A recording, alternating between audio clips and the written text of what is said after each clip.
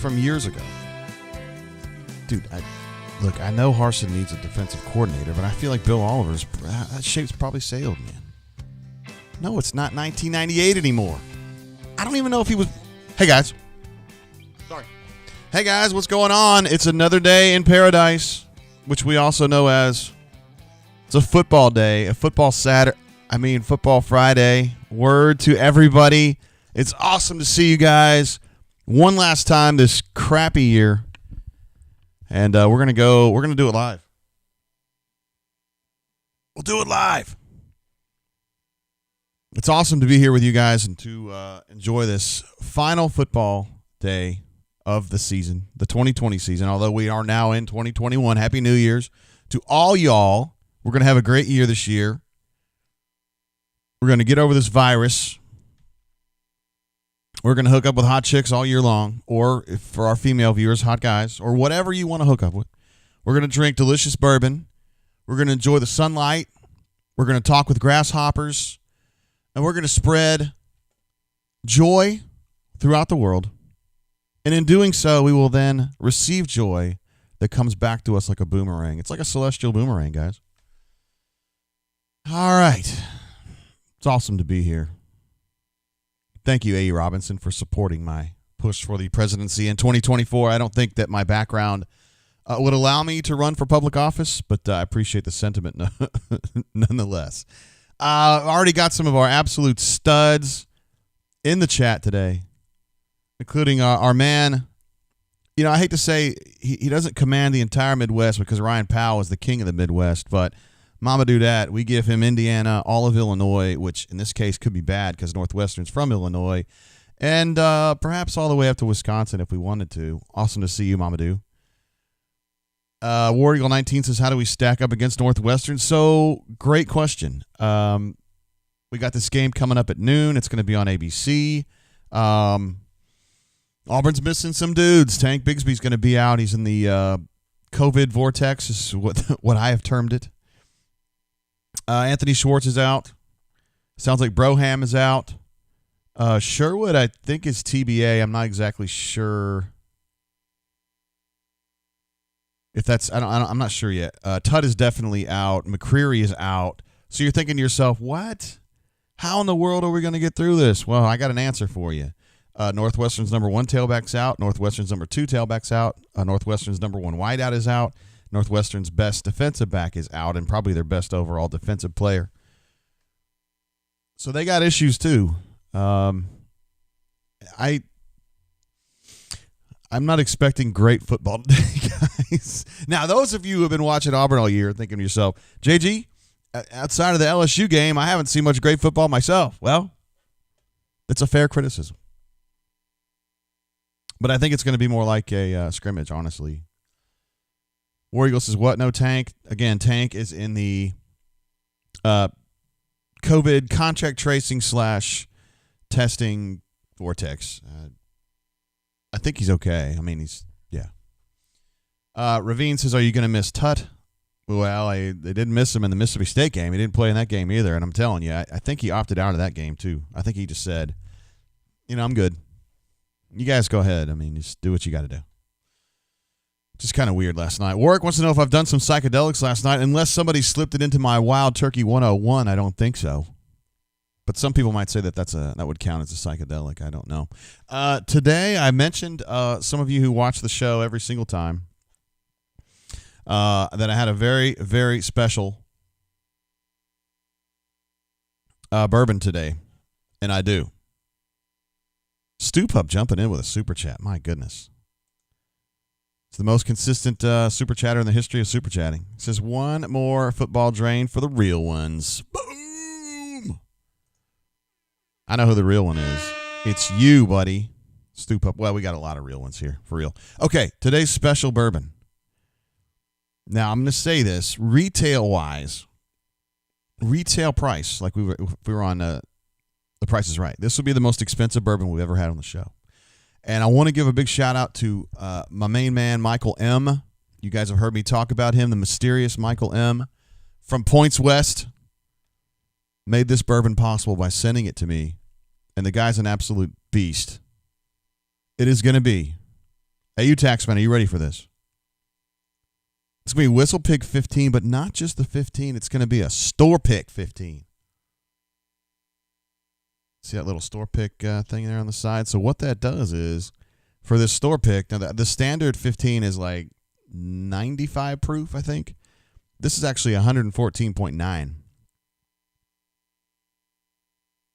And this is bottle 14 out of 132 in this particular run for the High Time Wine Cellars folks. So this is, again, you guys know I'm a champion of modestly priced bourbons, but this one is not. Retails in the $275 range. And I'm pretty fired up. You guys know I'm generally not a rye guy, but I am today. Can't wait to have a little some of that.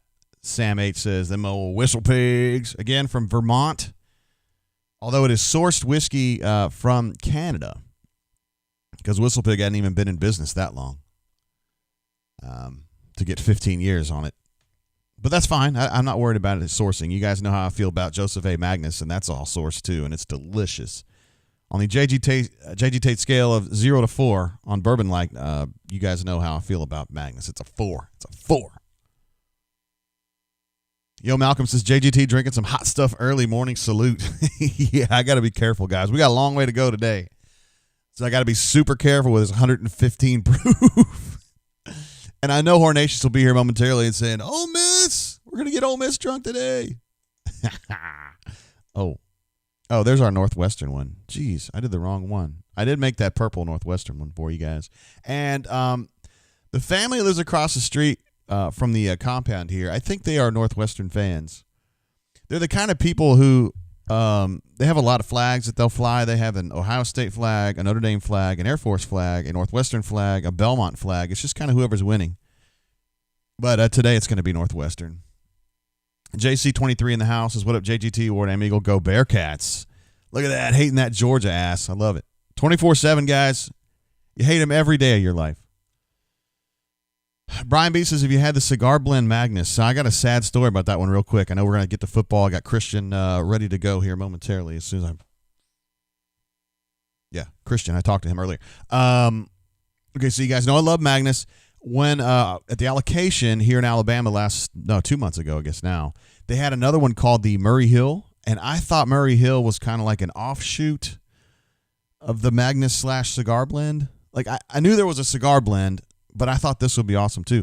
It actually tastes like ass. So I'm now reticent to even try any of these different Magnuses because they were so bad for me. The Murray Hill was. It was awful. But Brian, if you say it's good, dude, I would take your word for it. Super chat coming through from Caddy Wumpus. I'll tell you what, let's go ahead and switch over to our game pane. I went ahead and added Kevin Greene, excuse me. I took Kevin Steele off, actually, at the last minute and added Kevin Greene. Rest in peace, who passed away, I guess it's been a couple weeks ago now. And I'm really pretty affected by it, honestly. I mean, I wasn't close with Kevin, but I met him twice. And, in this business, you meet guys like people that were your heroes when you were a kid. Kevin Greene was one of my favorite players. This is long before I had any kind of tie with Auburn. He's just a tough old dude, and he played for the Rams, and I like the Rams. And Tucker P in the house says, what up, Mr. J? Nothing better to do than watch the brain drain while hiding my... Nothing better to do than watch the brain drain. Hey, man, appreciate you, bro. So Kevin Greene, excuse me. Awesome football player, passed away about 2 weeks ago. We've got some ideas for something we're going to do at auburnsports.com to commemorate Kevin Greene and keep his badassery alive for generations, honestly. We'll get more into that as... All right, I'll tell you guys. Since you guys are the brain drainers, it's just us talking here. We're going to set up a scholarship fund at auburnsports.com, and we're going to start a scholarship that is aimed at Auburn students, incoming Auburn students or current Auburn students who are pursuing or who plan to pursue a career in military. And there's a good number of those folks. Kevin obviously was himself a paratrooper. He was in the Army National Guard for many, many years after when he was playing, and after that, he was a champion of the military every minute of his life. And so we're going to set that up. We've already got folks that are, because I kind of been working behind the scenes to get this thing going. And so we're going to do this. It's going to happen. We're going to get it endowed, and it's going to it's going to have annual payouts to a student, again, either incoming or current, who's going to be pursuing a career in military service. And I know it's something he would feel very strongly about. So, yeah, don't tell anybody. That's a secret. We still have to go through, we have to finish it out with the development office at Auburn. We're going to go through the university to make sure it's all Gucci. But I'm telling you guys, like, in this business, you meet a lot of your heroes, and they're disappointing for one reason or another. Kevin Greene, not disappointing. I got to change the type on that. I got to make it a little bit smaller. Sorry, guys. It's something I can't do until we're actually live.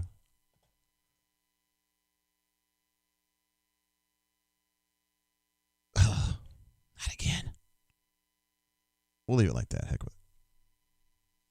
And we've got folks that are very interested and very motivated to do that, to help fund that. And again, it's not for those of you who would be skeptical of me. I don't think there's many, but if you were, it's going to be going through the university, so there's no like JG's going to take a cut on there. No, there's no JG cut. This is not about JG. It's about Kevin and his principles and ideals and forwarding them years and years after he's gone. So word. And we'll have details about that. It's probably going to take a good month to get that thing going. And I also want to reach out. I don't want to right at the moment, but I do want to reach out to his wife and make sure. I guarantee she'd be cool with it, but I want to make sure they're all on board with it. I don't want anything weird to go on. So word. And I do want to give credit to a couple people who have been helping me already behind the scenes. That would be Mike CB, who's been a big supporter of that idea, and also Russ 47. Two guys who served our country admirably and who are really hyped up about the idea. So those are two guys. Deserve a lot of credit. All right. Word. I know some of you guys would be really interested in doing some of that work too. So we'll work on that together. Let me get Christian on the horn. Again, we're going to probably talk with him about the injury situation and the opt-out situation and the vortex situation. It's kind of tradition that we get Christian on to kick things off.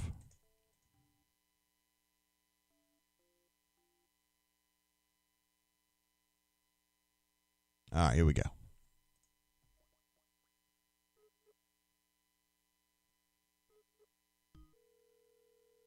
All right, it's ringing through.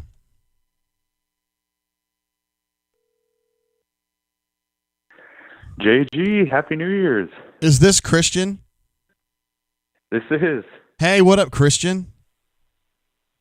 How's it going? It's great, and I would like to wish you a Happy New Year as well. We're going to have a great year. I am, and you are. That means we are. So that's something to look forward to. Yes, we are, and everyone on the bunker is going to have a good year, too. Absolutely. We're going to hang out with hot chicks, and we're going to drink great bourbon, and we're going to enjoy life. It's going to be sunny and beautiful, and everything's Gucci. It's going to be way better than 2020, I can tell you that. Hell yeah, it is, of course. And you, for certainly, I mean, you had COVID twice in 2020. You're going to have it 0 times this year. That's the goal. All right, let's talk about this game. Auburn against the hated Wildcats from suburban Chicago, the Northwestern Wildcats, as you may know them. Auburn's going to be missing some important players. Tell me how you think that's going to affect Auburn's chances today. The only one that really concerns me is Tank Bigsby. Northwestern is missing a lot of guys too, so it kind of evens out in a way. Wide receiver Anthony Schwartz won't be there, but Auburn's got Xavion Capers. They've got Kobe Hudson. They've got Malcolm Johnson. They've got pieces that can replace Anthony Schwartz. They don't have anybody that can replace Tank Bigsby and what he brings to the game. And only having 2 scholarship running backs is pretty concerning, especially considering last time we saw them, they both weren't fully healthy.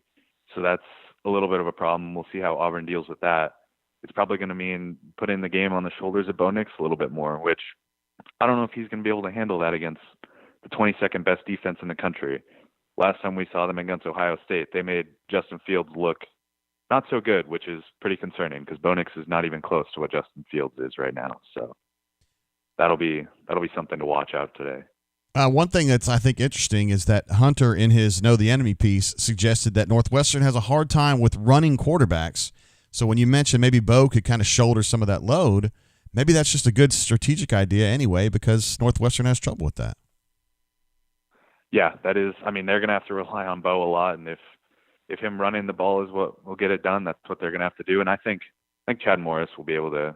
I think he'll be able to dial up some plays that'll get Bo comfortable early in the game and get him kind of in a good spot. But if Bo makes a mistake, that's going to be really concerning for Auburn. Oh, there's no doubt. We already had a question in here. Do you think that they were actually asking me, but I'm going to ask you, Christian. Do you think Auburn's going to come out playing good football, or are they going to come out and lay a turd? Which one do you think is going to happen? I don't think they're going to play a good game. I really question the motivation of this game. I think there are certain players that'll show up and play hard. You know, Bo, for example, is someone I don't think is ever going to show up to a game and not give it 110%. But I just don't know if the whole team is going to show up and give 100%. And because of that, I just don't think Auburn's going to play too well. I just don't see it for Auburn in this game, man. I don't think they can pull it out. All right, you just don't think the motivation is going to be there, and it's going to be weird with them going through a transition with the coaching staff and all that. It's a lot to think about.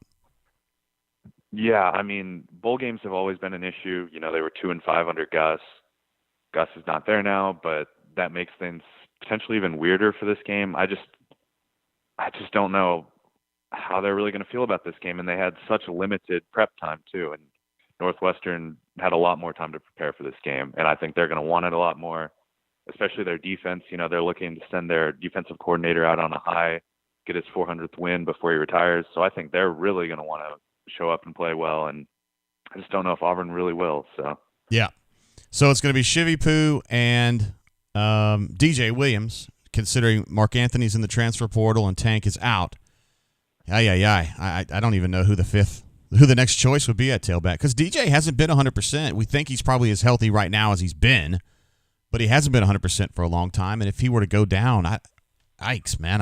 Would you go to JJ Pegues maybe? It's a possibility.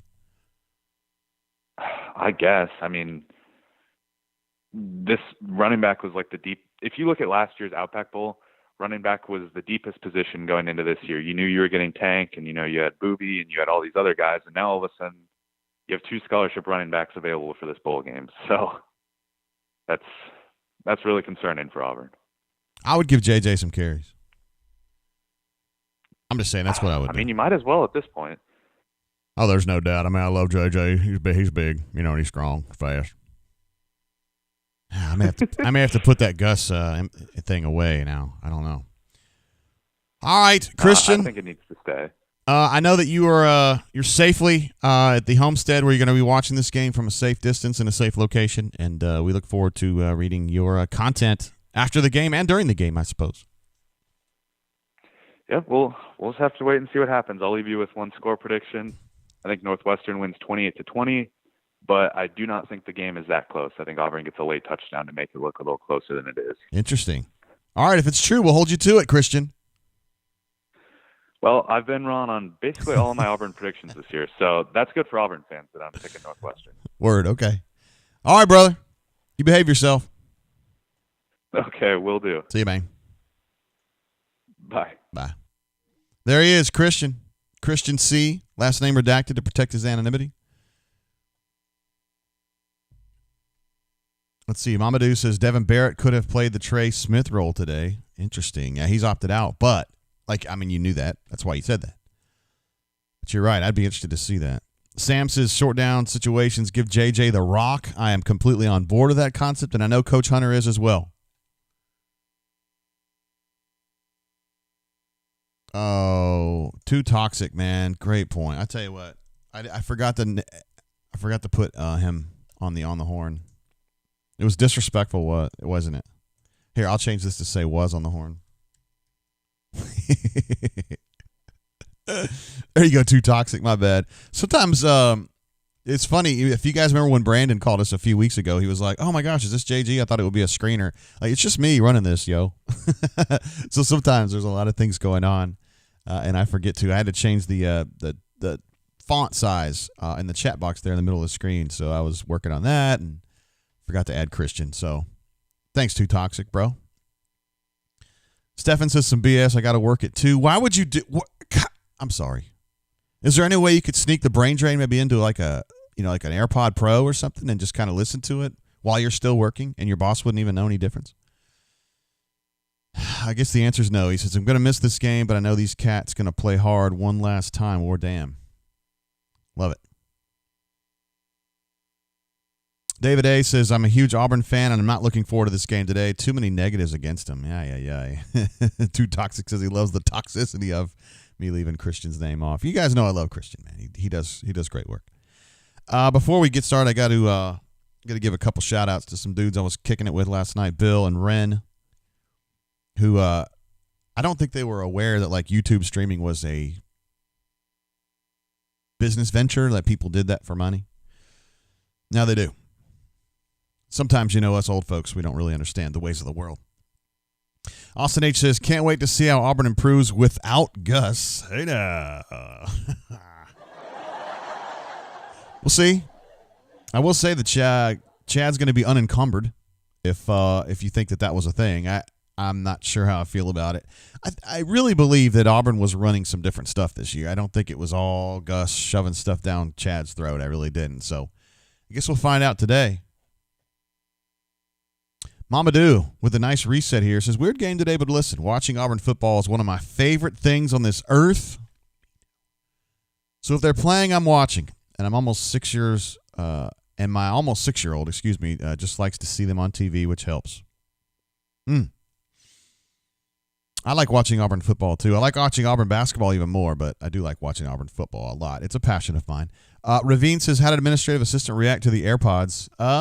Slightly surprised, but knew that I would be in deep shit if I hadn't actually gotten them. So there you go.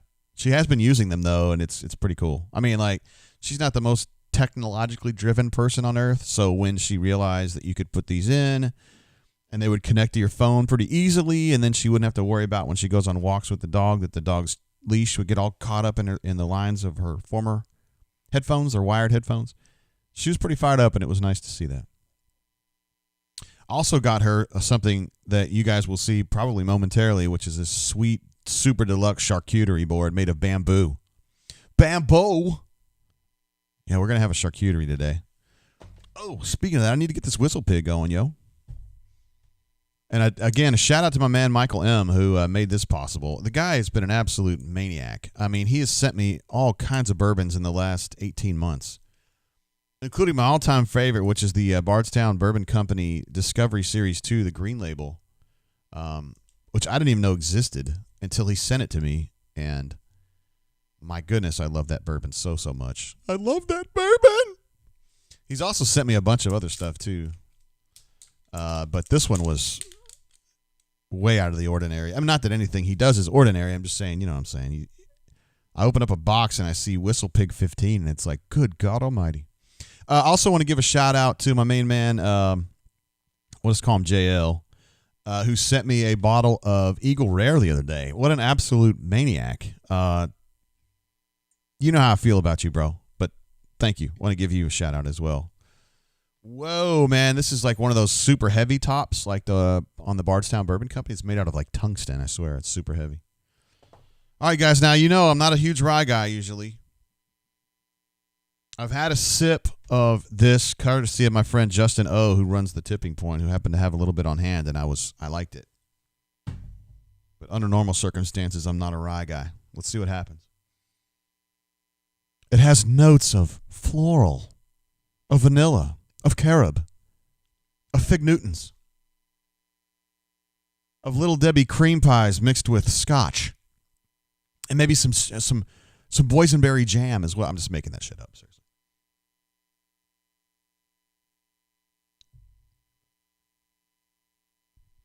So you get that super, super rye flavor right off the top, but as long as you know that going in, it's got some burn on it. Again, this is a much higher proof than the regular Whistle Pig 15. This is 114.9. That's good.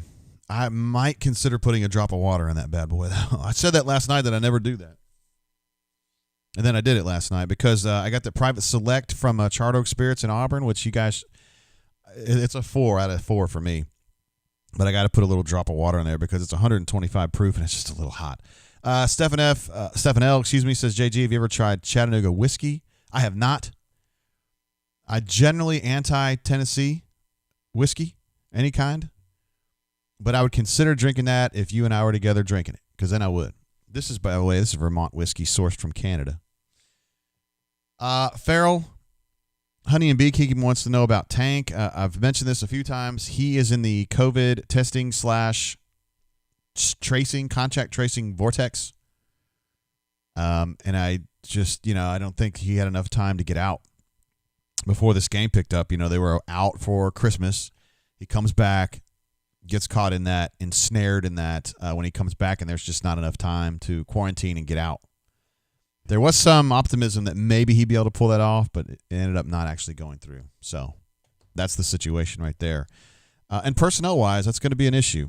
Let's go ahead and take a look at, Austin H. says Clyde Mays is some pretty good stuff, some stuff that they are moving to Alabama.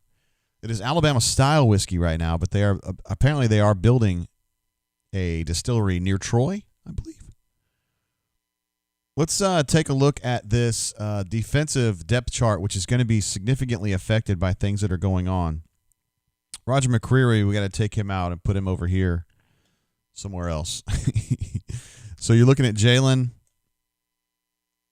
Sherwood is – I'm not sure about Sherwood.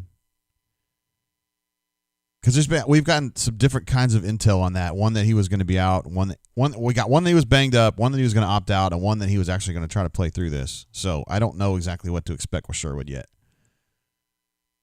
What else do we have here? I know Nehemiah's banged up. He's definitely not an opt out situation, but I don't know how much he's going to play today, or he might be good. I don't know. And actually, I would probably put Lord Tennyson ahead of Puckett at this point at nickel. And then up front, I know Trues is still banged up. He hurt both of his ankles in the second half of the season, so he's still kind of slowed a little bit. And I do think we're going to see Wesley Steiner a little bit more today. I just have a hunch. But defensively, it's a solid group there. I mean, you're still missing KJ, which you've been missing pretty much the whole season, or at least the final 2/3 of the season. And then Tut is out, which I'm not sure is a huge loss. He just hadn't had a very good year. And I think Lord Tennyson can do most of the things that Tut does, including playing backward better, like playing the pass better. Now, Roger McCreary being out hurts, but that's Pritchett, assuming Pritchett can play, he and Jalen, that's a pretty good group there. So I think you're okay over there. This is where it gets a little dicey. So Schwartz, we're going to have to pull him out. DJ, we're going to put him back in. Mark Anthony, we're going to have to pull out because he's now in the transfer portal. Tank is out. Brandon Council's, of course, still out. Probably don't need to have DJ in red anymore since he is okay. So we got DJ back on the regular situation. And I honestly think that J.J. Pegues is probably their third choice at tailback, honestly, if you need it. And we also believe that Broham is going to be out, which means Brennan Coffey is going to have to play a lot of snaps. Troxel. So Troxel and Coffey going to go the distance, and if one of those guys go out, maybe Tate Johnson can slide outside. I don't really think – I don't mean this is disrespect at all, but Schwartz to me is kind of underwhelming. He's super fast, obviously, but there aren't that many games where he makes a big difference in the game. Maybe you can blame that on Chad or Gus. I could understand that, why you would say that, but I feel like Seth's just more of an impact player at wideout, and even Eli is as well. Just my opinion. Travis Jason says, Tank leaving the team. We have kind of dug into that this week and haven't found any evidence that that's even a possibility. I mean, it could happen. Anything can happen, and it's going to be an absolute derby the next, let's say, 5 to 7 weeks, where you're going to have kids all over the country bouncing, changing schools. It's going to be almost like free agency. So anything can happen, but I think Harsin has made it a number one priority to make sure that Tank Bigsby understands that he's got a serious role going forward at Auburn, and he needs to stay. I expect him to be the tailback at Auburn. Shivers, I don't think he's going to stick around. I think he's going to end up bouncing. So I think you go into next season with Tank and DJ as your two guys. And I think Mark Anthony, who is currently in the transfer portal, he has not picked a school yet. He certainly has plenty of offers. I'm holding out a little bit of hope. I think Auburn people can have a little bit of hope that maybe he'd come back. But the intel that we've gotten is that he's probably going to go ahead and stay out and go somewhere else. Sarvi Hector wants to know where Boise Great is. I don't know where he's at, bro. Rob J says that Kalen Newton is warming up at the quarterbacks, which is good. He was a quarterback in a previous life. I believe that was at Howard University. Home of the great, should have been great, soul group from the early 90s, Shy, which sang a great song, well, Comforter, and also Baby I'm Yours. Cranges says Schwartz has hands like feet. Hey, you said it, not me, brother. So yeah, I don't think Tank's gonna leave. I don't have any reason to believe that would actually happen. No air horn for AU88. My bad, bro. Hold on, we're going back. AU88, thank you. Thank you for doing that, bro.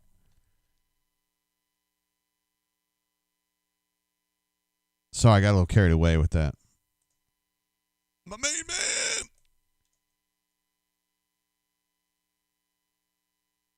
There he is. Air horn coming up, bro. Thank you very much for the super chat. Says, was about to bet on Northwestern minus 4.5 till I remembered Gus isn't coaching us anymore. Wonder if Gus watches this game. You don't think Gus would come on the show, do you? I mean, wow. I mean, he could, right? We got another super chat coming through. AU88, appreciate you. And listen, I'm sorry you had to come back at me, but you're always welcome to do that. Hopefully that'll Hey, girl. Hopefully that'll never happen again. Thank you very much, bro. And new Gus Who Dis says, Wardam Scout Team. Hey, now. May come to that, bro. All right, so we're saying game on. Anthony R says, Diego G says JG's an absolute beast. No, you are, Diego. It's you who's the beast. The telecast is now on. Well, I guess we can call this a broadcast. Technically, is on ABC now. The game hasn't quite started yet, but they two guys. Oh, it's Rodney Gilmore and some other dude are about to call this bad boy.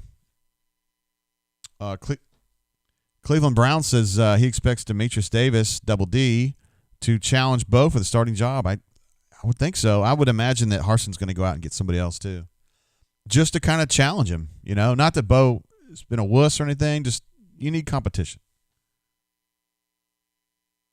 Sarvi Hector, who I suspect may be Harvey Specter, maybe. I mean, I'm not a cryptologist, but that's possible. Says we've watched a Gus coached offense for basically a decade straight. Enjoy finally getting to see something different. Wow. Stormtrooper Whites, you should say.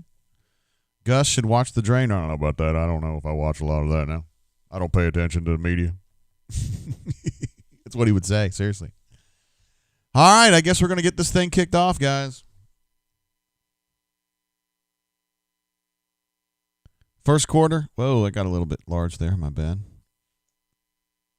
Auburn and Northwestern going at it. New Gus Who Dis. Appreciate you, brother, man. I know New Gus Who Dis is a guy that I've spoken with a couple times about Soho Social. I know he's a big fan of that particular restaurant in Homewood, Alabama. And those of you who are in the Ham or near the Ham, you want to go to a good place that has an incredible bourbon selection, delicious food, and a really nice atmosphere to kind of hang out. Kind of has like this, it's kind of like a farmhouse feel there, but it's not a dirty farmhouse. It's like a totally badass farmhouse type thing. Check it out.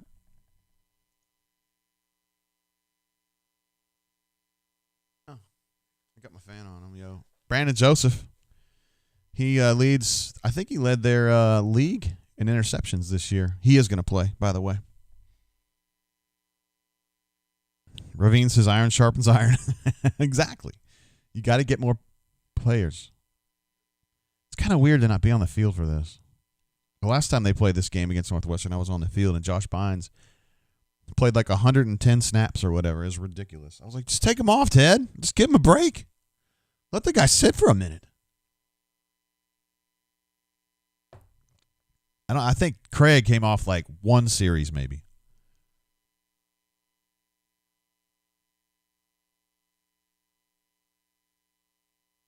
Mike Hankwitz, a guy who's had a long and storied career in college football, and a guy that Kevin Steele had a lot of nice things to say about. Says that guy's an absolute stud. And he would know, because Kevin Steele and Hankwitz have been doing this for a long, long time, and he would certainly understand who's good and who's not. Travis J says Auburn can beat them. It's a bunch of Reese Davises. Maybe that's not exactly how I would have described him, but I get where you're coming from on that.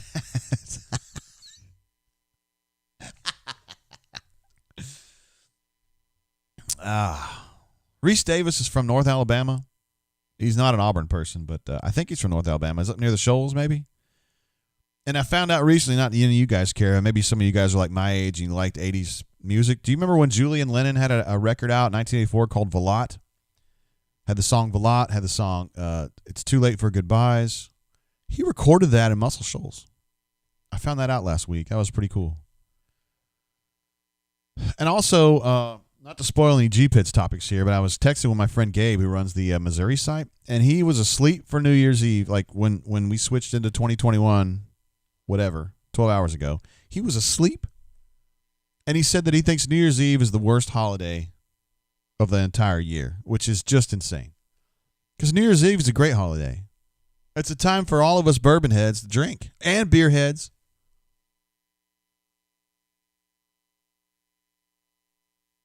I'm not a beerhead myself, however. I respect the hustle, and I will certainly not knock your hustle. Kenyon says, Bo must go.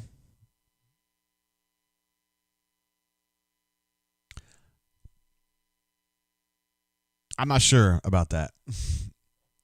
I don't want to give Bo too much trouble is the thing. Now, has he been great this year? No. Is Tank playing? Javion asks. No, he is not. He will not be playing.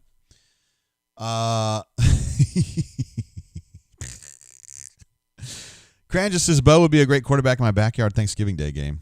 Hey now. I just wonder, I don't want to lay it on Bo's feet too much, though. Because, I mean, did he get enough development? Is Harsin going to be able to coax more out of him? I would guess that that's true. But we'll see. Bourbon Bowl jumping in with a super chat. Bourbon Bowl! The guy's he's just insane. Just Happy New Year, JGT. Can't stay long, but I wanted to hop in and say, War Dame Eagle, got the family thing going on today. Let's do this. I know, it's a big game. You're fired up. You want to get the whole family together to watch this exhibition of incredible offensive football. Auburn's going to score like 40, so. I'm just kidding. I don't think Auburn's going to score a lot of points, but I don't think Northwestern is either. I always kind of like their uniforms, though. This is going back to the 90s when I first became acquainted with Northwestern football. Late B says, didn't think I'd hear JG talk about much too late for goodbyes today. No. Kyle S. says Tank is out. This is true. A. Taxman says New Year's Eve is amateur night.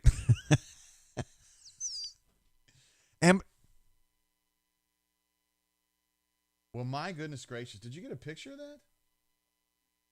Huh? Oh, my goodness. The charcuterie has landed.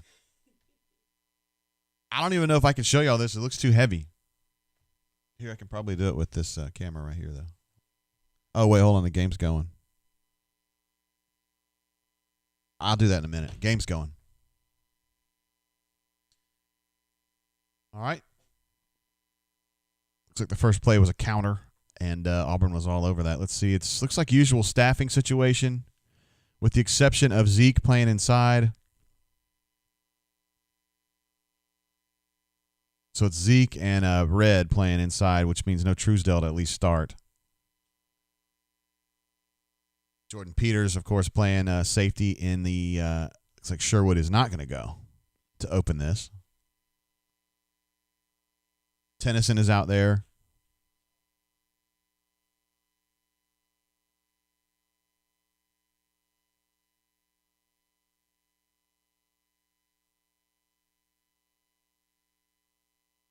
Nehemiah is out there because we knew he was banged up a little bit, but he went ahead and he was ready to go. I would imagine we're going to see some Chris Thompson today at some point. So you got Smoke and Peters right now at safety. I've got a second down right now with Tennyson playing up.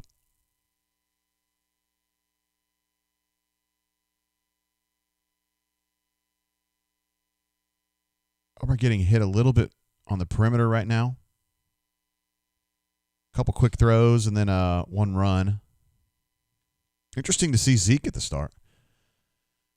It tells you a little bit about their depth at defensive tackle because as much as I like him, and I think he's going to be a terrific player in time, he's just not big enough right now. But maybe he's big enough for these dudes. They're going to try a little power run right there. And I'm telling you right now, Zacoby McClain was not having that.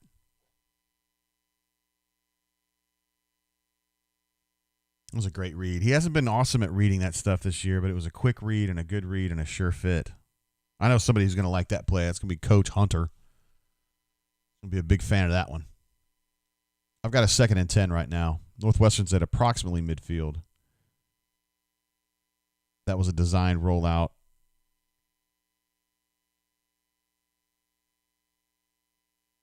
Pass was not great.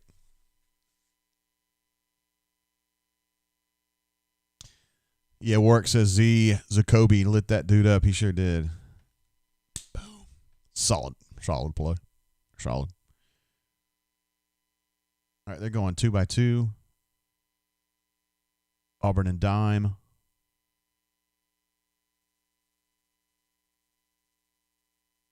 Little delay blitz from Papo right there. We got a missed tackle from Lord Tennyson, too. Delay blitz from Owen, and he just didn't quite get there.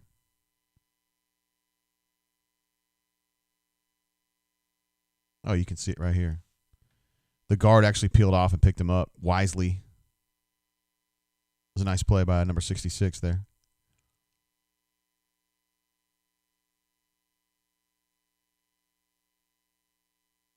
Auburn has done a nice job on the 3 run plays so far of at least mucking up the gaps in there. And Zeke was an important part of that particular stop right there. Although Colby, I think, gets credit for the tackle. Anthony R says he's seen Domio out there, too. I just hadn't seen him yet. Oh, there he is. So Domio already subbed in for Nehemiah. Good eye, bro. Oh. That would be a touchdown for the Northwestern Wildcats. On some kind of a busted deal there. Smoke seemed confused about what was going on underneath him, which happens sometimes. But without seeing the replay, I don't even have any idea what happened there.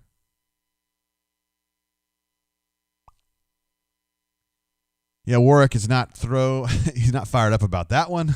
Anthony R is giving Reese Davis some credit.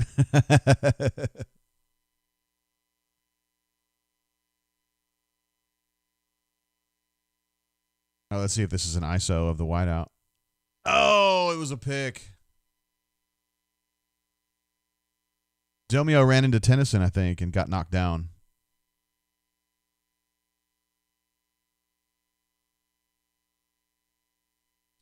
Well, guys, not the best start we've ever seen.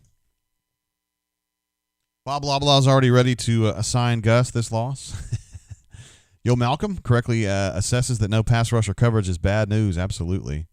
And Sam H says it's going to be a long drain. Phil Petway says start drinking now, everyone. Oh, boy. Let's see if I can get this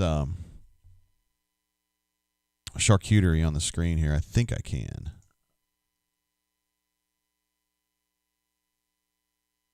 All right, here we go. There's the charcuterie. Sorry, guys, a little wobbly. Look at that, guys. Isn't that unbelievable?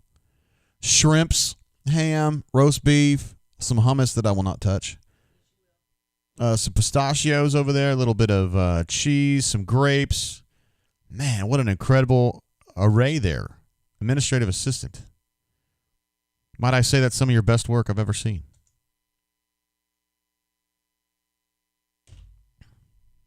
Hope you guys are enjoying that. Love the Cats jumps in.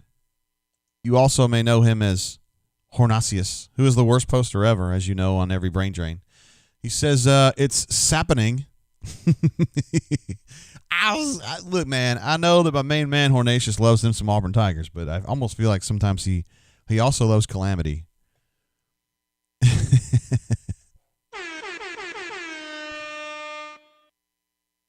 Let's see. Doug D says, I feel like we're about to get blown out. Ravine says, how long until we kick the field goal? I love you guys so much. Chaz says, we've got them right where we want them. Bob says, you can't drink all day if you don't start in the morning. That ought to be like one of our mission statements. Javion says, damn. New Gus, who would know something about food presentation, says that's he's impressed with your charcuterie. Administrative assistant. Ken says that touchdown for Northwestern was too easy. I think we all agree with that. Sam H says JG got all the fixins. Absolutely.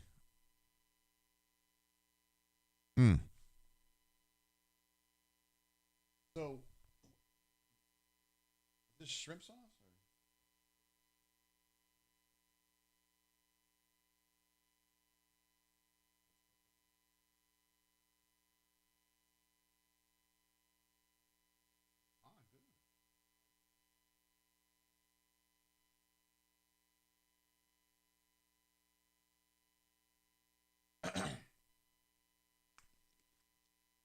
Wow.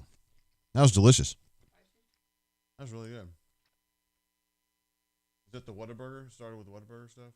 Because it's got that zip, you know. MWF says it's not the end of the world. What would it? Gus would say, we still got all of our goals in front of us. Whoa, Ken, bro, what does this mean? Auburn recruits some white football players. Auburn is 100% a black college. What? Bro, we got to get... No. We're not doing that. That's crazy, man. Don't do that. We need to get that taken off. Good. Okay, it's gone. Come on, man. This ain't a black or white thing. What does that have to do with anything? All right, Auburn on offense here. And the first ball's tipped. They were trying to do a little quick throw to Seth off of play action. Mama Doodad says, can we get a trip to Chile set up? Yeah, we got that already. He's already on his way to Santiago right now. Adam says, enjoy the sea bass. Now, there we go.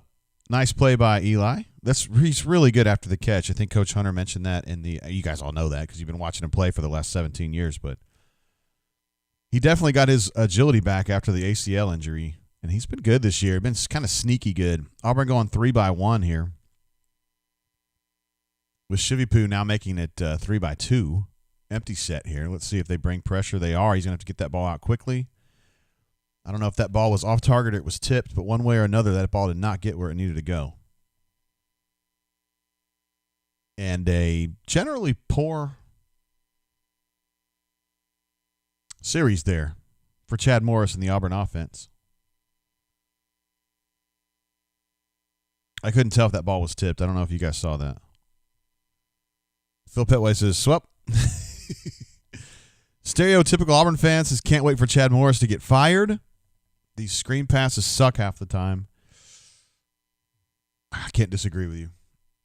I think Bo's got the arm talent to challenge the ball down the field a little bit. I'm not sure why. Uh-oh. Can Auburn get this ball before it goes in? Good effort by Smoke, but not quite.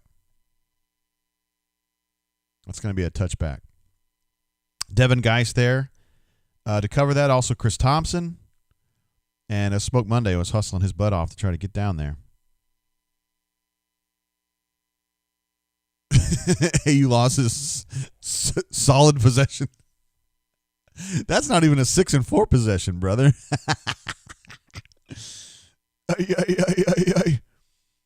That little baseball field you see down here in the left-hand corner, that was where I interviewed Tom Brady before he was anybody. I actually was talking to him as a secondary source on a story I was writing about Drew Henson, who was the quarterback he was playing behind at Michigan when Auburn played them in 2000, I think. It might have been 99. The one time I interviewed Tom Brady, and he was just some slapdick. It wasn't like I was trying to. He was not Tom Brady. He was just some dude.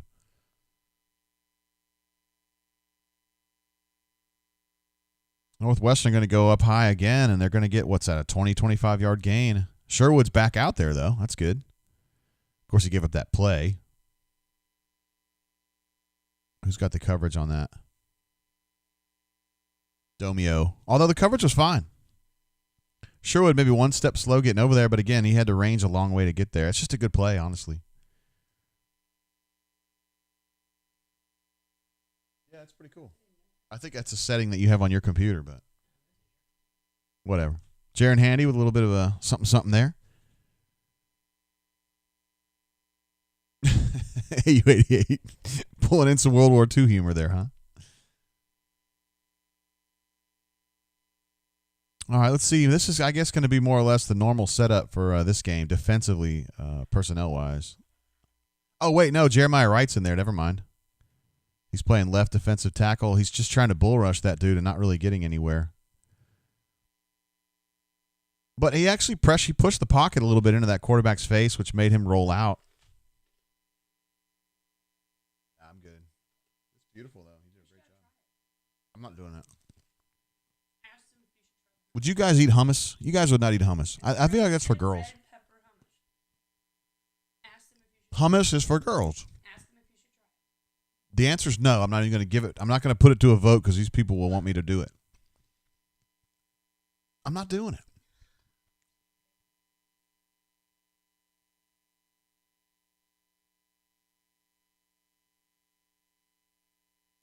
Yeah, that was a catch. All right, so they've hit him a couple times, throwing over a zone into that soft spot behind it. Oh, he is out of bounds. Nehemiah was correct. Oh, sorry, Jalen was correct to argue that. It was a good effort, but not quite. Bob Loblaw says hummus. Well, he has a couple things to add here. First of all, he thinks hummus is delicious, but he also says he got a handy on my first date. Oh, my goodness.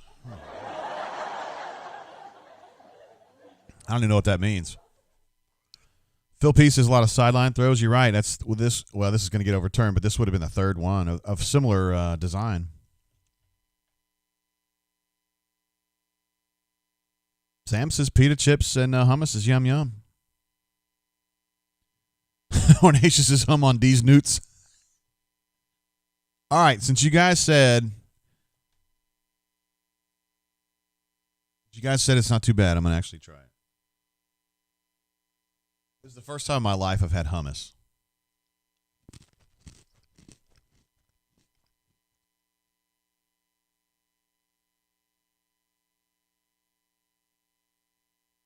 I mean, it's not the worst thing I've ever had.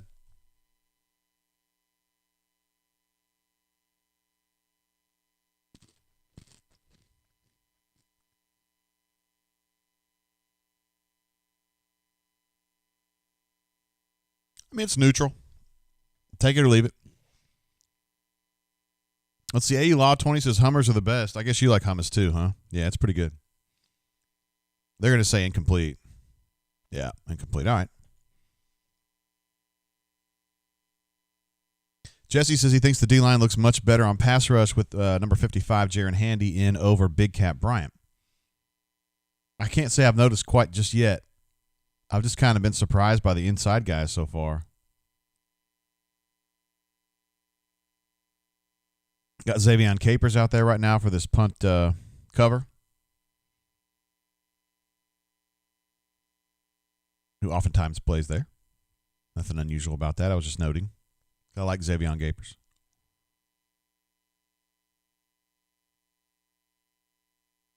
Take that one at the 20.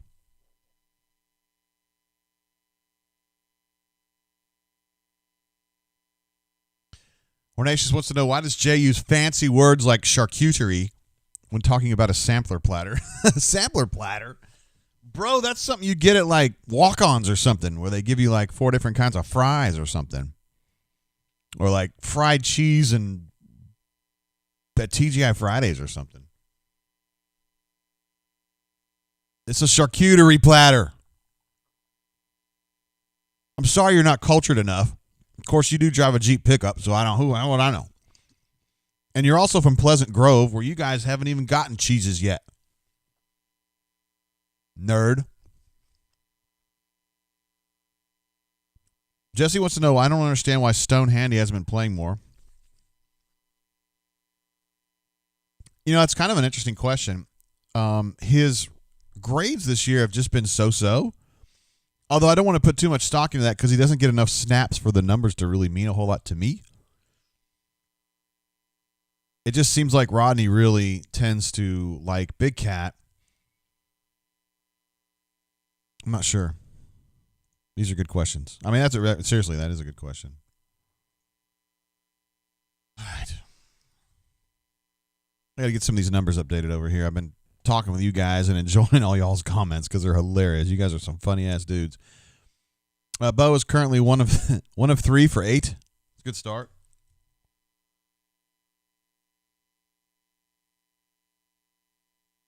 Cleve, my main man.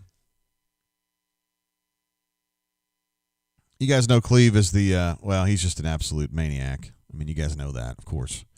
Just Happy New Year, JGT and Brain Drain members. Hoping we win today. Not really feeling it, though. Yeah, early on, not so much. But I am feeling really positive about new beginnings with our new boss, head coach. Talking about Brian Harsin, of course.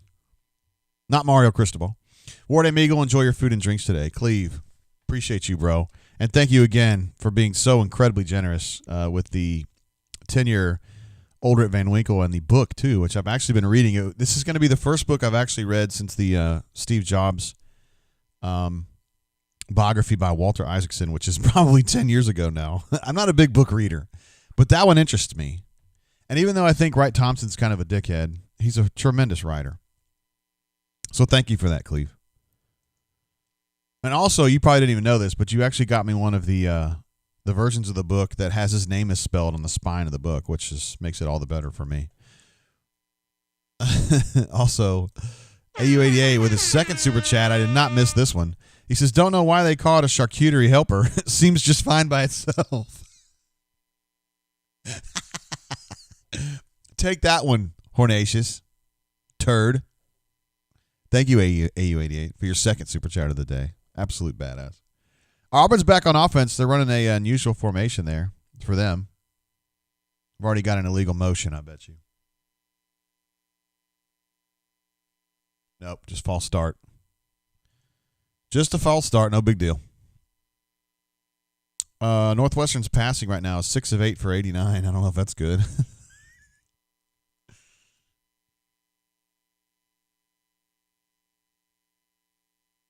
Auburn offense is definitely, we know they're definitely 0 for 1 on third. All right, so 1st and 15. Got a modest gain. Northwestern on third down currently is 1 of 2.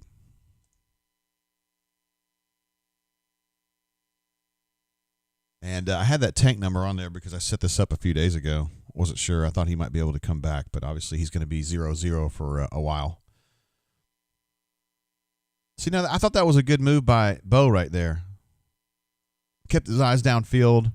He did kind of flee laterally, but he had to because of where the pressure was coming from. I guess he could have stepped up. He ended up getting, 5, 6, 7 yards, something like that. We're looking at 3rd and 8. 3rd and 6. 3rd and 6. Hornatius says offense is in midseason form. All right, you got John Samuel. I can't see now.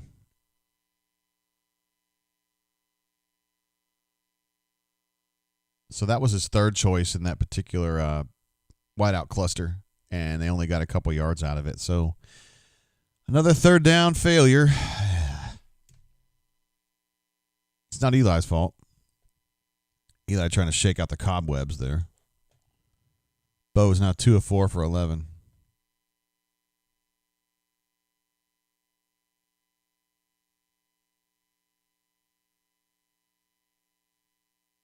Jesse says, I don't think I've ever seen Bo Nix actually step up in the pocket. Yeah, there was a point last year where he was doing some of that. But you're right. This year it seems like he tends to flee laterally. To be fair, though, he's been, in scramble situations, he's generally pretty good.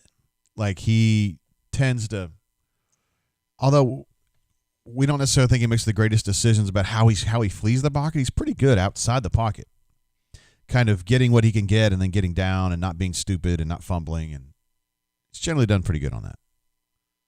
I'm not the biggest Bo fan ever, believe me, but he does fine. Love the Cat says Bo is just trying to live the transfer. It's kind of like a twist on the old Steve Ensminger, huh? Live the punt.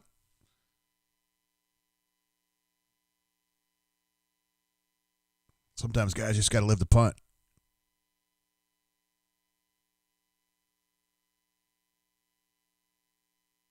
It's like, okay. This is going to go over real hard, real well with the people.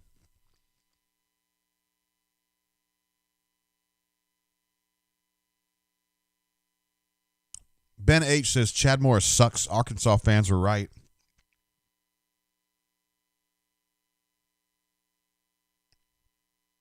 I don't like saying anybody sucks, but I feel like I was the conductor of the Chad Morris bandwagon about 6 months ago, so I have the egg on my face. It hasn't been a good year. DOG with some broadcasting scoops says Chad already has applied for a spot on the SEC network.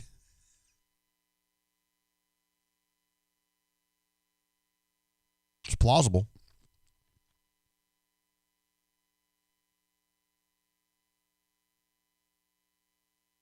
Spread of text is there's no shot at getting the first down there. Why throw behind the sticks? That's a great question. The reason is that he was the third choice on that particular wideout cluster.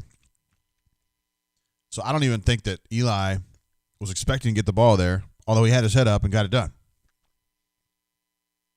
D. Lucky says there was a Jeep pickup truck commercial. Yuck. Phil Pieces, can we try and run the ball? I wonder if this goes back to the fact that they have two scholarship running backs and they're afraid to get anybody hurt. Ornacia says it's hard for Coach Steele to win with Malzahn's recruits.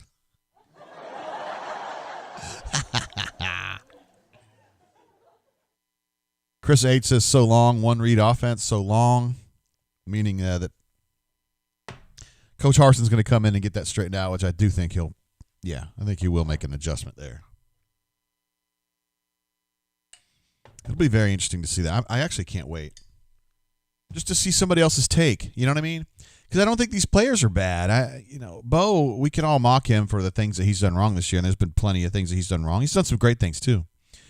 But I just don't know. I hate putting it all on him because, has he developed as much as he could have?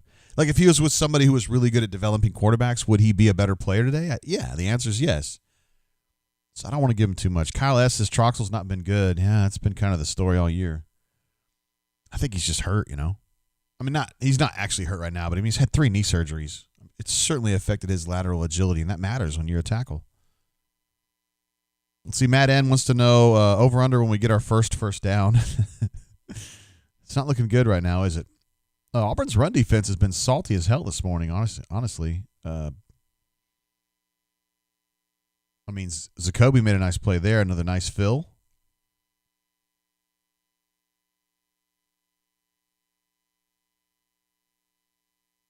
Chip says we have no idea what type of coaching Bo has received other than bad.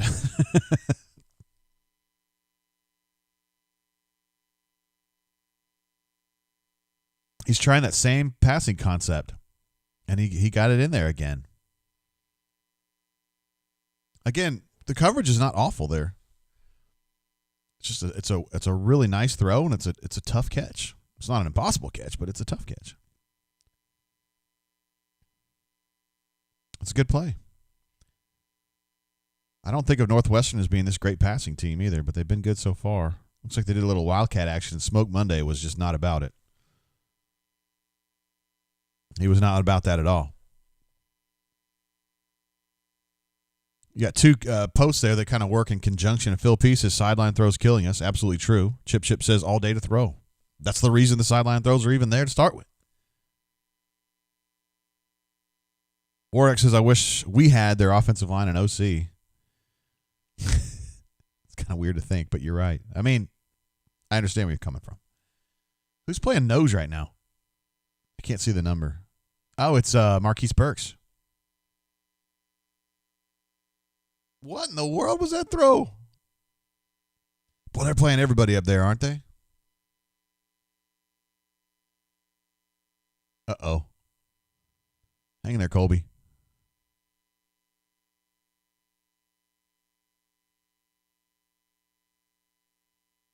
That's not very nice to say Prince Michael Salmons.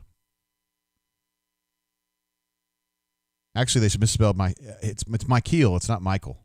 It's Prince Michael Salmons. If you want to look at it, they misspell his name or it's a different spelling.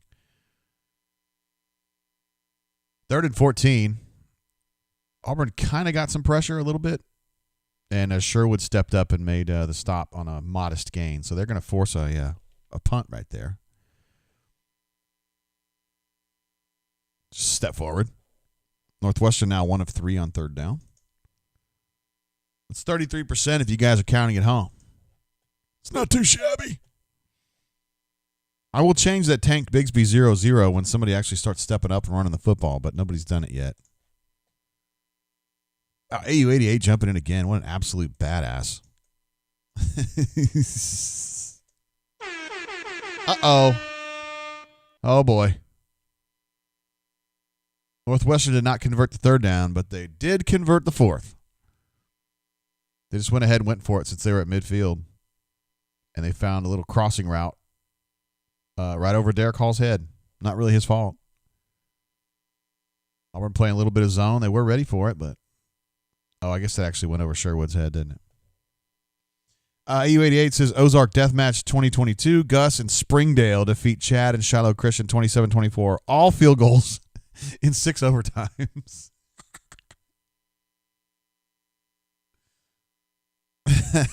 Man, you guys are the best. I can see it, though. Although I think Chad probably ends up in Texas, right? And Gus is from Texas, too, but he's kind of a hero in Arkansas. I wonder what happens next with Gus. Thank you for the super chat, AU88.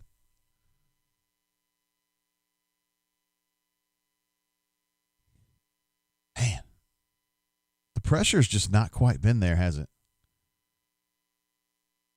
I mean, I give Zacoby credit. He's been playing his butt off. Not sure about the other guys. James Taylor Studios says if you keep any coach off this staff, you're insane. I don't hold them all culpable for what's going on here.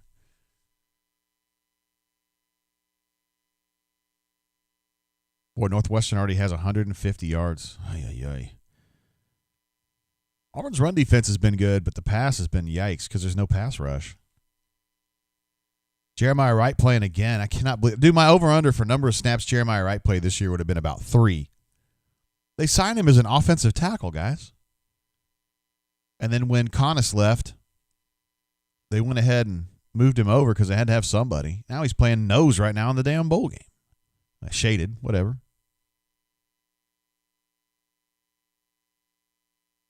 Well, they got Marquise Burks and Jeremiah Wright playing the inside positions right now. Ay, guys. Is that a touchdown? Did he really get in there for that?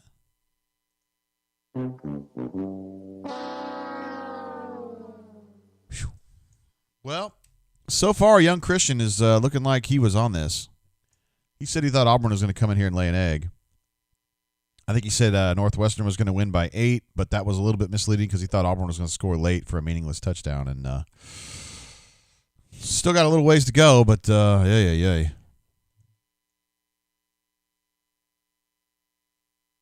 Hornation says it's happening, guys. Oh, wow.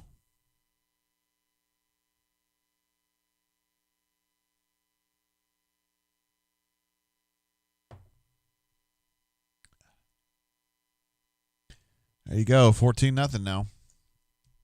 Real good first quarter for Northwestern. Something with 160 yards now? Let me see if I can get this up on the screen for you guys. Do a little stat comparison.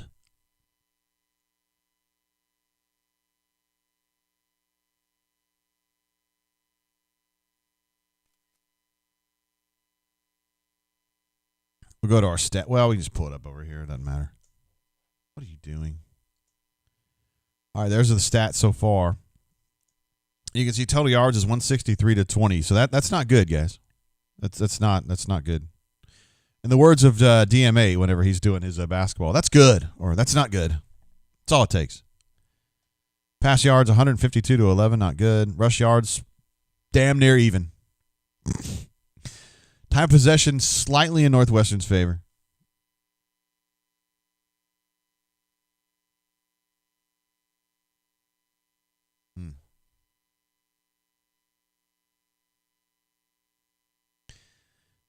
Christopher C. says, have a hard time seeing anyone on defense getting retained after the early results. It's still early.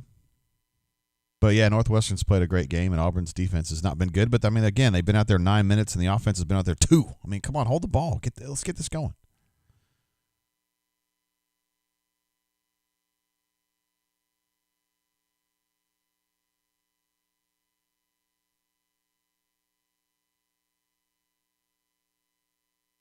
What an incredible charcuterie board from my wifey today.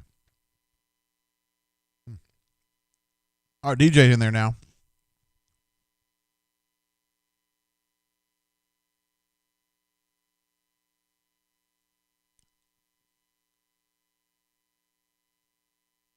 Xavion in there. They're running behind John Samuel on that one. Kobe Hudson in there. Chalks are playing right tackle. It's like Alex back out there. Little RPO. Up the middle there to Elijah Canyon. I believe that's his first catch of the year. Ryan S. jumping in with a super chat. Says, I hope BAB, big ass, badass Brian, my bad, goes Ari Goldman, excuse me, on all these fools. You're talking about Ari from Entourage, right? Who's just Ari Gold, right? Is that right? Or am I missing something? I don't know. I was a big Entourage fan myself.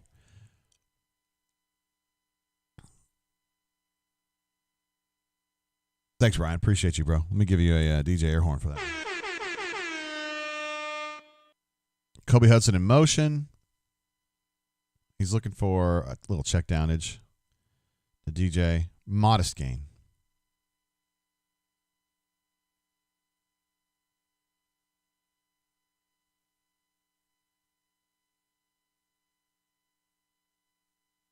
Wow, so I wasn't expecting this. Chalks was playing right, which is the first time he's played right all year. So they like him better than Coffee, obviously, even though Coffee's been playing right the whole year. And then Alex back after that hand surgery. They were trying to run some kind of a off-kilter quick pitch there where they were actually faking a sweep, but the tailback went the other way. But Northwestern was playing downhill against it, and so he couldn't make the pitch, and he was just kind of screwed on that one. It was a cool idea, though. Just wasn't handled well. So Elijah Canyon, after his first catch, then gets his first penalty. He's faking the quick pitch. You know, honestly, Northwestern wasn't really playing downhill that much on that play, were they? I wonder what Bo was spooked by.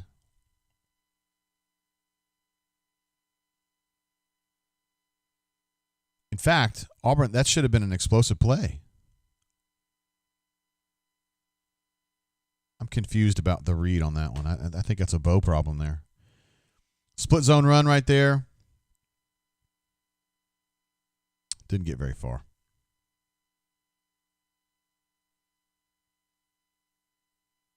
David H. says, terrible game so far. I didn't feel good about this game in the first place. War Eagle, go Tigers. Bago says, what are the chances Seth is still at Auburn next year? Dude, I think there's a lot of questions as far as his applicability to the NFL game right now. I don't think NFL teams would be absolutely in love with his work ethic at the moment. You know, just not necessarily work ethic, just that how play to play, it just seems like it's kind of over. You know who that is right there. It's hard to overthrow Brandon Frazier, but Bo managed to do it right there because Brandon Frazier's such a beast. All right, guys, 3rd and 24. It's not that bad, really.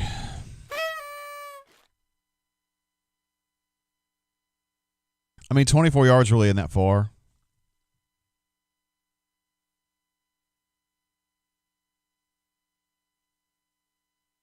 All right, they're going 3-2.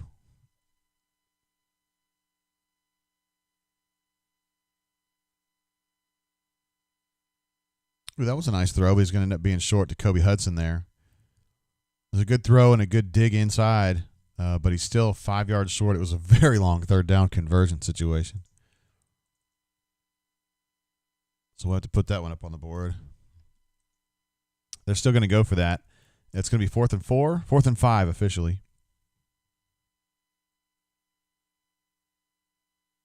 They're going to have to run this play because of the shot clock's about to expire.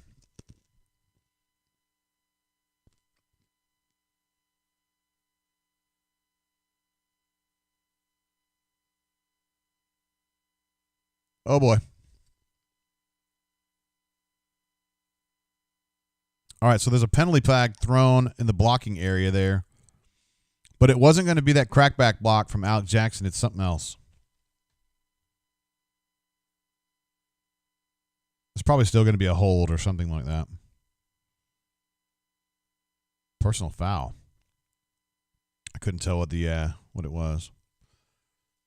AU808 jumping in again. This is Gus in the press box. Yeah, I'm in the press box calling plays. Did you see that sweet little quick pitch that we didn't throw? I think it was Alex Jackson had this big crackback block here in a second. No, it was Tayshawn.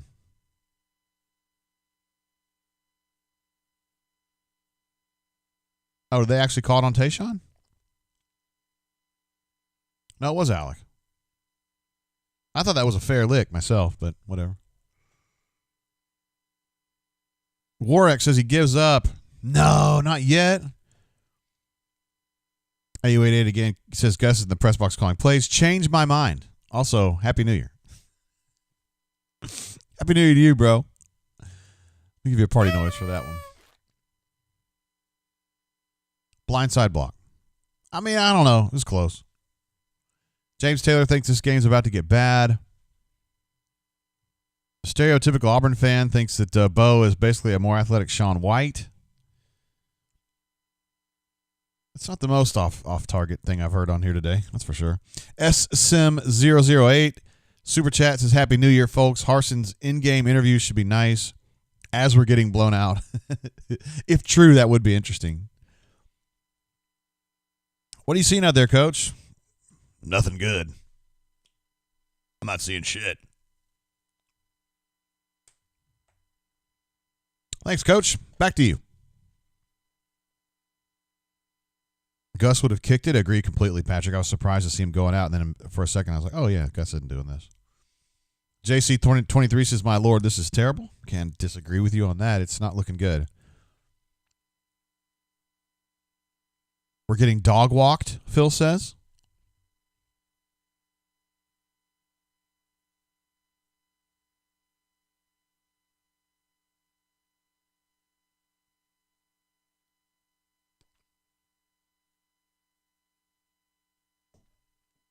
That's the first time I've heard dog walked, but I think I like it.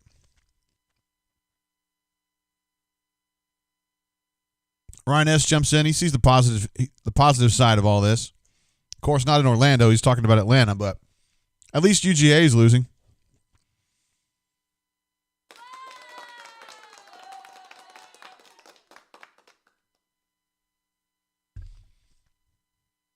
There is upside, guys.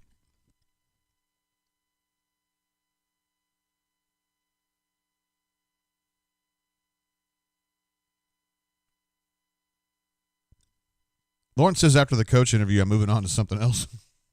I can't say I blame you, bro. We love having you here on the show, but I get it. Mamadou says he's comforted by the fact that he has Northwestern -3.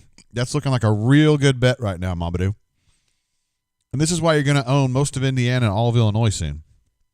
You're making these great plays. Warwick jumps in. One of our friends from Birmingham who knows a little something about Soho Social. Says, guys, gals, the play calling is trash. Just numb to the pain for the next few hours and wait for Big Dick Brian to save us. War Damn Eagle. That might be there might be some truth to that. I mean, seriously. I'm numbing the pain with this whistle pig right here. I don't know what you guys are doing. J.O. says this is Steele's payback for the hashtag Stop Steele movement. Man, this is such a heavy top. I mean, there's real money put into that. I think it's like solid metal. It says Whistle Pig Farm. That's pretty cool. I like that. I'm not a rye guy, but this is pretty tasty. You just kind of have to know what you're getting into. Some people describe this as like mangy or algae. I saw it described on the internet as an algae taste. I don't feel that way about it, but if you're used to drinking weeded bourbons and then all of a sudden you go to a rye, it just has a very different feel to it. You guys know what I'm talking about, those of you who drink a lot of bourbon. To me, it's more like a spicy taste. But I'm talking, if you like rye, it's a damn good one. Super, super good. Mobile alum says it's Harsin at the game. I don't know how to answer that. I'm not sure. I haven't checked up on his whereabouts every single day. He was in Auburn 2 days ago and yesterday, but I don't know if he went down here or what. I think the linebackers have been playing a pretty good game. And I honestly think the front four, well, against the run, they've been playing well. Not enough pass rush. But that's kind of been the issue all year, right? Fat Crack says, wait, there's a game on today? Just kidding. But for real, this is painful. Yeah.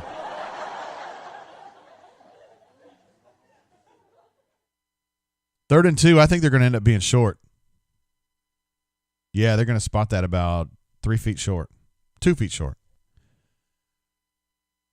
Also got one coming in from Ammo Tiger. Says, Konnichiwa, just got the game working. Seems like a solid start. If you guys know, Ammo Tiger is currently stationed in Japan.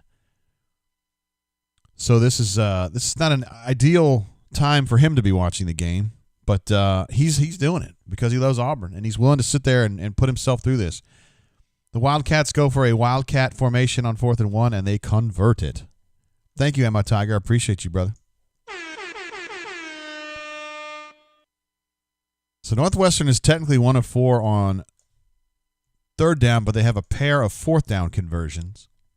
Holy cow, what an absolute lick right there by Smoke Monday. I think it's fair to say that he read that play well. Wow. He couldn't have timed that one any better. And that H-back just was not looking at him at all.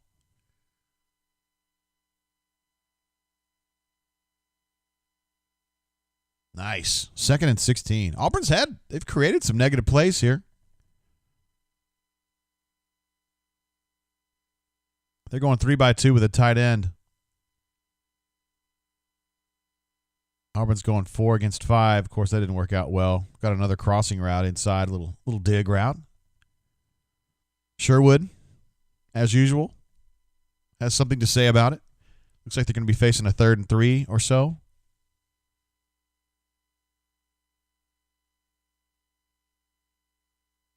But they got Red out there playing inside now. Colby, Big Cat, and Derek Hall are going to be your front 4 here.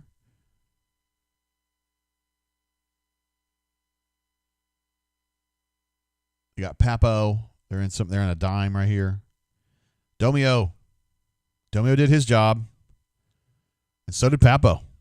I don't know if you saw that, but Domio had outside leverage on that, and he absolutely forced that run inside. He did exactly what he was supposed to do on that run fit right there. And then Papo came downhill and got it. It's a good play. Another 3rd down stop for Auburn. Northwestern now 1 of 5. But again, they're 2 of 2 on 4th down.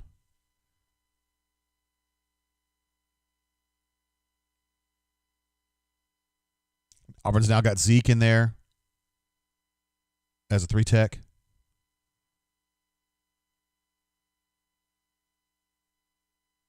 Oh, he dropped it. That would have been a 1st down. Jordan, don't talk any shit. He dropped the ball. Don't worry about that. All right, so there's a stop. There haven't been a ton of those so far this game. Bo Nix is now 5 of 9 for 55. I need to update that.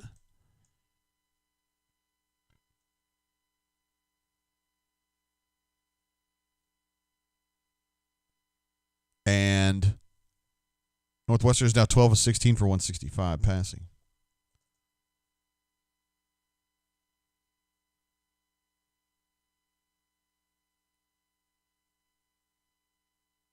Got him. What is that?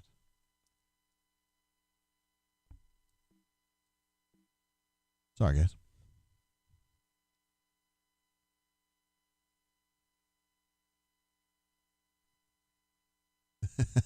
Bego says, go back to bed, Ammo. Ammo's seriously making some sacrifices to be here on the show and to watch this game. I have a feeling Auburn's going to be able to turn this thing around a little bit. I don't think 14 is going to be enough for Northwestern to win this game.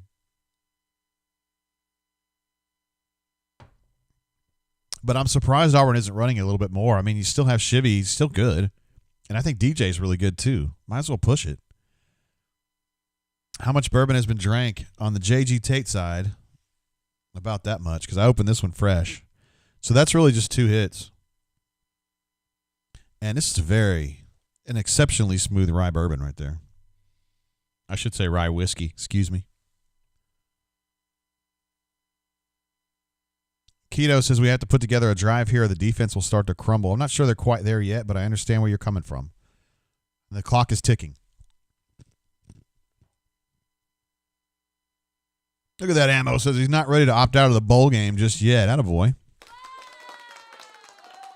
You ain't scared. No, you're not. Of course you're not.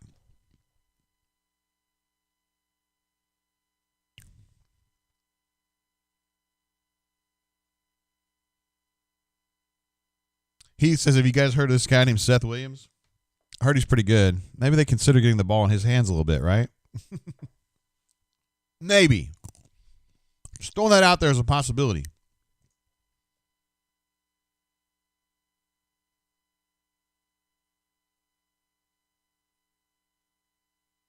Hornicius jumps in, our favorite Jeep pickup truck driver.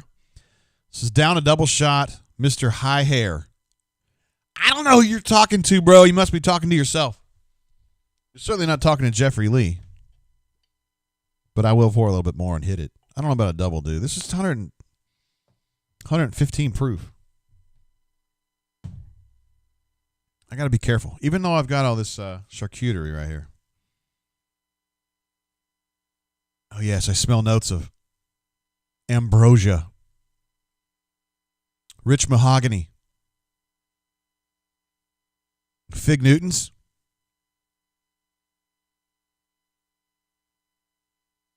Double stuff. Hibiscus. And now for the taste. I'm just kidding. All right, here they go. The Tigers near midfield. Good position. Now, that was kind of like the play they were trying to run earlier when they had that sweep action coming one way and the quick pitch the other way. And then in that situation, Bo threw it, and it was like, what the hell was he doing on that one? He actually ran it the way it was supposed to be run, but they only got a modest gain out of it. It's something I haven't seen him do a lot of this year, so. In fact, I'm not sure I've seen him do it all year. It's not a sampler platter.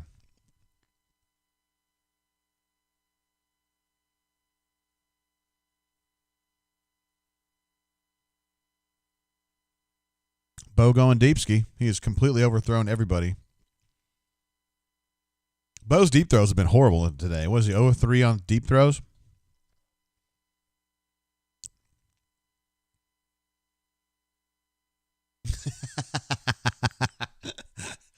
I'm glad you got the joke spread attack. I was totally kidding. But you know what I'm talking about. Hornomania. Jumping in. We got dueling horns here, guys. There's nothing wrong with high hair. Thank you. Some of these long throws have got to be a little bit more competitive. You know what I mean? Like, there was no way he was going to catch that ball. 3rd and 7. Bo's already on the run. He throws the ball desperately for Elijah Canyon. Can't hit him. Can't really blame Elijah. Can't really blame Bo. Now he's bitching. He must have thought that DJ missed a block there. Let's see if that's the case. It's the kind of stuff you don't want to see from Bo, just getting really frustrated. It's only like the second quarter, bro.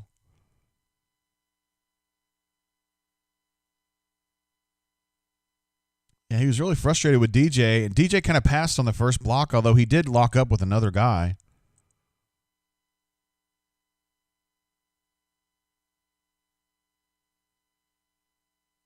I'm not sure on that one. Like, those are the situations where I would need to talk to Gus about it. He probably won't be seeing a lot of snow, Brian Harsin. What an interesting pick at head coach. My gut tells me it's going to work out, but it's kind of a weird choice, right? Ambitious Engineer says Bo is awful. Adam Smith says Bo is mad. Ambitious Engineer says definitely blame Bo. Doug D says Bo has been kind of a baby this year, which I can't disagree with, honestly. He just seems frustrated way more often than I would expect him to be, considering his age and his experience. I know it's been a frustrating year, but I don't remember ever seeing an Auburn quarterback this pissed all the time.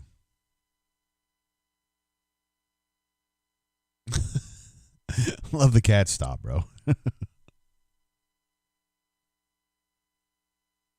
All right, so when Harsin comes on, which he apparently is going to do after the break, I want to listen to that, so I'm going to probably go into like communication blackout for a little bit. I want to hear what he has to say about it. Cole from the SEC Network just tweeted that Kevin Steele won't be returning next year. Guys, come on now. We knew that. I'm not ragging on Cole at all. I'm just saying. I'll tell you the guys that are not coming back next year for 100% sure. Kevin Steele, Rodney Garner, Cody Burns. No chance in hell they're coming back.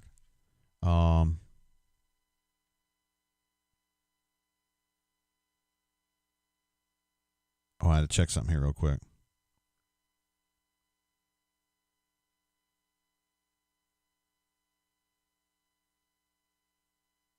I think Cadillac's probably out.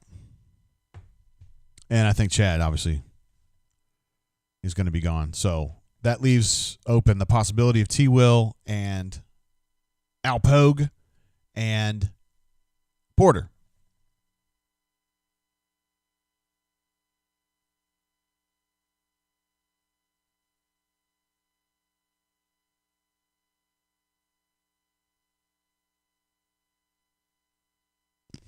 If you want to know my opinion, I mean, I'm speaking the truth here, but there's no way with Alan Greene as athletic director that Kevin Greene was coming back.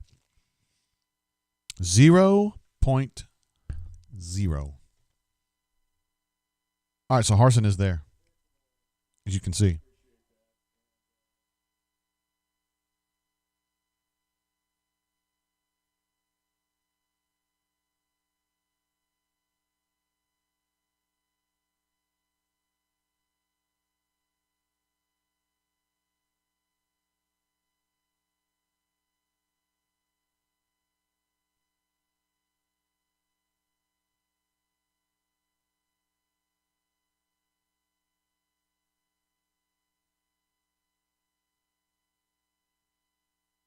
He's just speaking in general terms about like the job and stuff.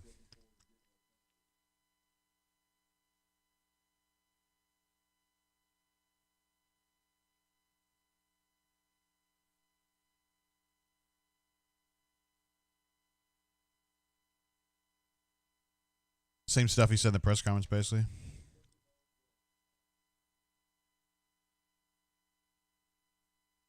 He's talking to him just like real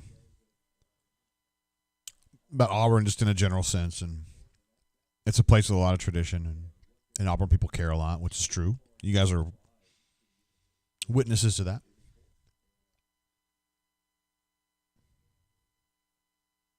Illegal motion or illegal shift.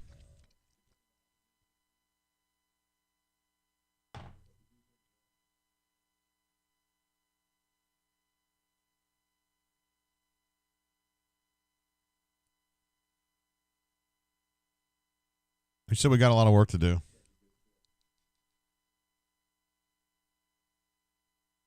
Hey, there's Shelly Poe.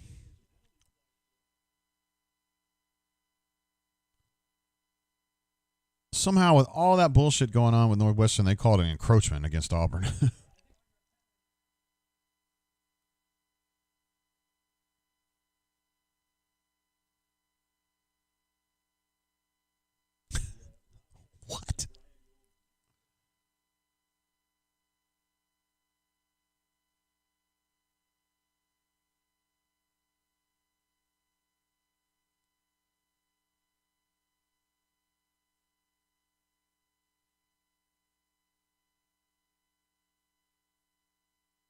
Goose Flat says, JGT, why do you think Rodney Garner is gone?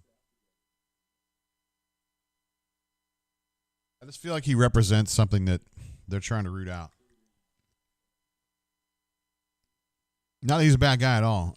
Rodney's a good guy.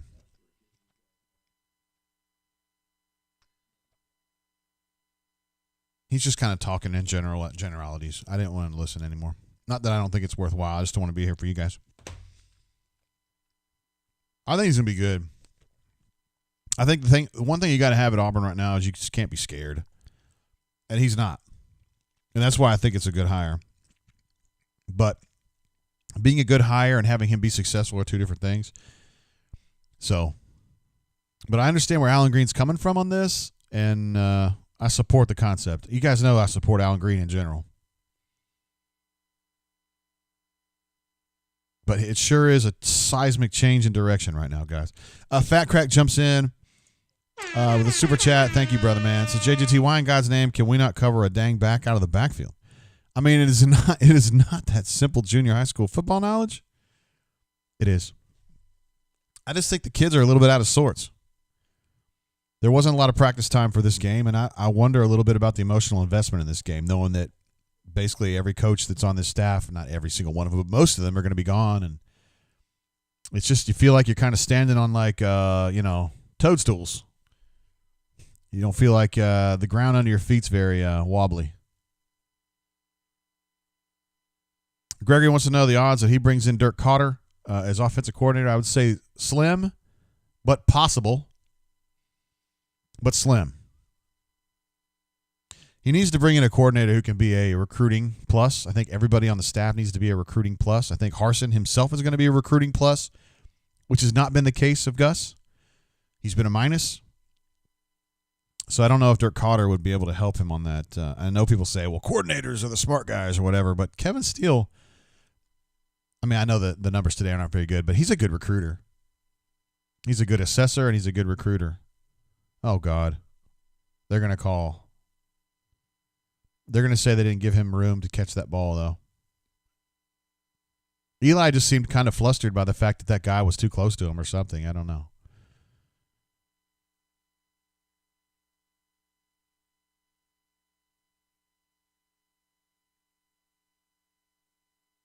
Yeah, they're going to call a foul there. No, it wasn't really a fumbled punt. I mean, it was a fumbled punt, but he wasn't given an opportunity to catch that ball.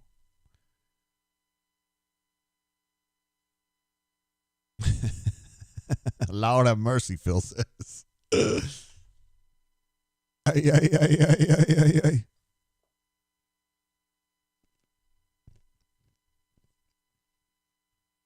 Boy, this is a really messy game for Auburn. Northwestern's been okay, I guess. Let me go ahead and change this on the horn. I mean, it is true technically that we had Christian on the horn, but I don't even know if I want to hear what Coach Hunter has to say about this one. It's going to be bad. I mean, we're going to have him on if we can, but Lawrence says he didn't really say much, which is true. I mean, not ragging on him. I'm saying he doesn't want to rag on these coaches. It's just kind of a coach thing. I mean, we would say things like, what the hell is going on out there? But he's not going to do that.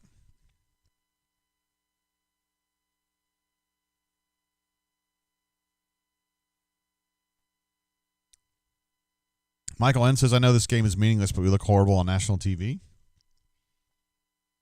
Gregory says, I think we all know who's getting the head coaching job at Boise. It's going to be Kellen Moore. The fact that they haven't named anybody yet makes me think you're right about that. Kellen Moore is the offensive coordinator of the Dallas Cowboys, and they're still playing. Technically, they have a chance to get a playoff spot. It's kind of remote, but they have a chance. So my guess is that you hear something pop on that, which will be good for Auburn, I think, because then that means Avalos is going to be in the crosshairs for defensive coordinator. I happen to think he's really good.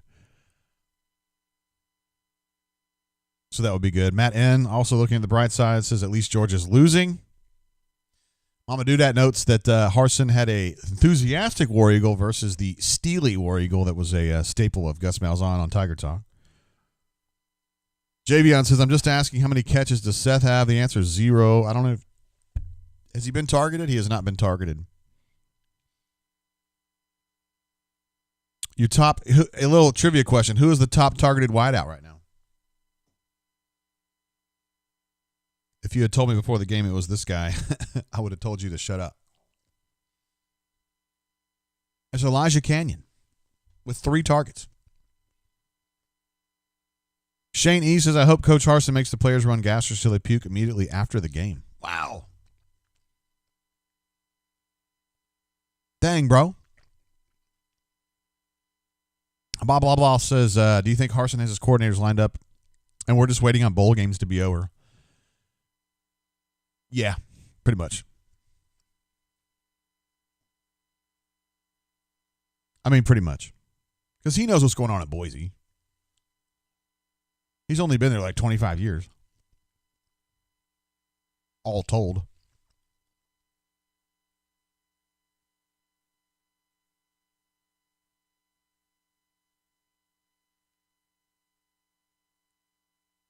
It's like Papo's getting a little coaching. Getting coached up. All right, AU88 says, game updates, please. Atlanta weather is preempting the game. Ah, that sucks. Appreciate you, AU88. All right. Auburn's got the ball. 8 minutes to go in the second quarter. They're near midfield. Bo Nix just completed a pass to Seth Williams. I know this is an upset. It was kind of a little dig route. He caught it at about 5 yards and then took it another 6 or 7. So that's a first down Auburn. They're now into Northwestern territory.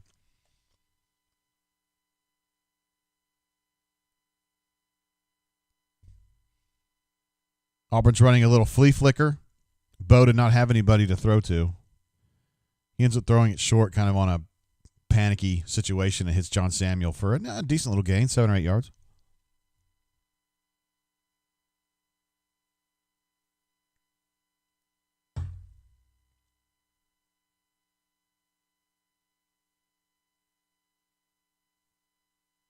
So Auburn's got 2nd and 2 at the 32.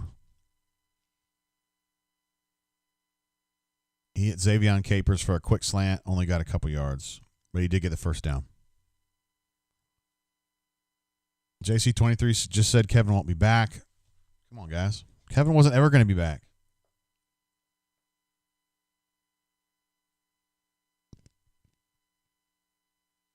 Uh-oh. Come on, Xavion. Looks like he got hurt after that play.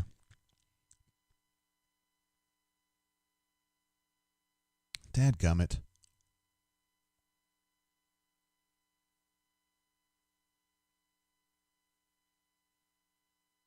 Looks to me like they're looking at his left ankle. But I'm not a doctor. BGCN News says, Jay, Happy New Year. Happy New Year to you, brother, man. Glad to have you, brother, on the show.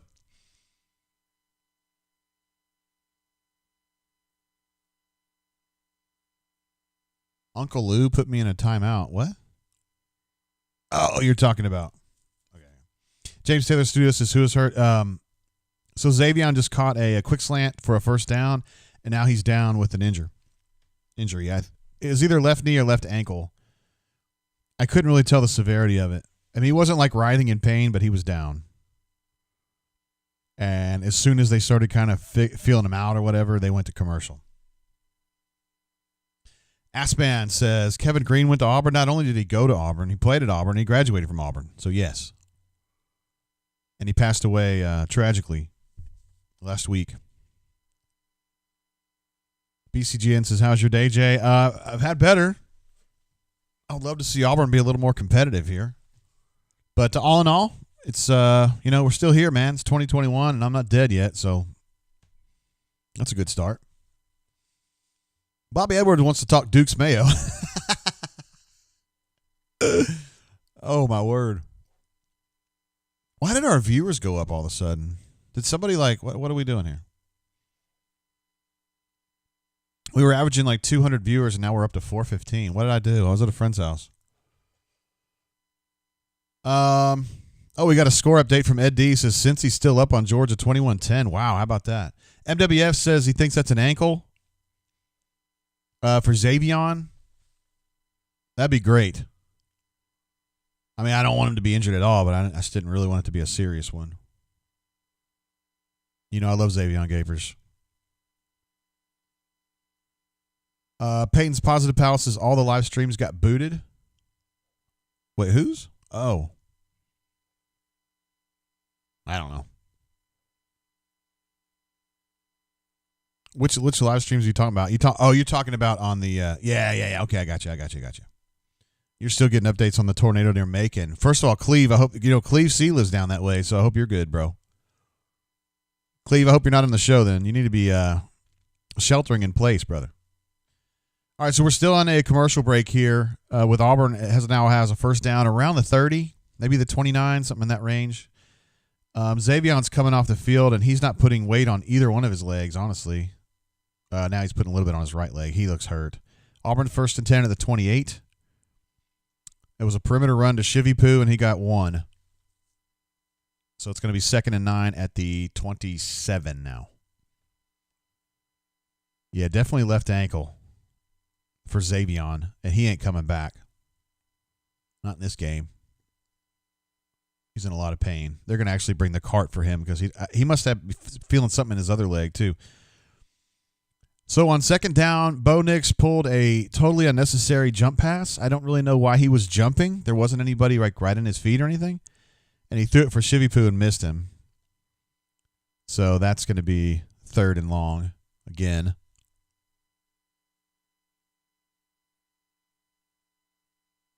Yeah, Capers is definitely going to be on the cart. I hate that. They've been playing these young guys a lot today. Canyon's played a lot. Kobe's in there right now. So you're going 3-by-1 with Seth to the backside, 3rd and 9. Looks like Seth's got one-on-one coverage over there with no safety help. They had a – jeez Louise. So Northwestern had a runaway guy from the inside just completely – he had his hands on Bo after about a second and a half, and Bo just panicked and threw the ball to Shivers, who caught it, but he was so far behind the line of scrimmage he couldn't really get back. So it was either no gain or it was a modest loss. So now Auburn's looking at a 4th and long. Okay, so it was a blitzer. It was the center, the middle linebacker came through. So Auburn's now got whatever 4th down at about the 32. That's probably within Anders' range. Yeah, Anders is going to kick one. He's going for 50 yards here.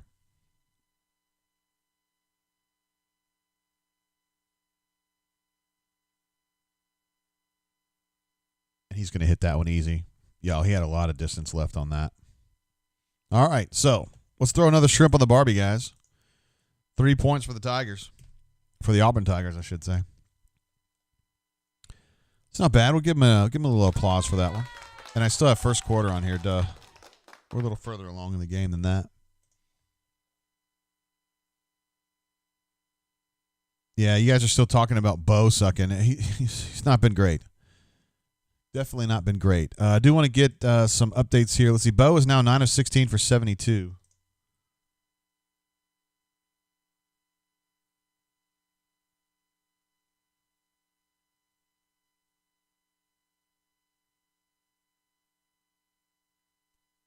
All right, 9 of 16 for 72. Northwestern overall is 13 of 18 for 173. But they have not been as good here lately. They were really good in the first quarter, and Auburn's just kind of got a better feel for what's going on defensively here. They've definitely adjusted a little bit. Auburn is now 0 of 5 on 3rd down. Good God, and they're 1 of 6, so this is not great. All right, so those stats are now updated. We also have another super chat coming through. AU88 has been an absolute maniac on the super chats today. Says this field goal you. Field goal you.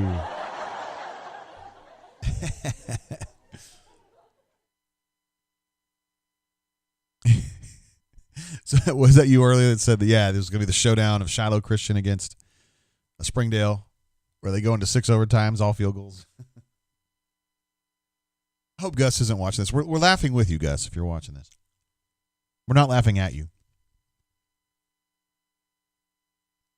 All right, so Northwestern's got a 1st and 10 at their own 25. 6 minutes to go in the second quarter.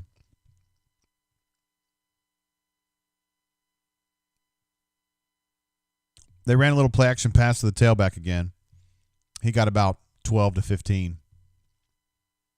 So they got another first down.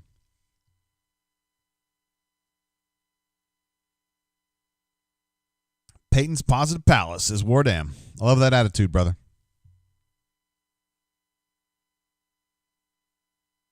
All right, Northwestern's quarterback set his feet, threw the ball, and there was nobody within 10 yards of it. I don't know where he was going. Maybe he saw an assistant he wanted to throw the ball to or whatever. So it's 2nd and 10 for Northwestern, around the 40. Their own 40. They're technically at the 38. You're going with kind of a condensed receiver formation there. Quarterback just runs out of bounds. He was pressured. And he gets a yard or two. It's going to be 3rd and long. 3rd and 8, I believe, at the 39. Thank you, AU88. You've been awesome today, bro. Phrased Eyebrows says, go Gus. Is that you, Christy? I'm just kidding. All right, I got a 3rd 9 for the Northwestern Wildcats right here. They're going 2 by 1.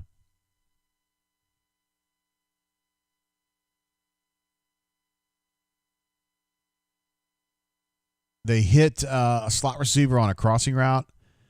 He did not get the first down. He's 2 yards short, but Domio appears to have injured his shoulder or his... I don't know what he's grabbing right now. No, probably not his shoulder. Actually, it looks like his left hip.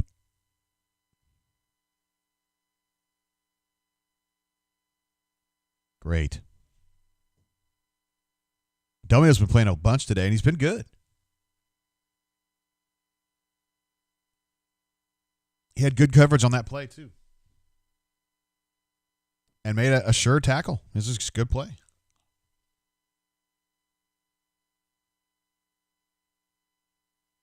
Dave P wants to know, all right, Domio's up and moving. That's good. Is Steele holding the reins today, or is this Harson's first game calling plays? Harson has nothing to do with it. This is all, well, I mean, Kevin is running the defense, and Chad is running the offense.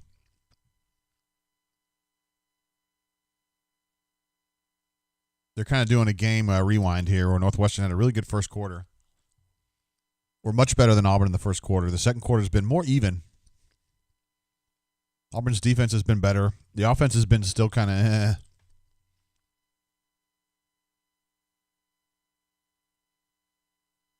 Is this 4th down? Yeah, it is. It's 4th down. So they've got a 4th and 2 from their own 46. Northwestern does. They trying to get an ADO here.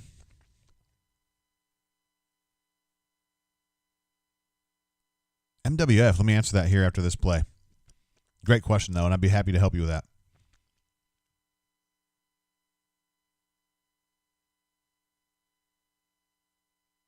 They're just trying to get ADO on this. I think Auburn's wise to it. They call timeout. They're going to punt that. That's something Don Dunn and Terry Price used to talk about. ADO. They call ADO, which means attention to being drawn off sides. And so it would kind of tell the defensive lineman to just hold back just a little bit. They're trying to get you to trick to make a mistake and get a free first down on that.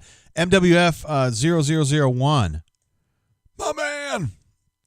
Our man from Northeast Oklahoma says, JGT, for amateur bourbon drinkers, what's a good smooth bourbon you could find at a liquor store with a decent selection? My current ones in my cabinet are Elijah Craig Small Batch, which is delicious, or Noah's Mill, which is absolutely ass. I think that's a drain pour myself. I absolutely hate it. The smoothest bourbons, good golly, there's a few. An AU Taxman I would definitely trust if he's still in the chat or if he's in the chat right now.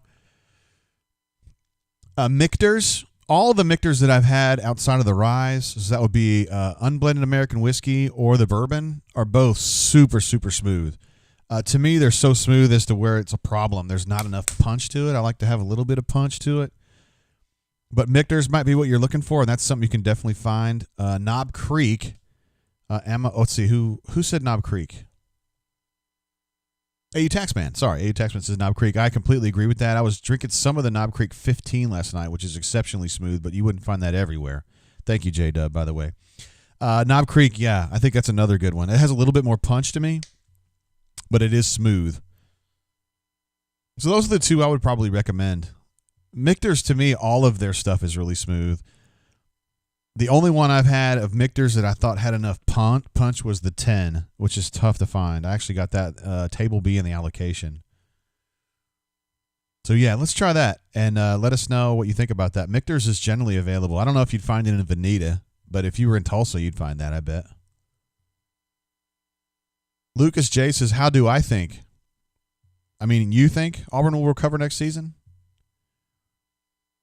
I think they'll be fine. I think Auburn has enough talent, honestly, and I think they're going to be able to get in the transfer portal and shore up some of these holes they've got that they've had all season long, and they're going to be better, I think. This offense has a lot of room for growth pretty quickly, I think. All right, Bo just hit Seth for like a quick kind of a comeback route. Got about 6-7 yards out of it. Hey, man, they're moving forward. That's all you're asking for. MWF says, thanks, guys. V. Lyons says he thought Woodford Reserve, which I don't think is an unsmooth bourbon. I don't think it's like Bullet Bourbon where it's really rough, but yeah, Woodford Reserve could be a good one. All right, Bo just scrambled, and that should be a foul, I think. Yeah, that's going to be a foul. Dude, you can't do that. You can't lead with your head into his back, you dipshit. So Bo had gotten about 7 yards downfield. He saw a collision coming. He just dropped to the ground as he's supposed to do. It was a good play. But number 5 just kind of launched into his back with his helmet. So it's not a targeting call, but it's absolutely going to be a personal foul. Oh, they did call targeting. I guess technically, yeah, if you lead with the helmet. He was not definitely wasn't going for the head there. Oh, he did kind of hit him in the head. Actually, it's kind of a glancing blow, but I thought he was aiming for his back, honestly, to kind of knock him down. It was just a stupid, unnecessary risk. So Auburn's going to get 15 yards out of this. The only question is going to be if that kid comes out of the game.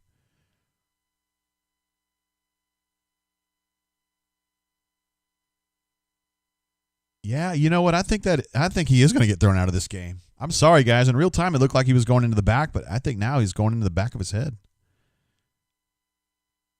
He's probably going to have to go home.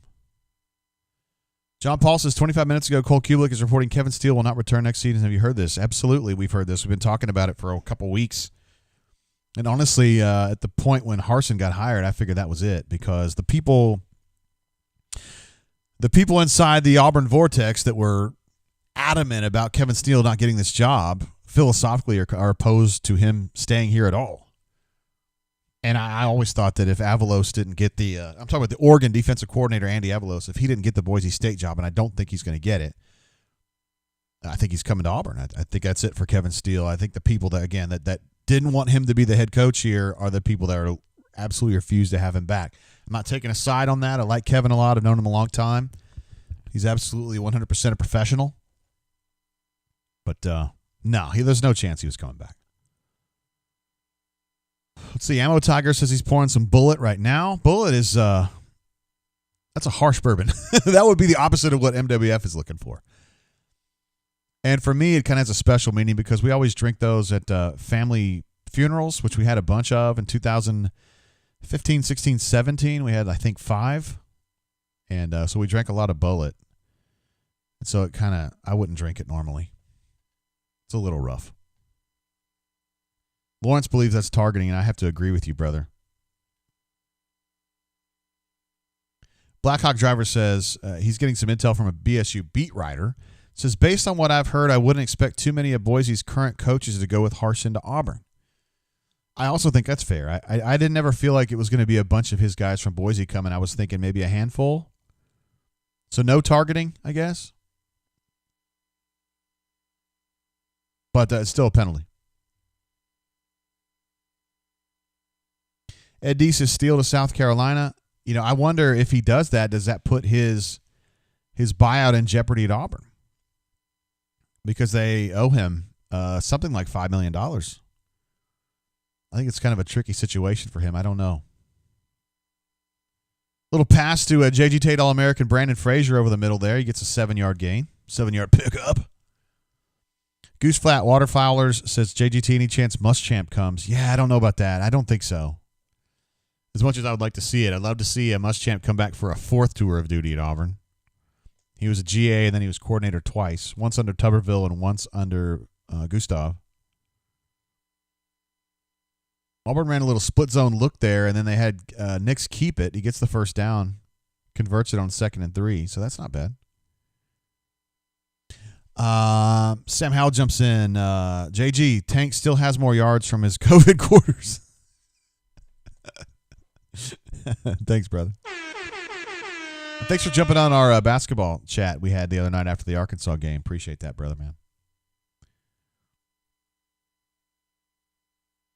Go Tigers with the Cajun Go, GEAUX. Says Auburn and Georgia making the SEC look bad as usual.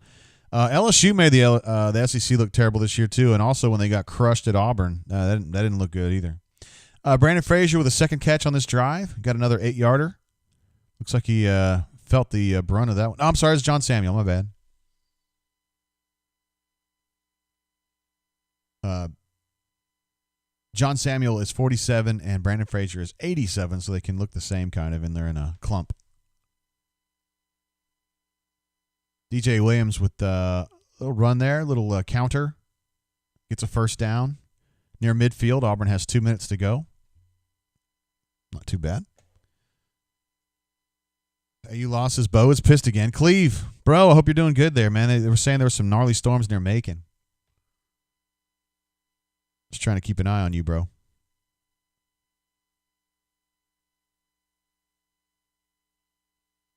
Is that Brandon Frazier attached? It is. He's going down the seam. That's not where Bo's going, though. That ball was ridiculously overthrown, too. Good golly. Goose Flat wants to know some names I'm hearing on the staff. It would definitely be, in my opinion, it's going to be Andy Avalos on defensive coordinator, and then my main man Bush on the offensive side.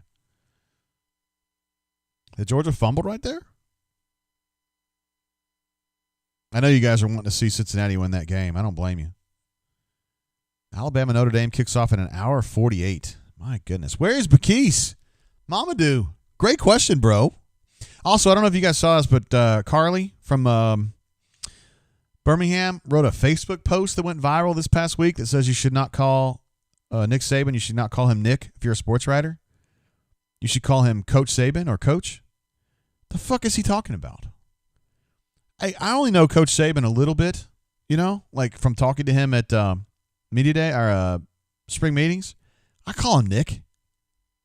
I mean, his name's Nick. I'm not going to call him Coach unless he calls me writer or moderator. Stupid. That's a bad take. I don't even know what he's thinking of, man. That guy's been in this business a long time. Another overthrow by Gus, throwing it for Elijah Canyon, but there is a pass interference on that. So it's going to work out okay for Auburn. And by the way, I didn't mention it, but on the pass before, Shed Jackson caught the ball. Spread Attack says he's so scared to throw a pick. He does seem like he's just putting the ball in situations where he cannot get picked. He's also putting it in situations where he cannot get the ball caught. I think that's good insight, bro. Ricky L says, hey, Jay, what do you think about Auburn hiring Coach Harsin? I think it's a good hire. I think it is. He's not scared. He's going to bring some fresh ideas. He's been very successful. So I think in as far as that go, oh, God, Bo was going to try to hurdle that guy, and it didn't go well. He got about half a yard out of that. So he's not scared. Recruiting is going to be a little bit of an uphill battle, but I'm also of the opinion that you can become a good recruiter. It's not like you're born with it. So the fact that Saban does so well, a lot of that's a function of him just being really good. And then Kirby is more about just being industrious. His team's performance has been kind of iffy. I think Harsin and gets the right people around him, and I think he could become a real positive, a plus, I should say, in recruiting. Gus was always kind of the weakest link in terms of Auburn's recruiting the last, 7 or 8 years, because he's just not a great recruiter at all. I think Harsin can be a plus, and I think when you do that, it helps the recruiting effort big time. You don't have to kind of hide the head coach. When you got assistant coaches, let's say T. Will, Al Pogue, whoever, can kind of talk up a kid and be the main liaison, but then when you pass the phone to the head coach, It's the way Orgeron or Kirby or Nick Saban can like kind of close it, you know. Harsin can come in and be an actual can help, can advance the recruitment of that player instead of Gus being like, oh God, I hope he doesn't mess this up. Blackhawk driver feels a field goal culminating. This drive will culminate in a field goal, which is generally a good guess. Rob D thinks Cody Burns should have gone years ago. Can't develop wide receivers. I think that's a fair criticism, honestly. AU Taxman says, do you think alleged human Brandon Frazier, he could be a robot, will have a featured role in Harsin's offense? I don't know the answer to that. I wish I did. I hope he does. He sure is a badass. Auburn's got a 2nd and 9 now at the, the 16. Bo getting happy feet again, but he actually gets away, fakes a pass. He's got about 3 yards. 3-yard scramble. It's going to be 3rd and 6 or 3rd and 7. Things are looking good for a field goal. And AU88 right on time says, we are field goal you. Seriously, man.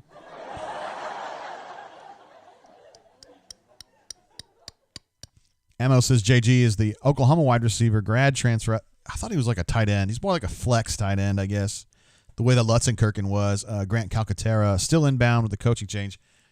Not officially, but we don't have any reason to think that he would change his mind right now. There's going to be a lot of things go in flux, though, so I can't say for sure. I think the lineman from Harvard is out, though.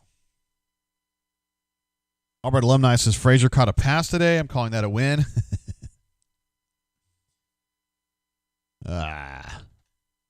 Gio Tigers says Auburn just needs to go dominate in the East. Dude, we're going to have to ban you. I'm sick of this BS, man. Why isn't, of all the people that want to come in here and talk shit, it's going to be an LSU person? Are you kidding me? Like, Auburn crushed LSU this year. Shut up. It's so dumb. I mean, Auburn was bad this year, and they still just beat the absolute shit out of LSU. Like, why are you talking that junk, man? You're going to have to go. D Lucky, I'm going to send that guy packing. He's gone. He's going to Homa. Nice second effort by Elijah to take a hitch route that was a little bit short of the sticks and turn it around and I think he got over the line, although that spot might have been a little bit short. If it was spotted short, it was a con job. Because he absolutely is over that line.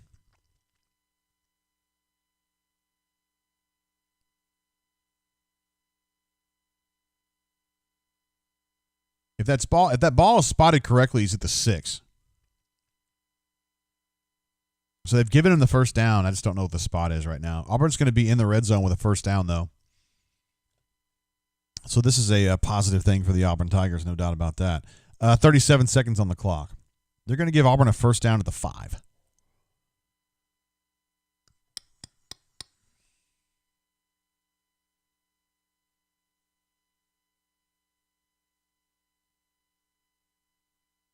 Adam says he loves Stove. Yeah, man, I don't even think I gave him enough respect this year, honestly. He's played today. Hell, he's been the best player on offense. Man, this wide receiver lineup is just odd, isn't it? We see a lot. Elijah Canyon's going to have more snaps today than he's had the whole season by like 50 times. I don't think he played before this game. He had advantageous position on that slant route right there. Oh, but then he dropped that one.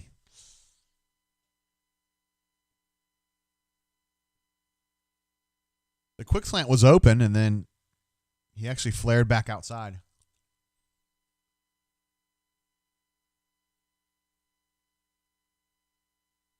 Should have had that one.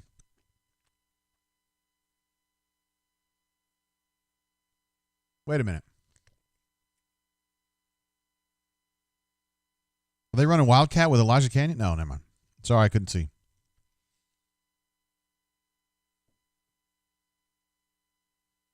Northwestern called a timeout. Coach Hankwitz wants to know. He wants to talk it over. Gage Wallace is hi. What's up, man? Oh, are you going to start in? Grindworks says, who would you take between Bo Nix or Sean White? Definitely Bo Nix. Gage, I'm telling you, It's your last warning. Don't spam the chat. I don't want to have to do bad things to you, but I will do it if I have to.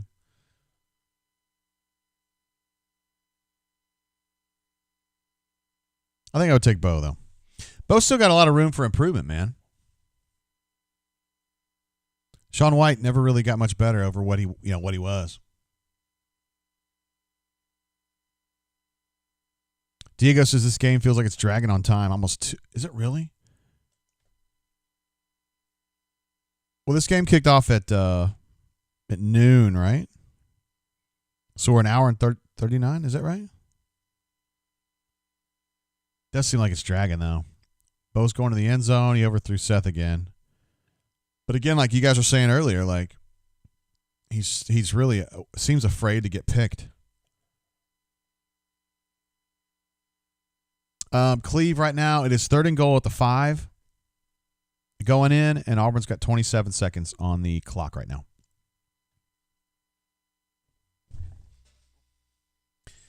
So they have not run the ball yet. They had a 1st and goal on the 5. They have not run the ball yet. Let's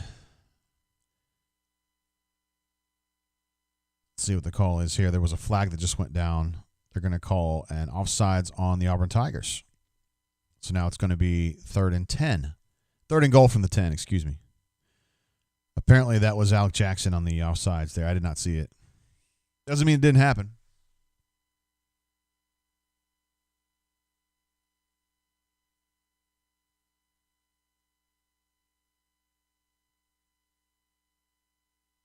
All right, 3rd and 10. Honestly, I don't think this really affects them very much because they weren't going to run the football anyway. They've got 3-by-2.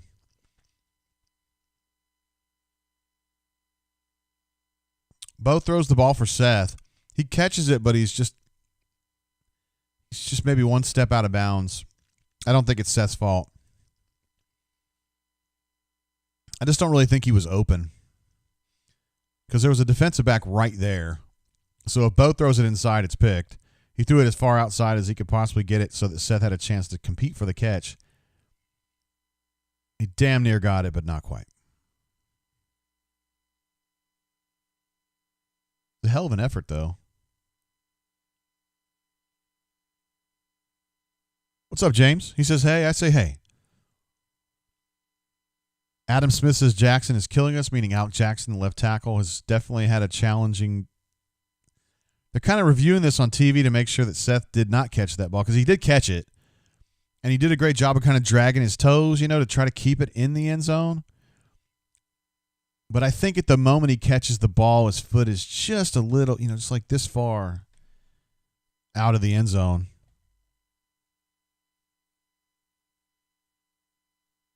AU Taxman says, please show some mercy on Hunter and don't ask him to recap the first half. Coach, he wouldn't do this to you.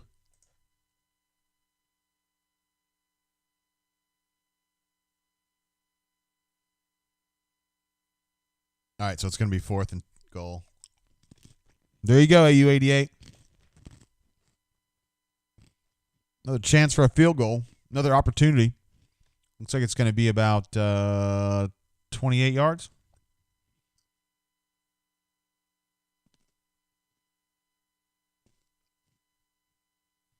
Guy with 2 names. When you say who's our backup, do you mean at quarterback? As it would be Grant Lloyd. The field goal's good. We'll just give him a triangle for that one.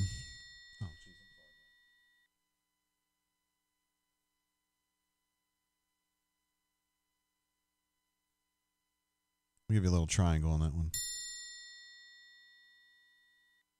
There we go. Field goal you.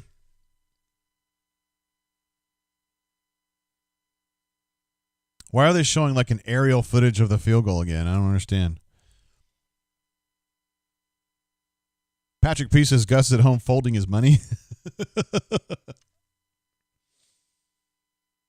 You're not really wrong, though. All right, so there's 17 seconds left in the half. And Auburn's going to be kicking off to Northwestern. You think this is probably about the way it's going to go here. Northwestern, again, really good in the first quarter, not as good in the second quarter. I think Auburn's been better in the second quarter, but as is customary, having some difficulty getting the ball into the end zone.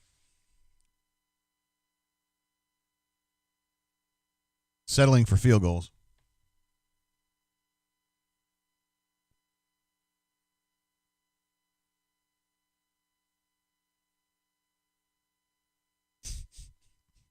Diego. Says Gus just yelled boom at home after this field goal.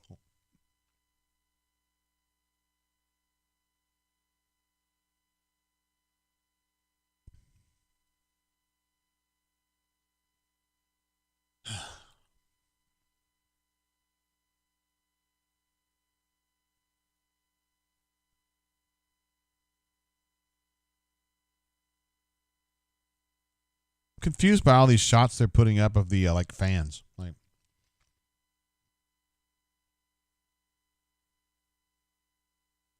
all right, so Northwestern just takes a knee, and that's going to be what we're looking at halftime right now. 14-6. A shockingly mediocre half of football, honestly. That's no joke. I do want to update some of these numbers, though. Bo is 14 of 25 for 118.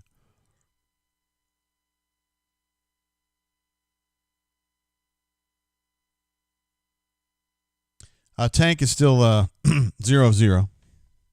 Nobody has really rushed of note. I mean, Bo Nix is leading rusher, 6 for 30. DJ has 3 carries. Sean has 4. Northwestern is 15 of 21 for 193.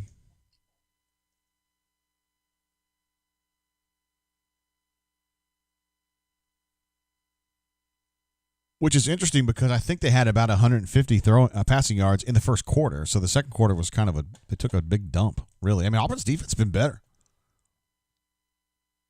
Neither team can piss a drop on third down, though. 1 of 7, both teams.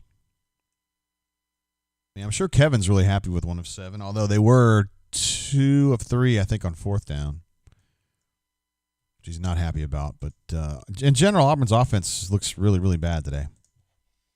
I shan't lie about it. I shan't lie to you about it. And I'm going to put up a comparison stat box here right now.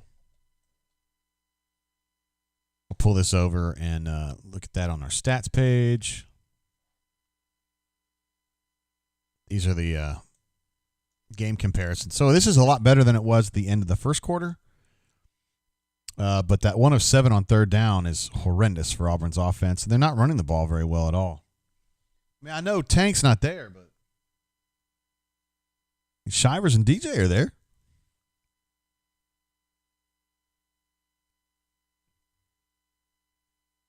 Time possession definitely straightened out a little bit in the second quarter.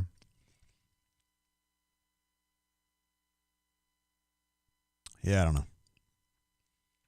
It's just it's the game that I think we kind of thought was going to happen. I mean, it's just kind of, it almost seems like a scrimmage.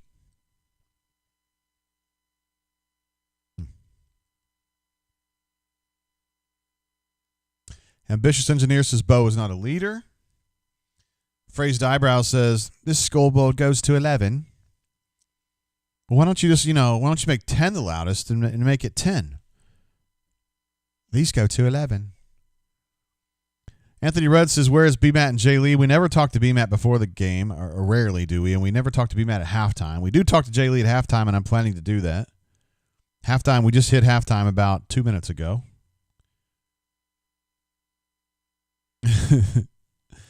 D. Lucky says, first and goal from the 5, and we didn't call one running play. That's absolutely correct.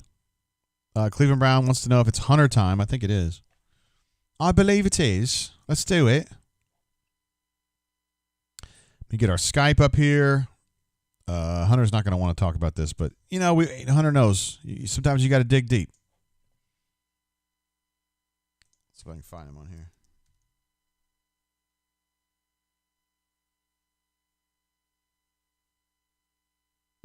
I have to look up his number. I haven't entered him into the system, which I should have done like months ago. I just figured out how to do it recently.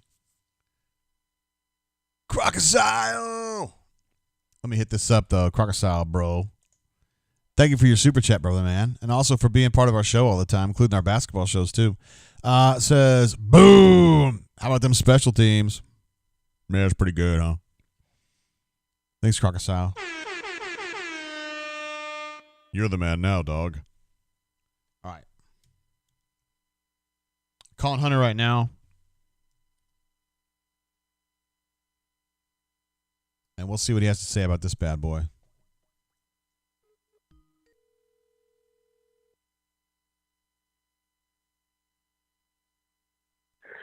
Hey. What up, Coach Hunter? Happy New Year, brother. Happy New Year to you. We're going to have a great 2021, bro. Amen, man. Amen. Positivity, love all around, baby. Maybe not on the football field, though. This half was kind of yucky, wasn't it? I mean, it was – you just kind of saw everything that was bad for Auburn all year in a microcosm, I guess. It's not what you wanted to see, but it's not something you can be surprised by, if that makes any sense. Yeah, we kind of knew it was going to be messy. You know, the two scoring drives Northwestern had, you know, they didn't figure anything out novel. There was just some things that consistently hurt Auburn, you know, getting beat in man coverage when you sell out the blitz on 3rd and long. That drive should have been stopped right there. Defenders running into each other in man coverage and the safety getting out of position, letting that corner route hit big for a TD. You know, just things that have plagued Auburn all year.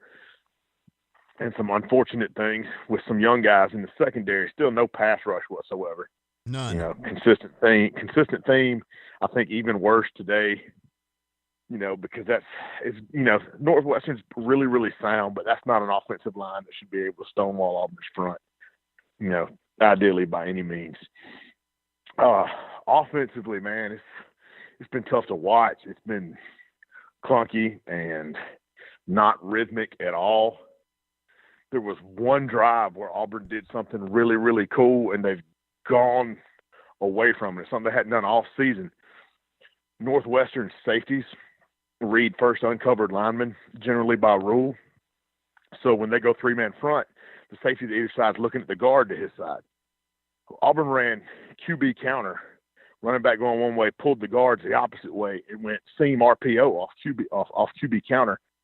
And he Nix hit Canyon for like a 17-yard gain the first time they did it. They came back to it again the very next play, and he was open for a touchdown, and Bo kept it and ran it and got like 5 or 6. But that was there. It was a rule breaker for Northwestern's defense, and they haven't come back to it, you know, with any other variations off of it. That surprised me. Yeah. I know what you're talking about.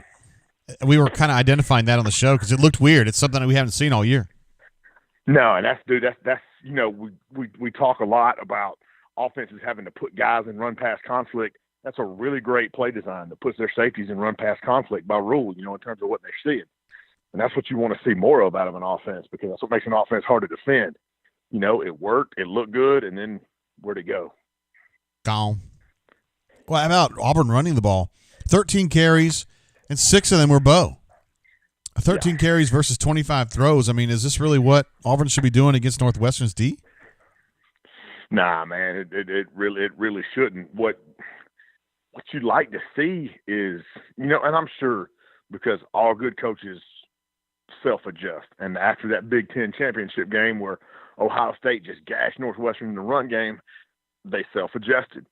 But what Ohio State did a great job of was extending the surface with tight ends and running the stretch with the quarterback read on the inside and using Fields' run threat to hold those linebackers, make them sit still for a second. And that way there was no second-level defender immediately at the point of attack once the running back broke the line of scrimmage. And I feel like Auburn's not really doing any read concept runs with Bo to do that. Like it's either a design run for Nix or it's a design give. You know, and most of the time they're doing it out of their 10 personnel with the tight end Schenker split out wide where he can't really effectively down block anybody or threaten anybody vertically. You know, and you and I have had that conversation numerous occasions this year. So it's just, you know, again, conundrums. Yeah, it doesn't seem like they care about running the football. You mentioned, I mean, in your Know the Enemy, you talked about Trey Sermon going for 300, and you're just talking right now about Ohio State gashing the hell out of them. But you're doing that by you got to commit to the run game, and Auburn, they're not doing any of that. I mean, it seemed like they're ready to just throw the ball. You know, and I think throughout the year, Auburn didn't commit to the dual threat run game with Nick running it, because there's really no quality backup on the team. That if he goes down, you don't have anybody capable enough to win a ball game. So they were hesitant to lean on that run. A bowl game, why not let it hang? Why not sell out to that mindset when you've seen that hurt the team that you're playing? Hell, it's how Michigan State beat them. Michigan State had no business beating Northwestern this year, but the Lombardi kid ran quarterback read, quarterback power, quarterback counter, inverted veer off the stretch, inside power, just gashed them. Why does Auburn not even try it? I don't know, man. I guess some guys are so programmed within their own system that they convince themselves it's the right thing, and they try to do their thing against anything they see instead of deviate from it, maybe. I don't know. And Chad's been a very successful dude historically, up here until the last few years. And so it's hard to say he's an incapable coach. I can't imagine they're going to change much going in the second half, that they would start doing some of these things you talked about that are tried and true solutions to beat Northwestern's defense. I don't think they're going to switch. I think they're going to keep doing this, whatever you want to call what they're doing. I mean, and they're also, I mean, if when Auburn isolates Williams to the boundary away from trips, he's getting double covered, period. That means there is a void in the middle of the field somewhere, be it the seam, be it the middle crease between the safety and the linebackers, somewhere.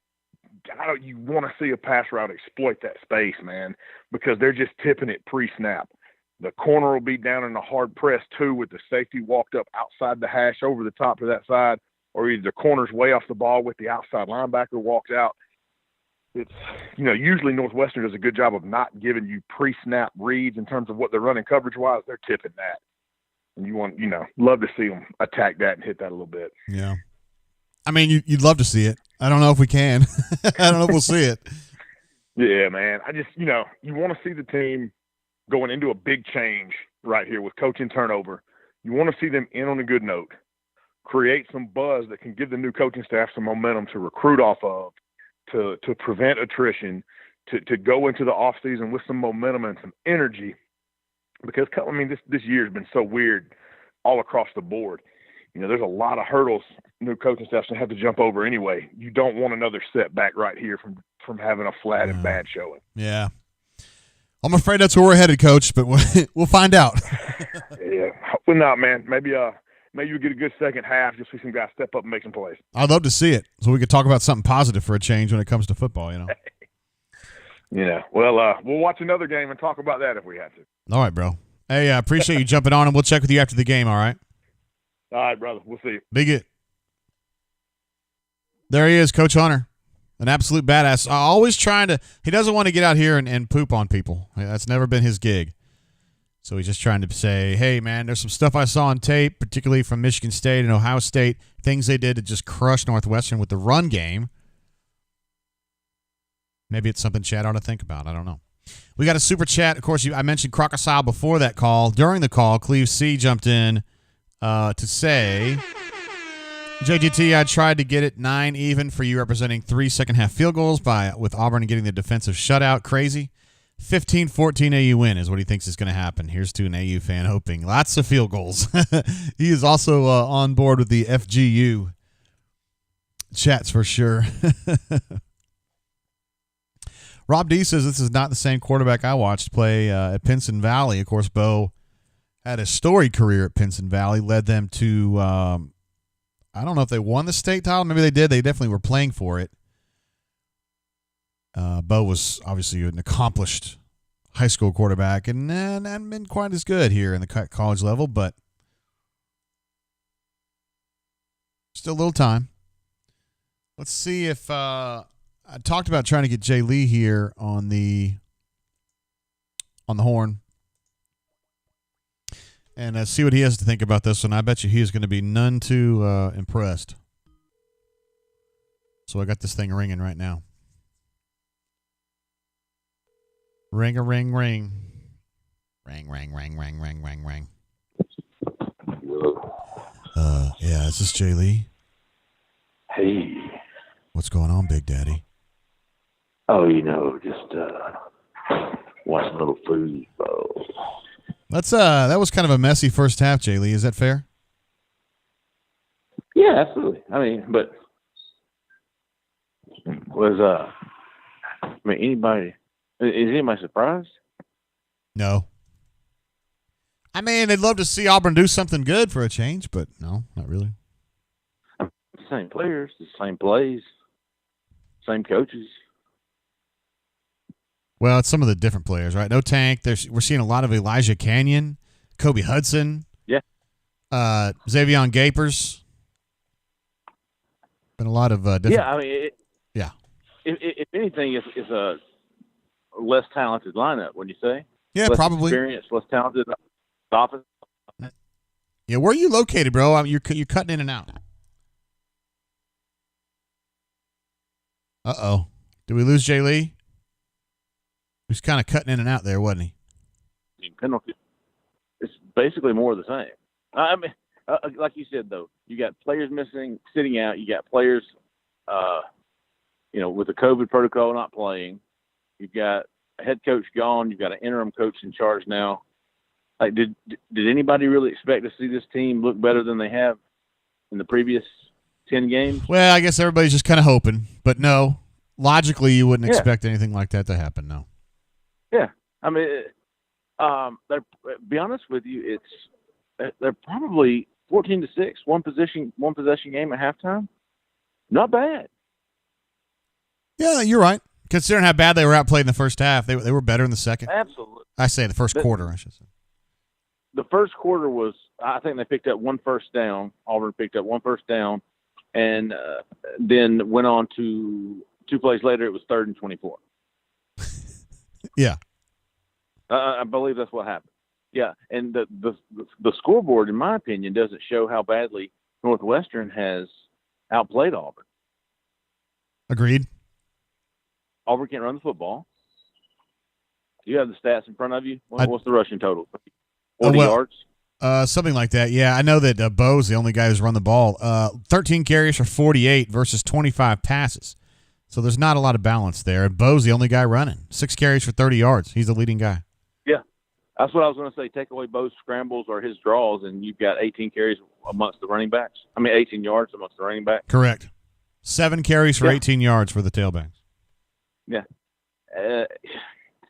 If this was – honestly, this to me looks like a team that's in their first or second week with that's trying to learn everything again. It's I hate to be too critical because I didn't have any expectations for them today. I honestly thought it would be – I thought Northwestern might handle them pretty good. So for it to be a one-score game at halftime after the way they've played, not bad. All right. A little more optimistic, Jeffrey Lee, than I expected, but that's cool. Well, my expectations are extremely low. Yeah. And I thought I would be in the majority here. I thought everybody would have low expectations for this team for this day. In this circumstance, I can't imagine people going, thinking that Auburn was going to go in there and do something that they haven't done all season, which was look decent. I think it was more about from start to end. I think it's more about Gus isn't there, so surely they're going to be better. And then Gus isn't there, and they're exactly the same. No, Gus Malzahn being there is not going to make them any better. Or not being there is not going to make them any better. Interesting. I don't think so. Well, obviously I'm right. Yeah. They look worse to me. They certainly don't look any better, that's for sure. But I will tell you this. Not having Tank Bigsby back in the backfield is, in my opinion, the difference between Auburn being winning at halftime and Auburn trailing by 8 at halftime. Yeah, it's I too think bad. with Tank Bigsby, this is a completely different team. They're up by a score instead of being down by a score. But, Shivers has been good when they give him a chance this year. Why don't you at least give him a chance to see if he can put up Tank numbers? And I don't know what's going on, but I don't know why they're not trying to at least feed him. Because you and I have seen Sean Shivers be more than adequate, be more than effective. Yes. When given 12 to 14 carries a game. My opinion. And yours too. Yeah, absolutely. Hey, I can win with Sean Shivers. I can. I mean, I can win 10 games a year with Sean Shivers carrying it 20 times a game. But I can win a game game. with Sean Shivers in the backfield. You can win this game, right? Hell yes, I could. Sean Shivers should have 12 to 14 carries going in at halftime, and he should have 24 to 25 coming out at the end of the game. Seth Williams should have 8 to 10 targets. Anthony Schwartz, these announcers are talking about how big of a loss. I don't miss him. That's okay with me. Yeah, I'm with you on that. I think you know how I feel about him, anyways. A little overrated. Oh yeah, I mean, if he was half as good as he thought he is, he's a damn good player. But he's not. We got a guy in the chat that says Shivers cannot put up tank numbers with a crying emoji, like laughing at us with tears coming out of his eyes. We're not saying over the course of a season. No. I just said that. I can't win 8 to 10 games with him in every game. But this game today, I can win it with Sean Shivers in the backfield. I agree with you on that. And no. If I'm to give Sean Shivers 22 to 24 carries today, he's not going to have as many yards and touchdowns as Tank Bigsby would have in this game if I was to give him 22 to 24 carries. I don't know what's so hard about listening and comprehending what we're saying here. Understood. But cuz laughing and crying. Yeah, But yeah, I can win this game with Sean Shivers. All right, Jay Lee, let's see if they can do it themselves. All right? All right. Sounds good, big dog. See you, bro. All right. There he goes, Jeffrey Lee. I'm with him on this. He thinks he can win this game with Sean Shivers as the number one tailback, and I think they can too, even though Trey thinks we're full of shit on that. Super chat coming through from Rain, also known as RLN 2011. We're about to kick off this third quarter right here. Let me change that.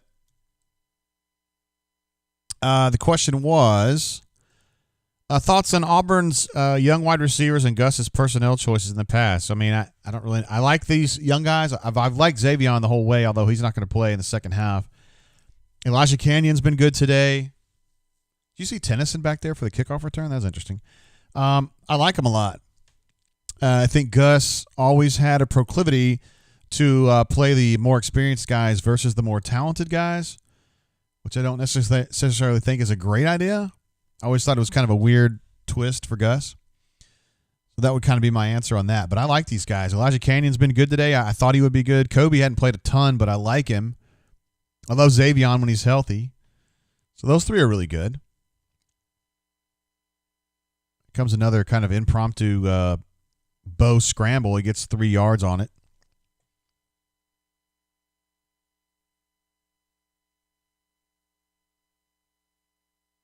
Trey says he's missing Mark Anthony today. Yeah, absolutely. I'd like to see. I mean, would they play him, though, if they had him?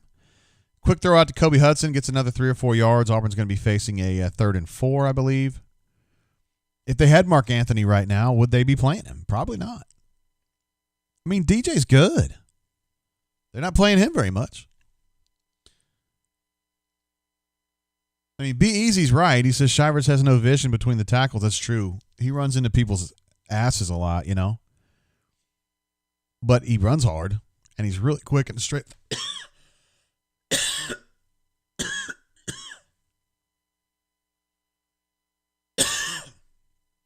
Sorry, guys. Another unnecessary back foot throw from Bo right there. Damn near got picked off.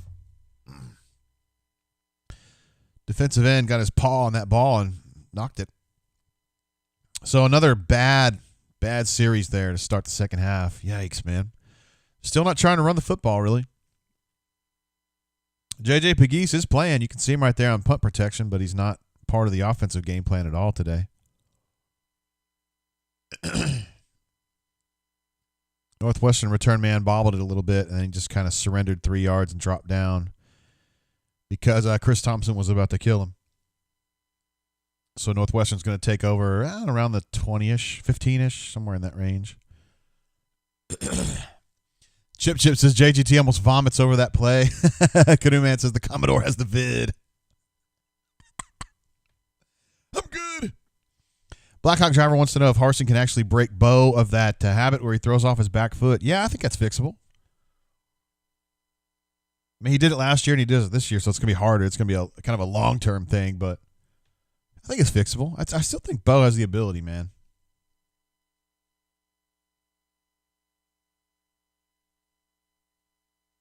Hey, looky there.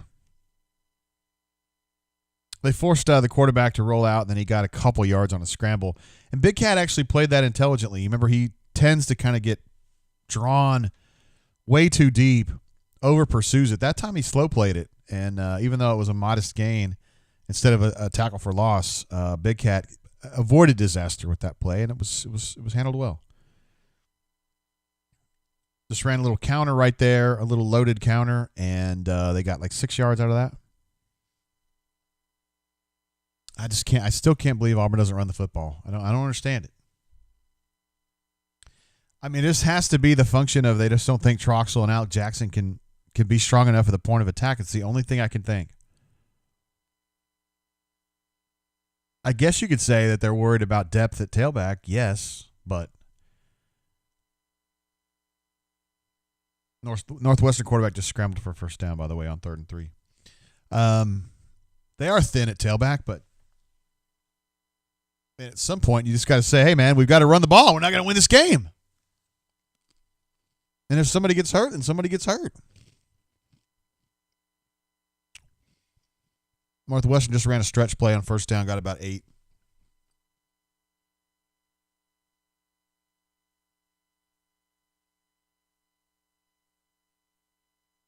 Auburn's 2 inside guys on that snap right there were Jeremiah Wright and Zeke Walker.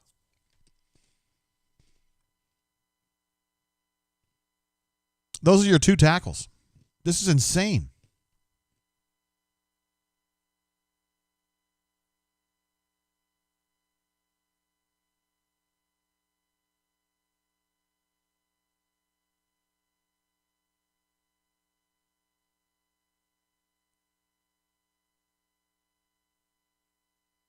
I just can't believe that we're here.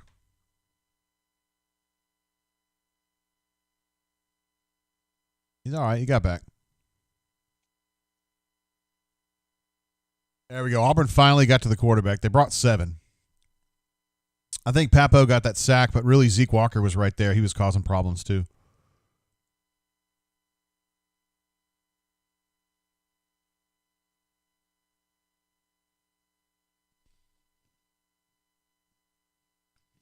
Zeke ran a stunt outside. Papo kind of ran a stunt inside, and they were both getting to the quarterback at almost the exact same moment, but Papo got there just one half a step quicker.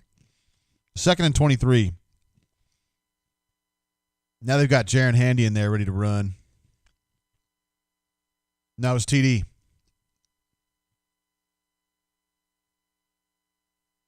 Ended up being a screen. And TD made a nice play coming back on that. He ran a long way. It's going to be about 3rd and 10, something like that. Sound about right? Ammo says you play to win the game. I know D. Lucky had said something along those lines earlier as well, that you're not thin if you're not even trying. So,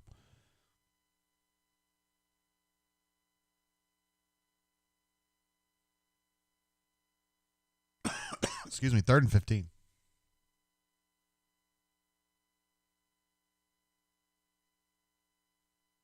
Quarterback scrambles, but only gets about 7 or 8. Zacoby's down. Let's see what happened to Zacoby on this.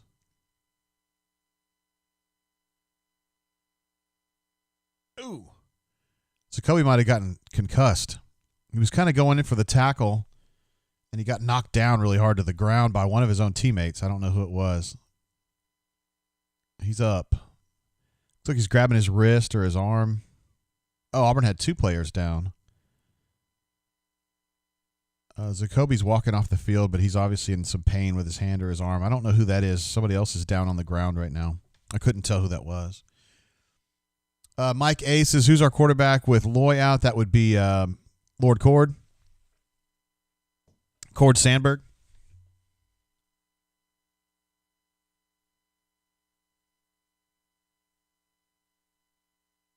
Blackhawk Driver says, ultimate question, would Cam have regressed had he come back for his senior season? Yeah, I think so.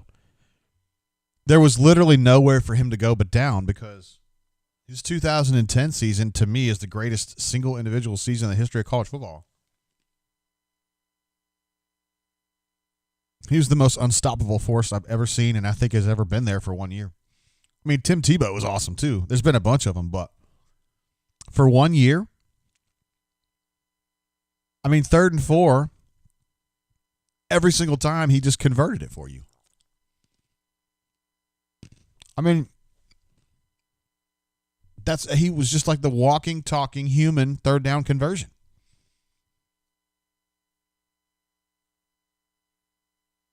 BMAC 34-420 jumps in with a super chat. No message offered, no message needed.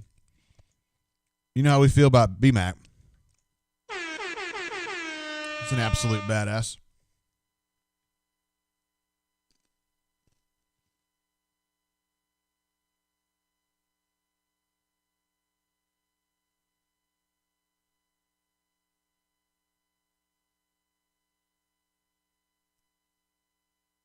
Ravine says there might be more people watching the drain than watching the game. We had about 200. We had about 200 watching, and then when the Atlanta metro area went onto that weather thing, we added a bunch of folks. But now that the coverage is back, we've kind of slimmed down a little bit, but that's fine. Love to have you guys here. Just glad to have you guys watching. Ben H. says this game proves it's not all about recruits. You still have to coach. Honestly, I think the reasons for this performance are very complicated. I mean, you've got so many things going on. You've got COVID has really kind of wrecked Auburn's schedule, right? As far as like going home for Christmas, coming back. They only had 4 days to practice. They had a lot of COVID tracing, testing, vortex. You got some important guys opting out. You've got the coaching turnover. You've got the coaches themselves, the guys coaching this game. They don't know what their future is. The kids don't know what their future is. I mean, there's a lot of complicated issues going on, and I think that's part of it. TD was the guy that was down earlier that I didn't know who it was. He looks like he's going to be okay.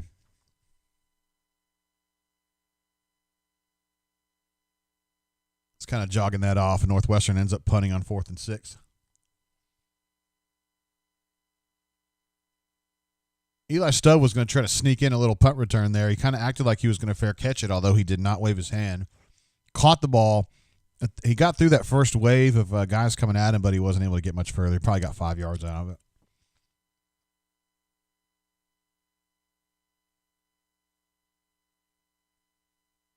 So, yeah, Adam says Atlanta area is still on the weather. Yikes. I didn't realize that. It's been like an hour. Trey F. says, you think Seth will be back next year? My guess is no. James A. says, Steele has got to go. Well, good news. He is going to go.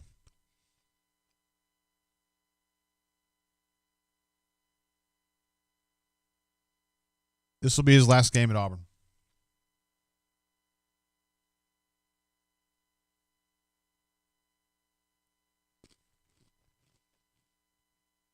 Quick pitch to Shivers. Looks like he converted that 3rd down. It was a meager, converted that 1st down, I should say. It was a meager game, but it was enough. Kid plays hard every single minute of his life, I'm telling you. All right, we got J.J. Pegues on offense now. That's a step forward. You got Luke Deals and attached tight end, and you got J.J. to the other side, kind of in an H-back spot.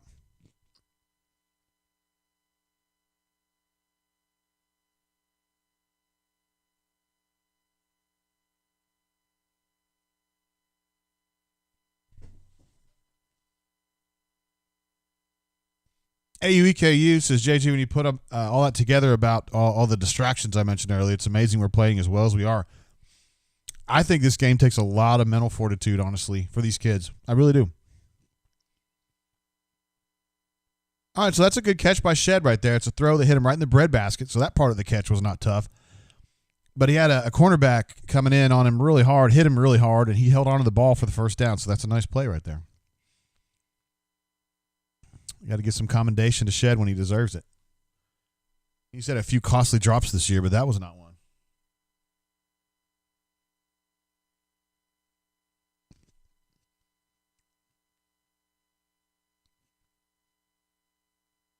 They tried to run a little split zone there, but the pursuit from the backside was too much, and they caught Shivers. It really wasn't Shivers' fault.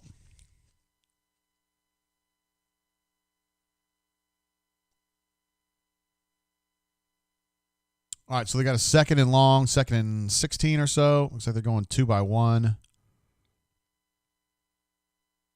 Oh, coverage bust. They hit Elijah Canyon.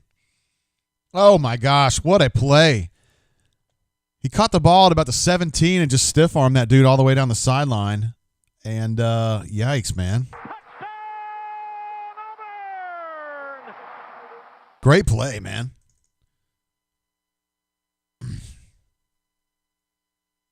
A little bit of a coverage bust, and then that cornerback tried to roll back and catch, kind of latch on to Canyon. He made contact with him at about, the 17, and Canyon just kind of was like, no, I'm not going down right now. Ends up going for, I think, 57 yards or something like that. That's a great play, man. Great play. And so we'll throw another shrimp on the Barbie with the PAT right there, and that's 13-14. Right back in the game. Sam H. says, who's this Canyon kid? I mean, Elijah Canyon, to me, was probably the third choice at X receiver all year.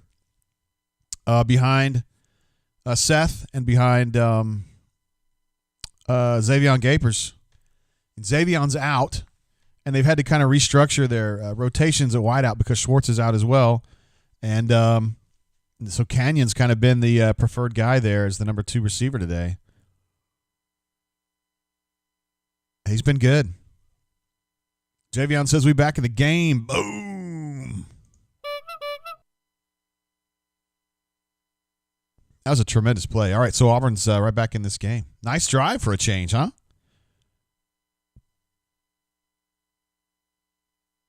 Yeah, so it was a nice one, Adam. I'll just try to recreate it for you as best I can. It was just kind of a play action throw. Canyon was one-on-one on the right-hand side, so going down the sideline. The quarterback, I don't know, he kind of played it short, thinking that he had safety help. He realized the problem and started tracking back before the ball got there. The throw was behind him, as you would expect, and Canyon kind of slowed down to catch it. He still had a nice little cushion, and that guy caught up to him at a 17-yard line, and Canyon just kind of was like turning his body a little bit toward him and just kind of stiff-arming him and just kind of kept him at bay all the while down the sideline, and it was just kind of a one-on-one fight, and the cornerback just wasn't up to the task. Canyon's kind of a bigger kid, so he just kind of went in and honestly wasn't really physically challenged very much. That cornerback just wasn't big enough to do it. Rain says, Canyon, another young wide receiver Gus never played. I don't know. He had a bunch of them, though. Dude, think about it, man. This season, you had Seth, who was a number 1. Schwartz is a number 1. Eli's a number 1. He preferred Gapers and Kobe as his 2 young freshmen early on. He was still kind of playing around with the tight ends a little bit. I don't know. I don't really blame him too much. I mean, just, hey, look, Elijah had his chance to play today, and he's done a great job. I wouldn't put too much of this on Gus. Just me, man. And I'd be willing to give Gus hell when I think he deserves it. I don't think this is on him. MWD said it would be great to be able to see this, but his channel's showing the same weather map they've been showing for 20 minutes. God, I hate that, bro. I'll do my best to kind of keep you guys going on this. Let's take a quick look at some of these stats. We need to update some of these. Bo is now 18 of 30 for 190.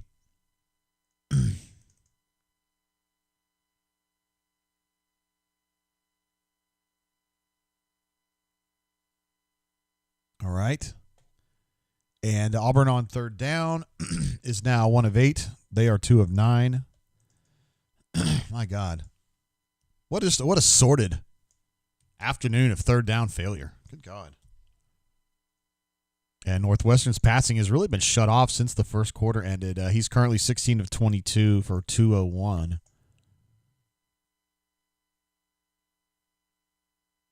But he had like 150, at the end of the first quarter. So Rob J says it's Xavion Gapers, not Gapers. All right, cool. Got it. Blackhawk driver who was embedded with Coach Malzahn today said, solid. Yeah, you see that cornerback kind of bit down thinking he had somebody beyond him. Did a nice job of hustling back. The ball's a little bit underthrown, which gives the cornerback a chance to fight that, but he just doesn't have the physical presence to push Canyon off that one. It's a nice play. Reminds me of Marcel Willis from years ago. That was a little sweep there. Got a little something done. Macho Hombre jumping in, checking in. My man says, I need this Cincy win. That Cincy UGA game I know is tight.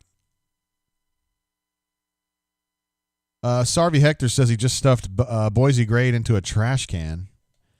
But just one step before, Boise Great says, are we ever going to get around to discussing Auburn basketball? I don't think he's in a trash can, bro. Uh-oh. Oh, no. Red missed a for sure sack right there.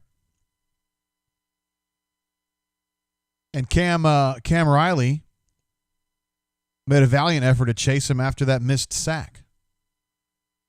I would imagine 35's playing for number 9 right now because Jacoby went out with the during the first defensive possession of the second half with what looked like a shoulder or a wrist injury. So Cam Riley's in there. Although Lord Tennyson was the one that made that hit. Looks like Papo and Cam Riley. No, actually in this one it's Papo and they're playing dime right now. Papo was your lone linebacker. Looks like they got the first down right at the marker, so they converted a 3rd and 4 right there. James Taylor says Lord Tennyson has some closing speed. Dude, I think that kid is nuts, man. All right, they got Marquise Burks and Red playing inside right now. No pass rush. I know you'd be surprised to hear that. Red was really just kind of one-on-one, too.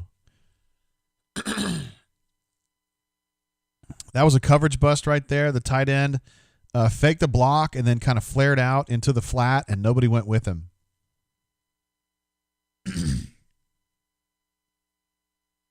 And then they threw it over McLean's head. I don't necessarily think that was a McLean problem.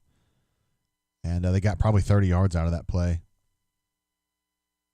There's kind of a quick seam throw. They're looking at a 2nd and 3 right now. They're moving the ball right now.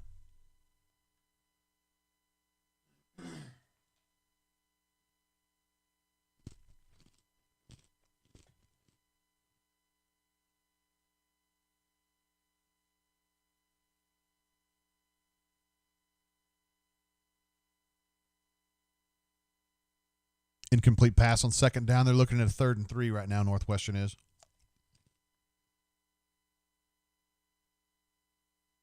I think they're on Auburn's side of the 50, so this might be 4-down territory for them. They've already tried it 3 times.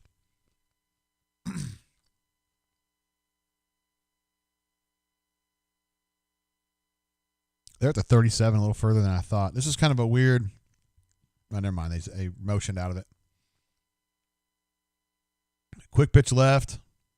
Jacoby made a great fit right there. And dabs it up. I like it. 4th down and 2.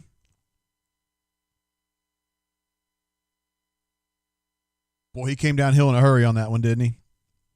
Cam Riley also doing work there at the point of attack. Yeah, they're going to go for this. 4th and 2 at the 31. Nope, 36, excuse me. Quarterback's kind of rolling. He's going to get taken down. Nice play by Jalen Simpson. I think that might have been a Wildcat situation. I don't think that was their real quarterback. But anyway, Jalen Simpson took him out for either no gain or a modest loss. It's a great play right there. So that's a no-go on 4th down for them. They're now 2 of 4 on 4th down. They're 2 of 10 on 3rd down. Big time stop. Papo was there. He was going to clean that up if Jalen hadn't gotten it. Auburn was all over that. All right, so we go into a media timeout right there with Auburn having a significant bump in momentum here. Might be able to turn this bad boy around. I mean, we didn't think they were out of it, but I mean, the first quarter was all Northwestern. The second quarter was pretty even, although Auburn might have had a little advantage. And so far in the third quarter, Auburn's got a good advantage here. Playing some good football. Ammo Tiger says he thinks that swagger's coming back. Swagger. Sensei. Bow to your sensei. Oops, sorry, Diego. My bad. I was actually shooting for Hornacius here. It says it appears the team is playing for Coach Steele. May want to reconsider that coaching choice, huh?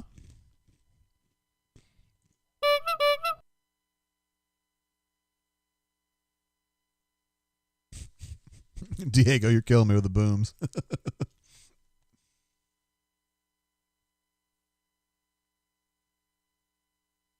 Stupup said, is a great pickup by somebody inside to kind of undermine that Wildcat snap that ruined him on 4th down. Let me go back and take a look and see what you're talking about.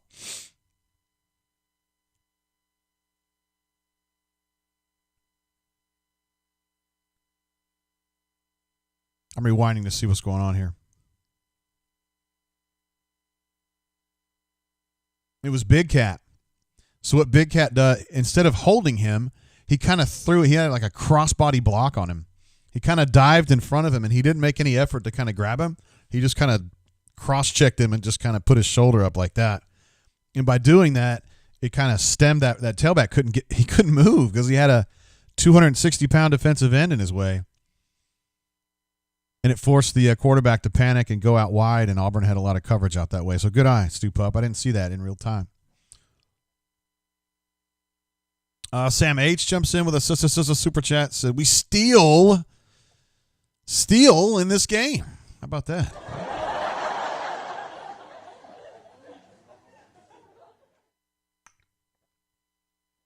It's good stuff right there. Nobody loves Kevin Steele more than Hornatius, though, so we want to make that very, very clear. Jeremy J says, who do you think the new DC will be? I think it'll be Andy Avalos, who was the coordinator at Oregon last year.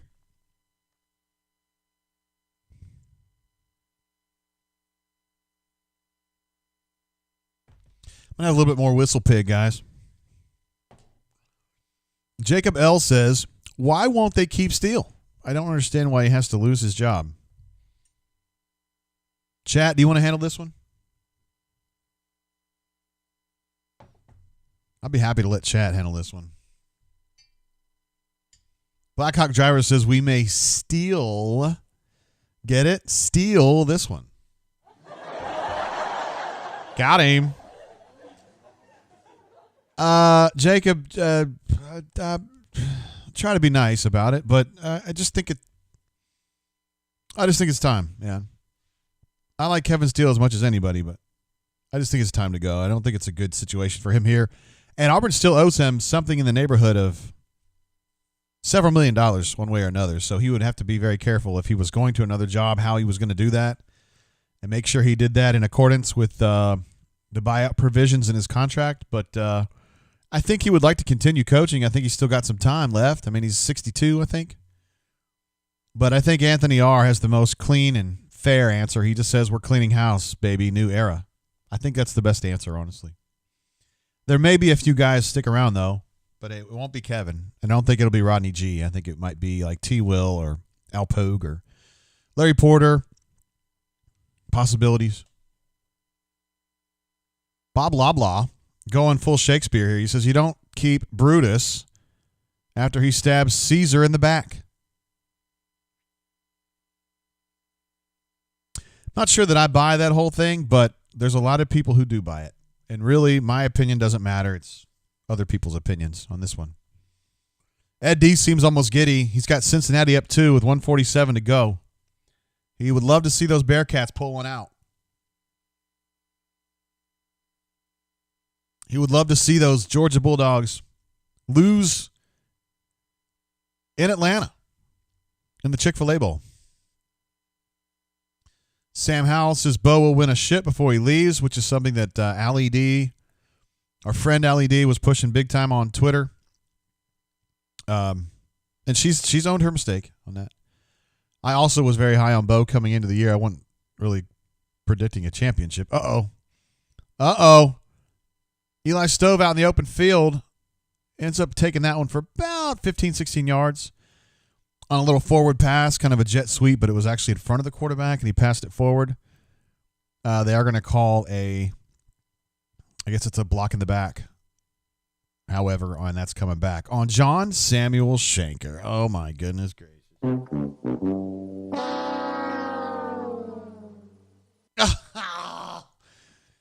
Oh, my God. I would not call that a block in the back. I would call that a gentle touch in the back. But nonetheless, he was in a bad position, and he kind of forced the referee to have to make that call. So Auburn's now at 1st and 20. They throw a quick screen to Shivers. The ball came out of Bo's hand at about 1,000 miles an hour, but Shivers still caught it. And he goes 18 yards with it. Great play by him and some good blocking downfield. So that's an 18-yard gain to get them back. Oh, I'm sorry. They gave him the first down for that one. How in the world is that a first down? He didn't get to the marker. What? There's no way that's a first down. There's absolutely no way that's first down. It was 2nd and 8? What? The 2nd and 3 sounds right to me. Now it's 3rd and 1 after a short, modest handoff to DJ. All right, it's Pegues Cat. They got J.J. Pegues in there, guys. I've been hoping for this all day. Oh, my God. Did I not fast forward? Thank you for letting me know. Thank you, Spread Attack. Uh-oh, we got a back injury, looks like, on a Northwestern player. Yikes, man, I bet those hurt.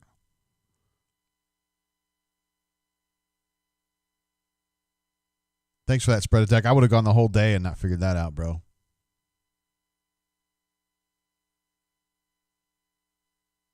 I'm sorry that I missed Pegues Cat, but I'm guessing it didn't turn out well, considering Northwestern has the ball now.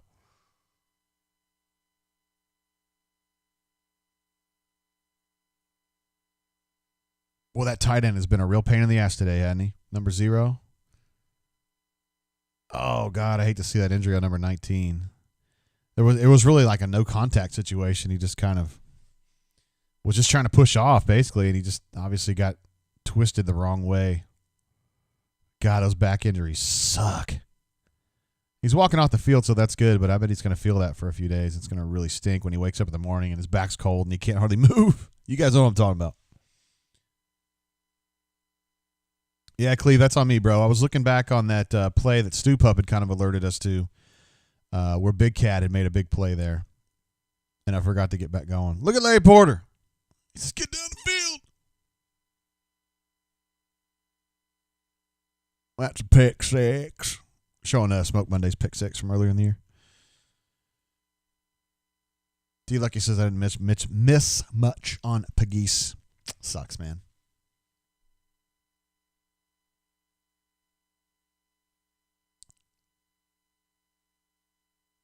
All right, so Northwestern's got it on the 45 of their side. They just run a sweep right there.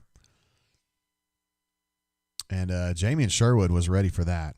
That's just technically sound run defense right there. Jamie and Sherwood was your leverage defender, and he made sure the ball did not get outside of him. And then he had Colby Wood and kind of slow playing it. Guy had nowhere to go.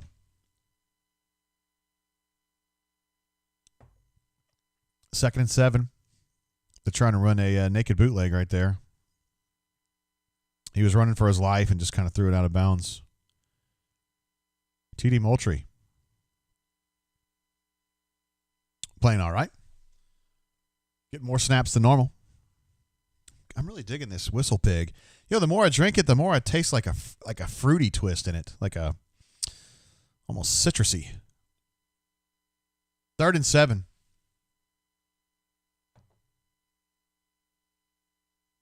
They're going 3 by 2 with a stack up high. All right, now they motioned out of it. Auburn's only sending 4. Quick throw underneath. Papo had the first lick, but it was actually Nehemiah that got him down. And he's definitely short of the line, although he's not much short. They probably would go for this, I would think. They're going to be at the 45 on the other side. So it's going to be 4th. Oh, they're going to give him the first down. Wow. I didn't think that. I didn't like that. Trey F says he likes number 13. That is Ladarius, or otherwise known as Lord Tennyson. He is a true freshman. He has been he is supposed to be the next thing at nickel or star. Basically your slot corner. I mean, the feeling was that when they signed Ladarius, that he was kind of the things that Tut wasn't. I mean, Tut's, we make fun of him on the show because he's made a lot of mistakes, but he's a very tough player. He's just not quite quick enough, and he doesn't play backward very well. So, like when he's in deep coverage or even medium coverage, he's just problematic. And they felt like Ladarius could give all the run support that Tut has, plus more coverage ability. And, that's pretty much what's been going on here. They gave him, this year, a true freshman. They're kind of bringing him along slowly, let him get a lot of practice reps. And you can see he's playing better. And I agree.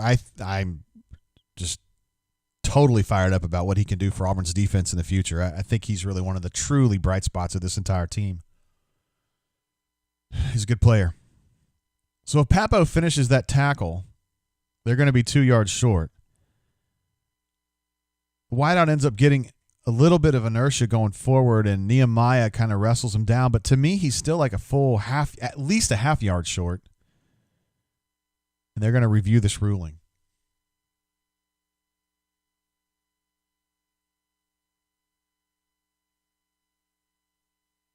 All right, they're going to say that the play stands, meaning that that spot, they're going to go ahead and give him the first down. I'm surprised. Let's see. Sterling says, where does Puckett fit? Interesting. Puckett, I thought he would kind of like be the actual second nickel, because if they were playing a team like Georgia or Alabama, that they would play Puckett ahead of Ladarius. At this point, probably not. So Puckett, to me, is probably going to end up being a safety. If Sherwood's gone, that's hopelessly off target. Colby Wooden with some downfield coverage. You don't see that every day. He was just technically carrying the tailback out of the backfield, but he was still like 20 yards downfield. My man, Ben B. This is WDE JGT. Happy New Year. Happy New Year to you, bro. Appreciate that, bro. Appreciate your support. You've been here a long time for us, bro. You were with us all through the pandemic when we didn't have much to talk about. Appreciate that. The Foltzilla says, hey, Jay, did you say earlier you're hearing Avalos mentioned for DC? Absolutely. The defensive coordinator, Oregon, who was at Boise State under Harsin. I think he just finished his first year at Oregon. Looks like Northwestern is going to be called for a hold there. That's definitely a name to keep an eye on that. For sure. Ben, I appreciate that, bro.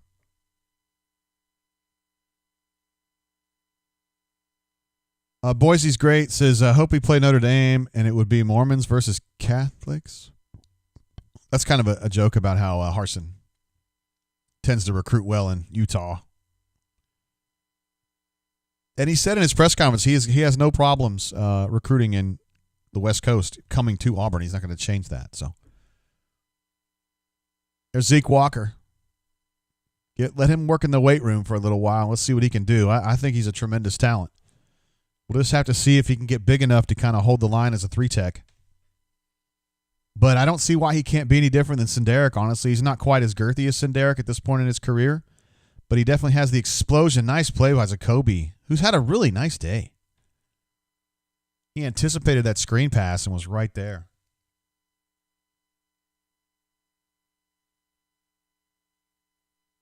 Bob says, how is Avalos at recruiting? He's been good. He was a very good recruiter at Boise. I can't really speak to what he's done at Oregon, but Oregon in general recruits very, very well, like Alabama, Georgia level. Mario Cristobal is an important part of that equation as well, but Northwestern going deep. He caught that ball, but I think he's out of bounds. He is. Again, Jalen was right there. The coverage wasn't – Did you see Smoke right there? That was funny. Smoke got it right in his front of his face and was doing this, incomplete thing, and the dude just smacked Smoke's hand down. Like, get out of my face. I'm sure for kids like at Northwestern, they don't seem to be doing a lot of shit talking. When they come up against this Auburn team, they're probably just like wanting to put earplugs in. Because Auburn talks a lot. 3rd and 10 for Northwestern at the Auburn 30. The pressure was not great. The quarterback is running away nonetheless because he saw a huge gap in the left side. He's going to get a touchdown out of that. That's a 30-yard scramble for a touchdown and an absolute failure. But Auburn's defense, yikes, man. I wonder if that was some kind of a flood concept that just kind of went wrong, and he had that whole side of the field. Let's see what happens to this backside receiver.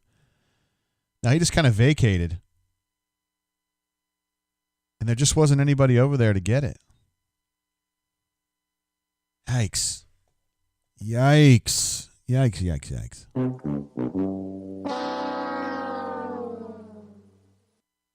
All right, guys, 20-13. They've got a PAT upcoming. 1 minute and 34 seconds to go in the third quarter. Adam Smith now says the George is ahead of Cincinnati by 1 with 2 seconds left. What is this?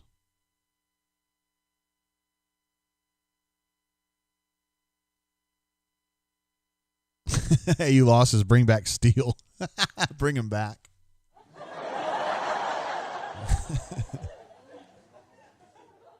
That looks like a touchdown to me. Wow.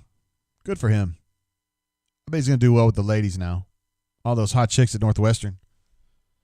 Sure there are some. Dude, Steele's been gone. Come on, guys. Jeez.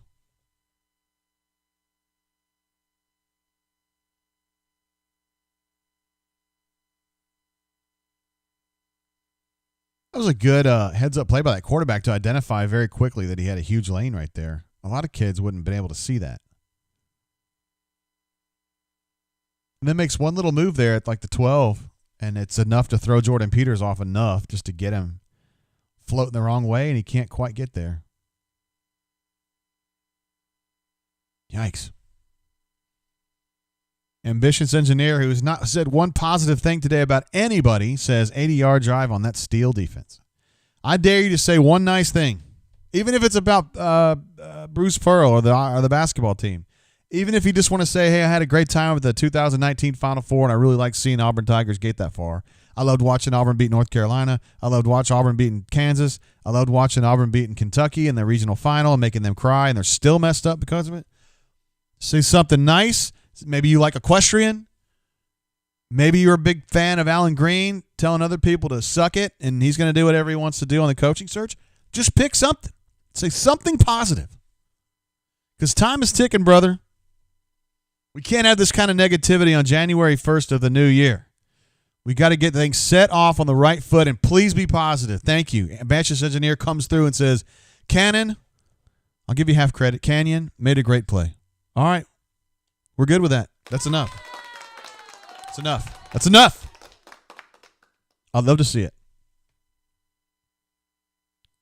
Oh, boy. Of course, Georgia comes running on the field when there's time left in the game because they can't count.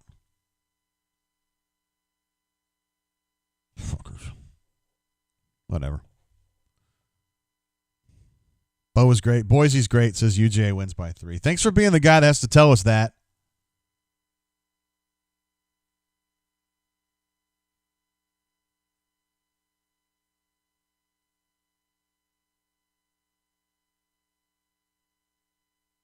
Kyle S. says we love the drain. The drain loves you, Kyle. Appreciate you, bro.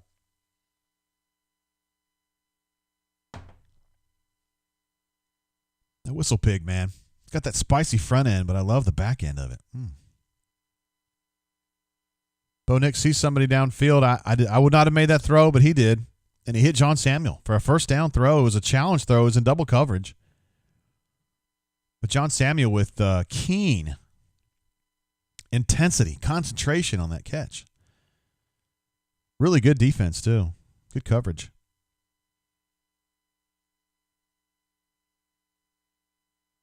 Quick throw to Elijah. He probably got 2 yards on that. I got to see this. Was that 5 catches for Elijah now? That is his 4th catch. 6 targets, 4 catches. Not too shabby. Auburn has thrown the ball 33 times and run it 20. Good golly, Miss Molly. This is insane. I can't believe it.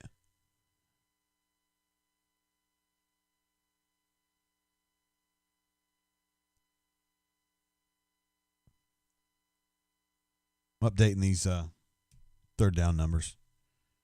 Northwestern had a good little run there in that last possession. Got some third down conversions. Auburn currently 1 of 9. Bo Nix is currently 21 of 33 for 226.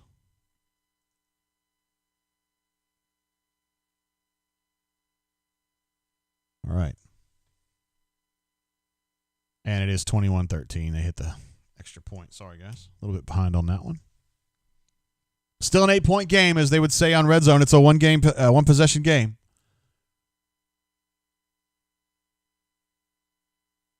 Cleve C says, UJ wins on the field goal. The Dogs are so awesome and fantastic. The only SEC football team who plays like perfect gentlemen and whose fans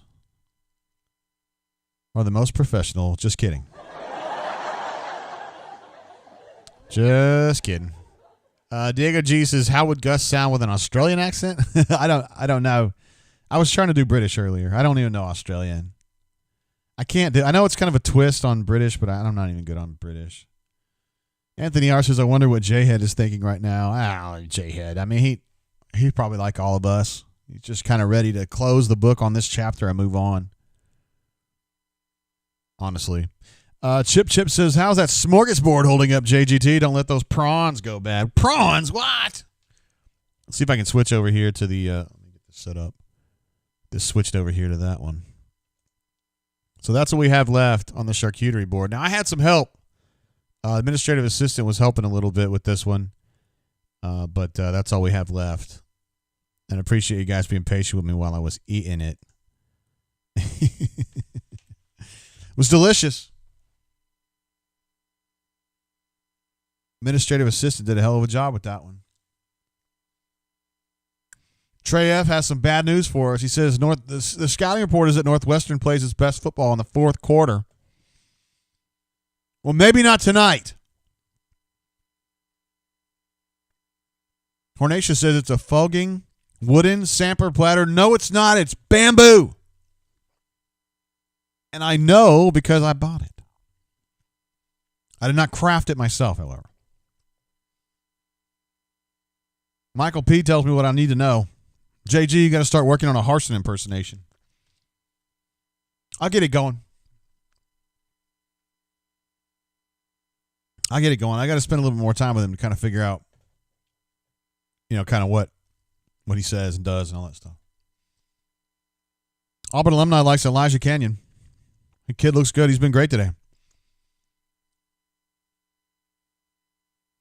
He says, wasn't Elijah the lowest rated wide receiver signee in the class, playing like the best today?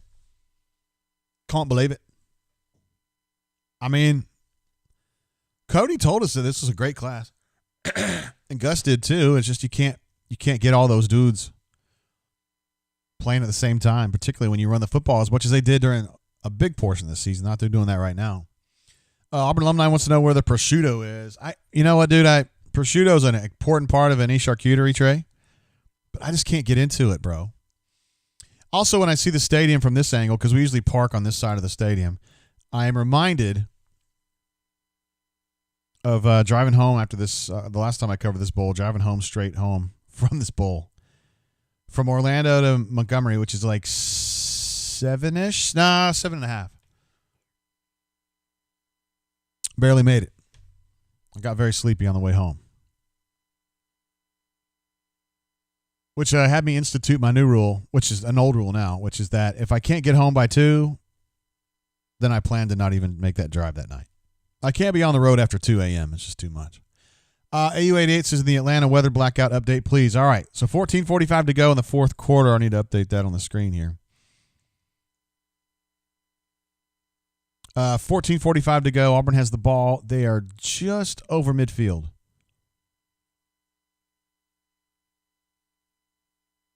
And it's going to be 4th and... Let's see, they're measuring it right now to see. They're going to be a little bit short, I think. It's going to be 4th and maybe 3 inches, something like that.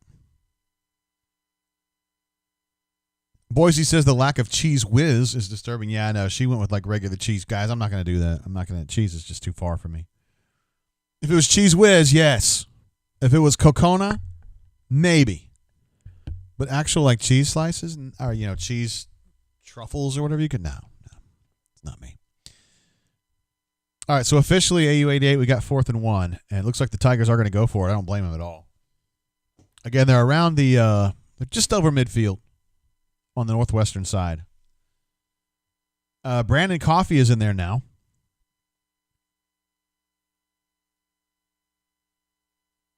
Playing right tackle. That adjustment may have happened before. I don't know. And they've got Troxel playing left tackle now. All right, so Bo Nix went for the sneak, kind of trying to jump over Brahms. And I'm not exactly sure where they're going to spot this. If you wanted to know my opinion, I don't think he got it. I can't really tell the spot. It looks like they're spotting it at the 49, which to me is probably not going to be enough. Yeah, I think he's short. In fact, I think he's right back where he was. You know, his helmet got far enough, but the ball was behind. He had the ball in his breadbasket, so I don't think he got the ball far enough. And if you want to know my opinion, I thought it was a pretty soft jump by Bo, honestly. And no, they didn't make any progress. So that's a turnover on downs there at midfield. 14:29 to go. Northwestern's going to take over, and to me, this is just my opinion. I think that's on Bo. It wasn't much of a jump, and it wasn't much of a fight to get that extra yard, you know. And he kind of jumped sideways. He didn't lead with the football. I don't know.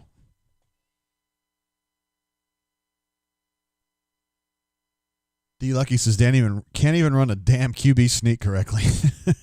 Boise wants Cord. He's ready to see what Cord Sandberg can do.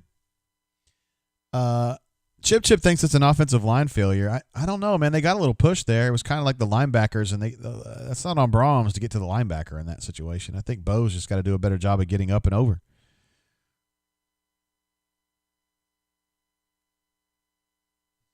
Phil Pitway says, this is our quarterback. Blackhawk driver says that was the running back's fault, according to Bo. Yeah, you're right about that, bro. I mean, it's a joke that's, yeah, it hurts, but it's true.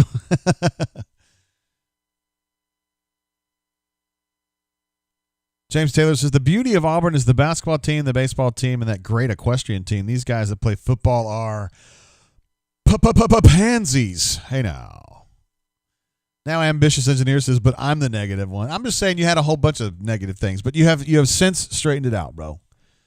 To give Elijah Canyon some credit, so thank you for that, bro.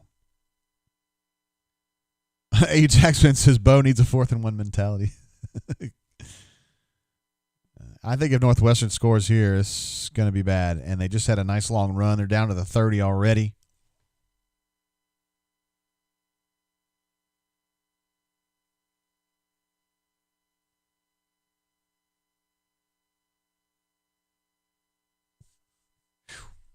Man, oh, man. I really thought they had momentum on their side there about midway through the third quarter, and it's just been Whoa. This dude just pulled like the supersonic Shivers move. He was in the open field. He ran into one of his blockers' asses, and he hit it so hard that he actually bounced backward. Watch this right here. He went like a yard backward. He hit the guy's ass and fell backward a yard in the open field.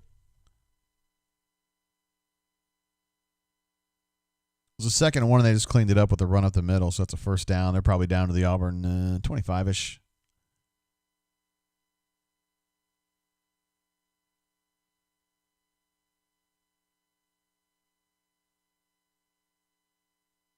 They're getting gashed in the middle right now. Uh-oh. Auburn's trying to say that was a fumble. I don't know if they're going to call that. Looks like they're not. I'd like to see a replay on that. Zeke Walker thought that was a fumble.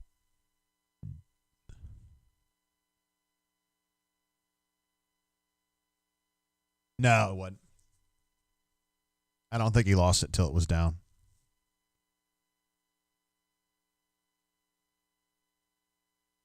I don't know if there was a timeout or they're reviewing that. Auburn has called a timeout. Maybe they're going to review it. I still don't think that was a fumble. Phrased Eyebrow says, thank you, Jay, for adding to my enjoyment of the season this year. 2021 will be a better. Golly, I hope so, brother. So he's getting knocked around. I think he has full control of that ball until he hits the ground. I just don't see how that's a fumble, but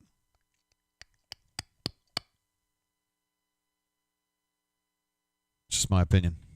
Javion says he thinks that's a fumble. Might be right. I feel like these things are kind of a crapshoot, honestly. Stupup says the ball was out. In that case, the ball was probably out.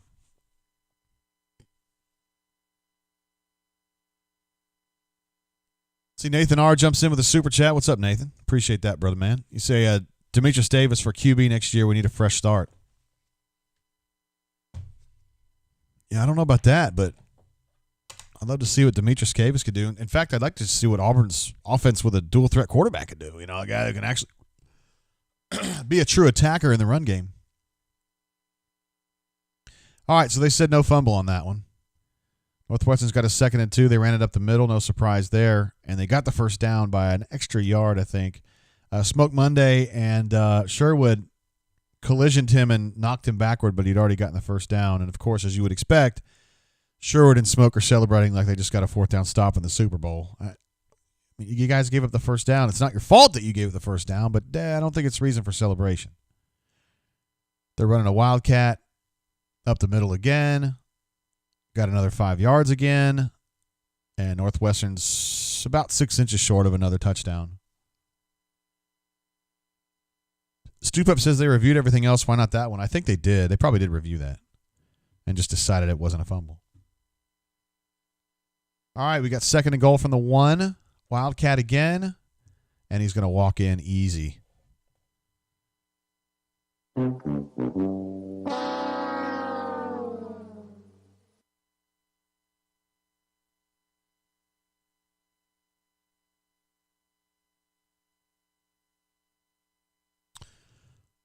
All right. Phil Petway is giving an SMH. D. Lucky's calling it ball game. Mama do that.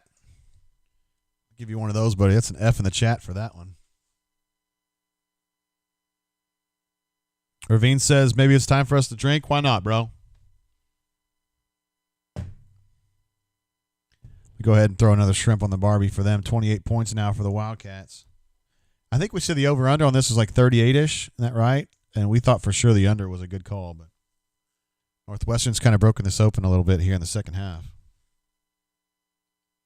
Ambitious Engineer says, I'm out of positivity, JG. I would argue that you've been out of it since you started today, bro. But at this point, I understand where you're coming from, honestly. Christopher C. says Auburn is tapping out. Ed D. says we can't score enough points.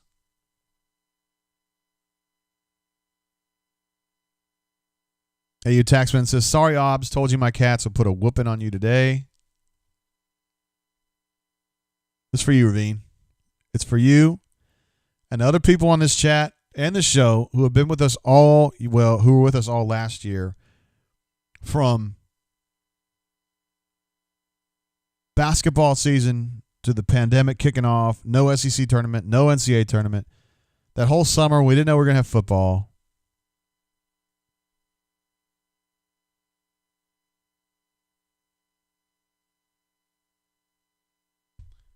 I just have a hard time with the front end of these rides.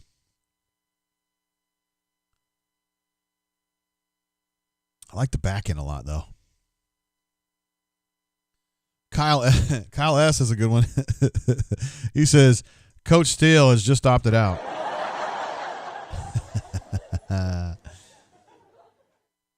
MWF says, shout out to Christian.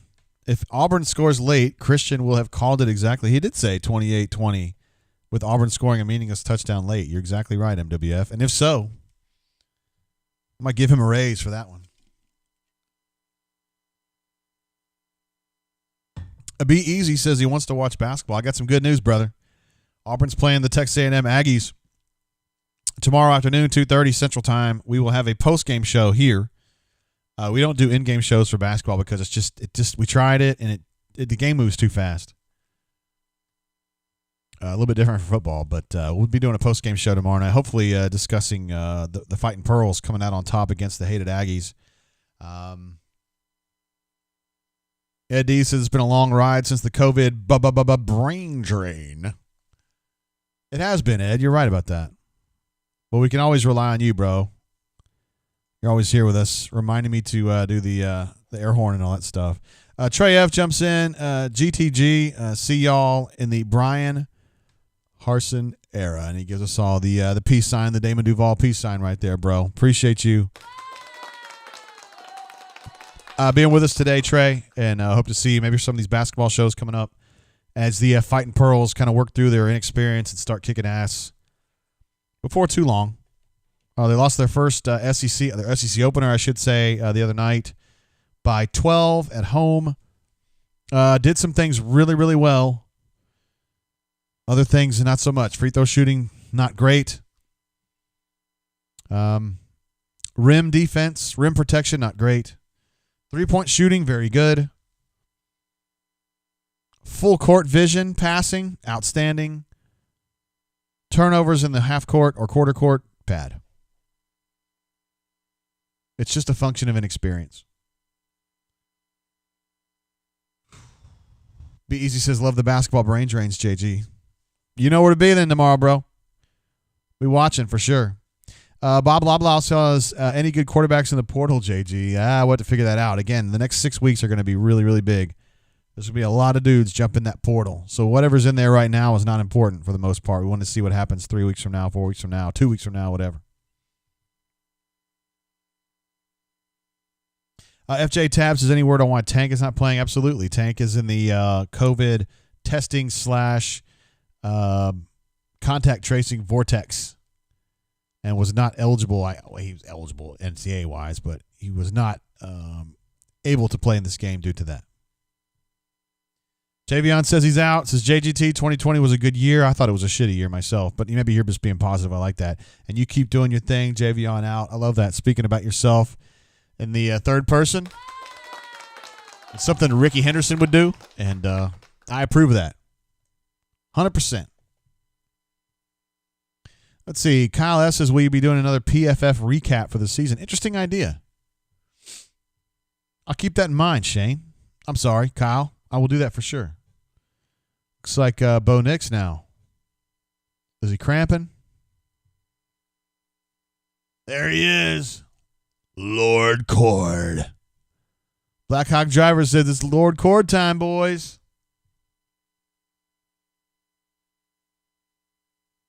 There he is. The not hefty lefty. Now, Lloyd Boy is not available, Chipper. I think he's COVIDed. Either contact tracing or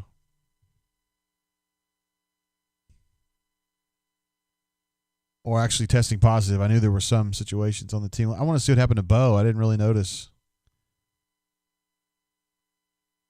What happened there?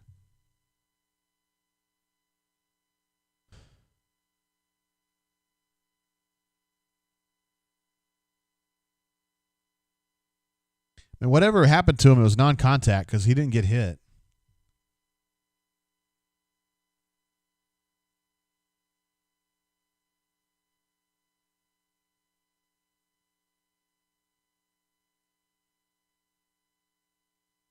All right, so he stood up, and then he kind of went down.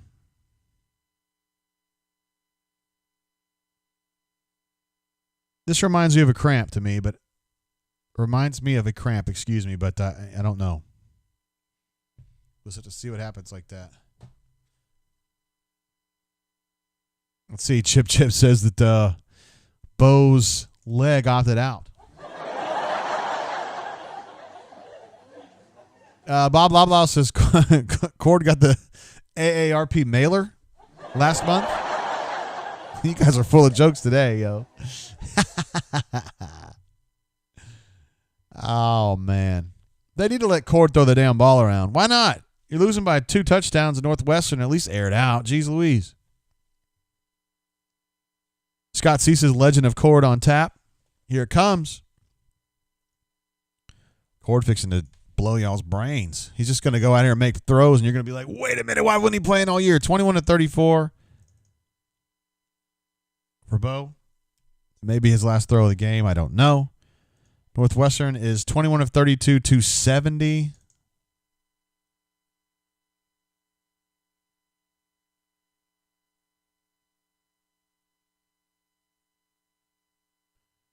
Still kind of hard to tell what's going on with Bo.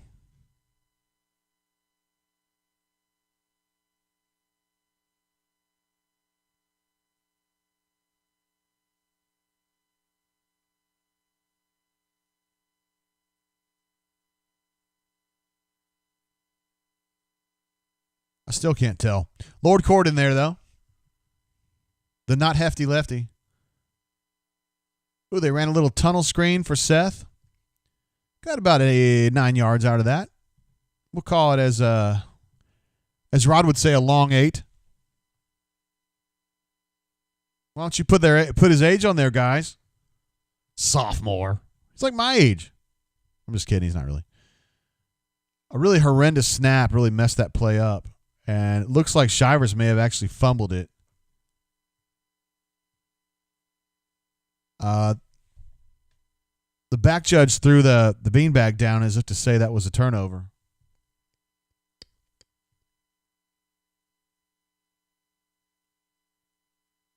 Yeah, they're calling that a turnover. So the snap was on the handoff was going to be on Lord Cord's left side. The snap came to his right side, so he had to kind of hustle to catch the ball and then to spin around and try to get it to Shivers in time. I'm sorry, I had it backward. He was handing it off to his right. The snap was to his left. So he had a hard time kind of switching that around and getting it over to Shivers on time. And you see Shivers kind of not sure what to do there. And he didn't get the ball kind of shoved in his gut, so he wasn't sure how to handle that. And then another thing is that Cord, after the fumble, was just very laissez-faire about it. Like just kind of fucking around, not paying attention. Jeez Louise, man. This is a disaster. Nathan R. says, I'm really happy we're moving on from Chad Morris and the Malzahn tree, period. The 4th down and 1 Wildcat sealed the deal for me. Nathan, thank you for the super chat, bro. Yeah, I missed that one. It's probably for the best. Oh, yeah. Thanks, Nathan. Phil Petway says, bad. 3 times as bad, as some would say.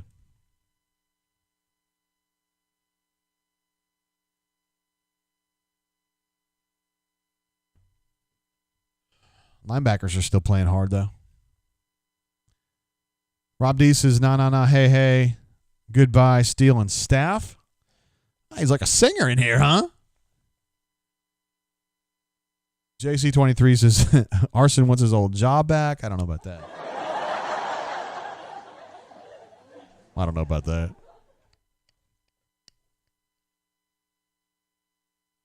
James Taylor Studios has been trying to watch the game today, but he's just been kind of fed up, which is understandable. Says, looking forward to some adult football starting after this bloody game. Get rid of them all. I like the idea of adult football. Does that mean there'd be like girls in like lingerie or something like that? Some lingeries? Maybe linebackers with just bras and maybe like some Nike shorts or something? I don't know. Phil Petway says, T-Will keeping his job. I don't know if that's a question or a statement. If it's a statement, I'm about 50-50 on that myself. Dan W. says these players have given up, but I don't know, man. The defense looks like they're playing pretty hard. I just think they're winded. Yeah, that kind of has a look of resignation, doesn't it? But, I mean, to be fair, they're down 28-13, and they don't feel like their offense can piss a drop right now. Phil Petway says Northwestern's dog walking us now. That's the second time. Did you say it the first time, Phil? I've never heard that phrase before until today, but I love it.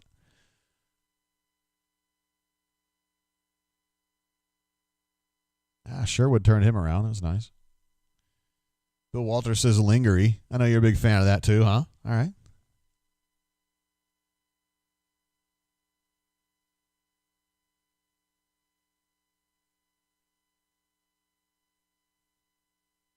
I think we said before the game the over-under was 30.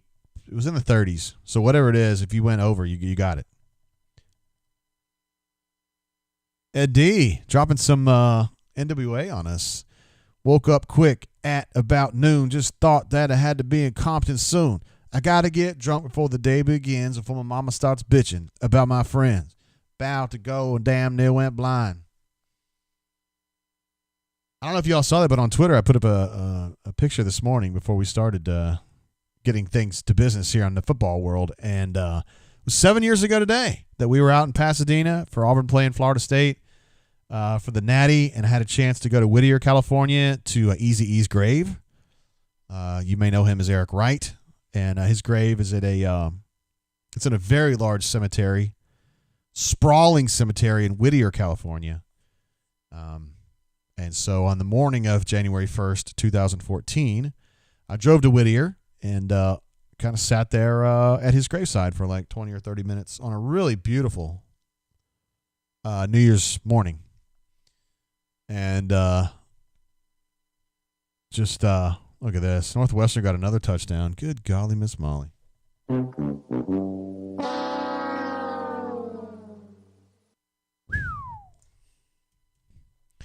I think I know what the tenor of these post-game calls is going to be. Yay.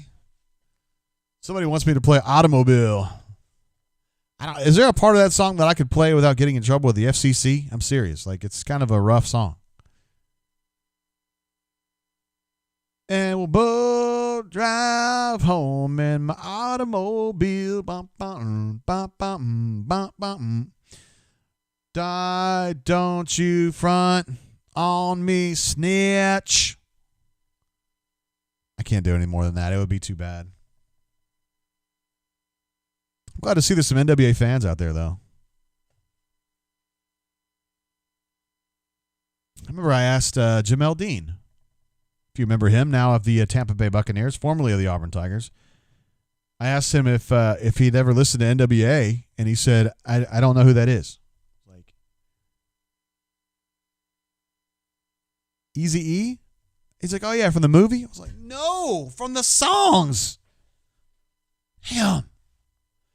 Hornation says, no FCC on the YouTubes, nerds. You know what I meant, bro. I meant the authorities, these people that try to get me for the, like in the very beginning of this show's existence, I was playing Weezer for my warm-up music, and then I got a copyright complaint lodged against me from Weezer's record company. I don't want to do that anymore. JC23 knows that song. He knows Automobile, and he loves it.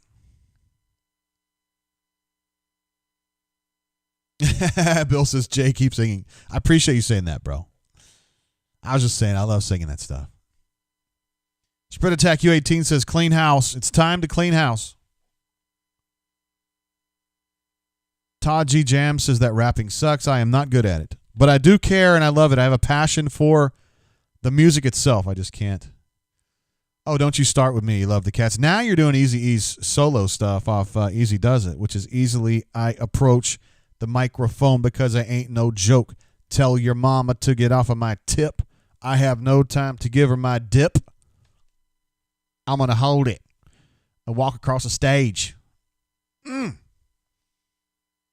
What does it stand for? I don't know. The song Automobile to me is just kind of it's a parable about a guy and a girl and just kind of their relationship, how it blossoms. You know, how it blossoms. Jason P says Easy Does It is great to work out to. Ren is the villain and yo, just a hostage. Yeah, that song's great to work out to, actually. What is that song? I had, if it ain't rough, it ain't me. I'm a gangster black. I'm about to attack.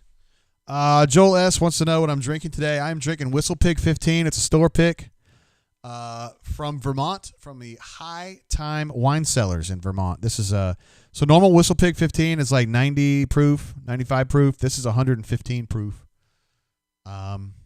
It's full rye, as Whistle Pigs are. And I'm generally not a rye guy. That's pretty damn good, honestly. And I want to thank Michael M., my main man, for hooking me up with that. This guy is such an absolute psychomaniac that he buys these delicious bourbons occasionally and he sends them to me just because he just wants to make my life better and make me happy.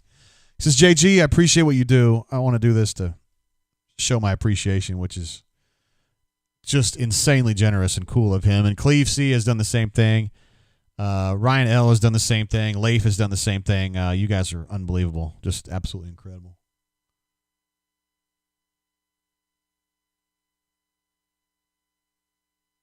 Let's see. Spread Attack says, if you got a copyright strike, how would we go on?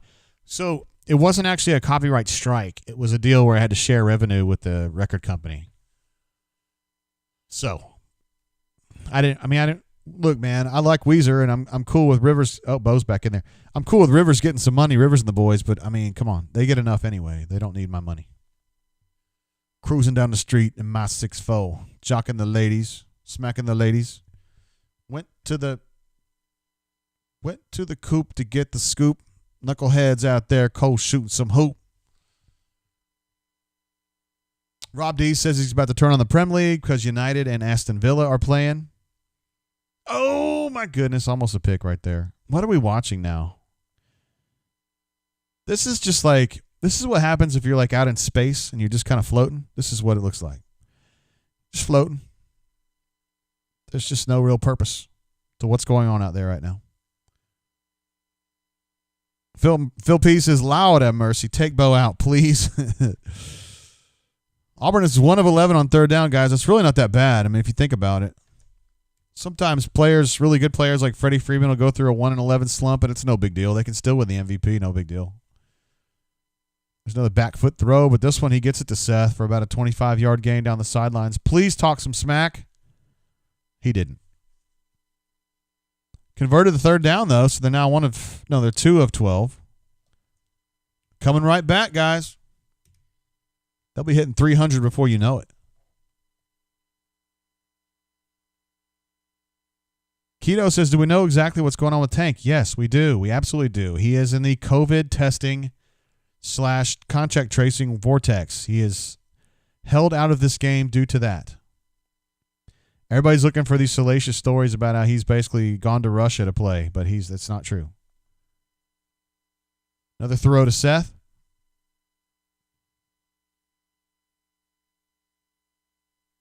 And Seth's picked up, 40 yards in 2 plays. Sterling asked a question that I don't know the answer to. Why is Bo in this game? I guess because they feel like he gives them the best chance to win, but he's been playing fine these last 2 throws. Todd G says, is it possible Auburn is not as good as I thought? Yeah, it's definitely possible. And same for me, brother. I thought this team was going to be pretty good. Oh, God. Now he's starting to lock into Seth a little bit, isn't he? Phil P says, I'll give Bo this. He's fighting.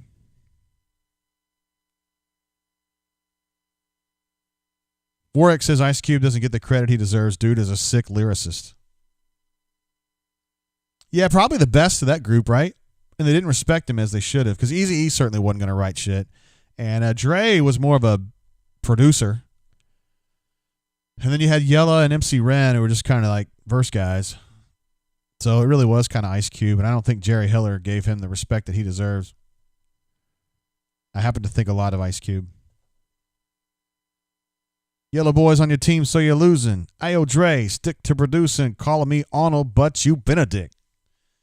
I'm not going to say the rest of that. I don't know if you've ever looked this up, but I was like, about a year ago, I was thinking to myself, I'm sure that Ice Cube has to sing No Vaseline when he's on tour, but I know for a fact that he buried the hatchet with Eazy-E before he passed away, talked to him and all that kind of stuff. So I know that the feelings that he was feeling when he wrote No Vaseline are not applicable anymore. So I was like, does he still sing this stuff? So sure enough, if you go listen to like his live versions of No Vaseline, he's taken out, there's another throw he could have hit for Kobe for a touchdown. He doesn't make any of those references anymore to Eazy-E and all the bad stuff he said about Eazy-E, about him being a little maggot. He just doesn't sing it anymore. Like it's just omitted.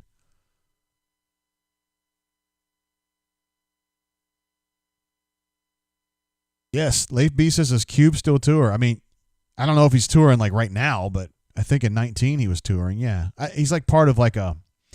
It's not like he's playing Madison Square Garden. It's more like he's part of like a Lollapalooza type thing. Hey, that was a nice play right there. Shed Jackson with another catch. Auburn in the red zone. That's a conversion on 4th and 4. Auburn now 2 of 13 on third down, by the way, but whatever. Not that anyone's counting. Brian H. says, how soon after the game does this move on to basketball? Hey, man, I'll turn it quick if you guys want to. We can talk about oh, look at this. D. Lucky. Oh, I thought he was going to catch that. D. Lucky says the DOC was the best lyricist. Cube next. Interesting. The DOC was himself a rapper who hung out with NWA, although he wasn't actually part of NWA. Some of the guys would say he was an unofficial member of the group. And then he was in a car accident, as I recall. It may have been a motorcycle accident. I don't know which one. And it actually damaged his vocal cords to the point where he couldn't really sing anymore. So he ended up having to rely on his lyrical ability. And that's an interesting story. That's a very sly, smart insight, and you might be right. I bet the NWA guys would probably say that. I know they thought a lot of DOC.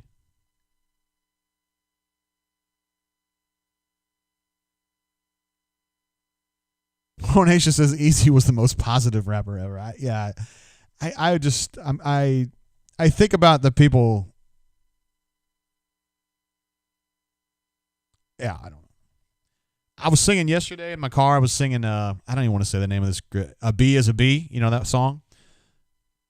And I just don't think you could sing that song these days. DJ Williams is in for a TD. You know what that means. Jim Fife. Thank you, Fife. Glad to have you here calling long distance, brother. All right, so throw that shrimp on the Barbie. They're only down 16, guys. There's 4 minutes and 41 seconds to go, so got a shot here. Let's see. Leif says that rappers as senior citizens is going to be very interesting. It's getting there, right? Sugar Hill Gang's probably senior citizens now. Oh.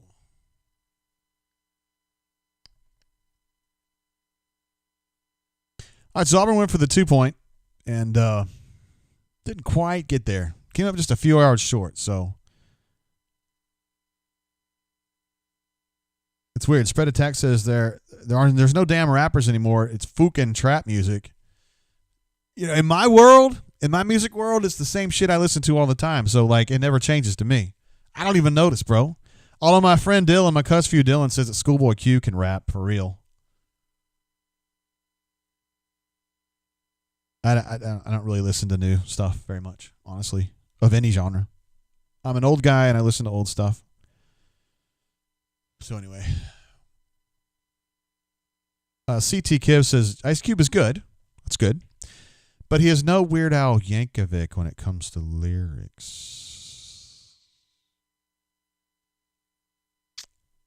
Okay. We're just going to pretend like you didn't say that. See, Gregory says the 2019 basketball team could possibly come back from 19 down in 4 minutes to go, but not the football team. You're probably right, though. Kendrick Lamar, fair. He can rap. Although even with him, I wouldn't necessarily call it straight rap, but he's really good at what he does. And Ambitious Engineer thinks that Schoolboy Q can rap. So I've listened to a couple of his tracks, and it just wasn't really my thing, but I would agree that he seemed to have it.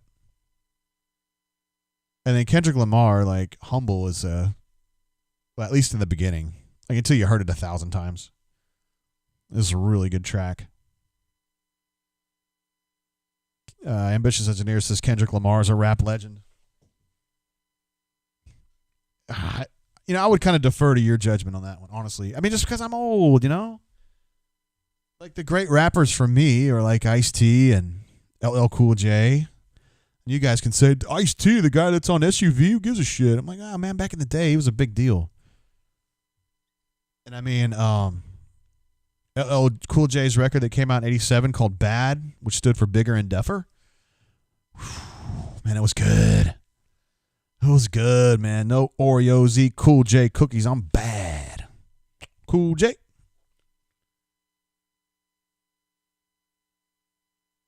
Let's see. Phil Petway says, I got to drink one more for the road, JG.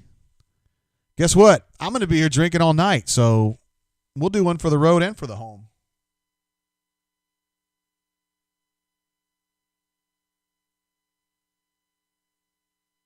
I like that. Again, very spicy on the front end, but I love the back end of this drink. Delicious.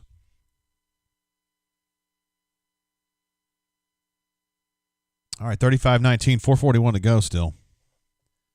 That's where we are. Life B says, there's still some good that's new. I was working on some reports and listening to the new the new Kid C album, and I realized I bet I am one of the few people listening to.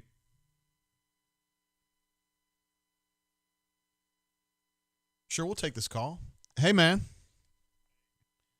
Hey, I'm on the air, but I'm totally willing to talk to you right now. What now? Oh, hold on a second.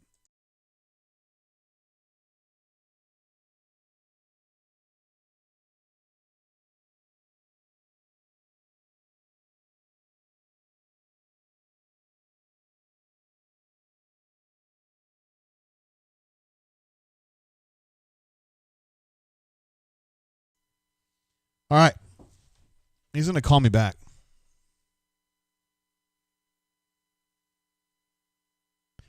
That could be a potentially important call there, honestly. Let's see. Somebody asking what I'm drinking. I am drinking this Whistle Pig 15. It's a store pick, and it is higher proof than the regular 15, which I think you could find. I saw 2 bottles of this at the Donahue ABC the other day it was a lot of money, but it's good. This is 114.9 proof. I think the regular is like 90 or 95. Not that it matters. It's delicious, and I want to thank Michael M. for helping me there. AU Taxman says Ice T has been on Law and Order for 20 years. That's crazy. Hornatius wants to know if I know what Tucker P is up to right now. I hope it's nothing bad.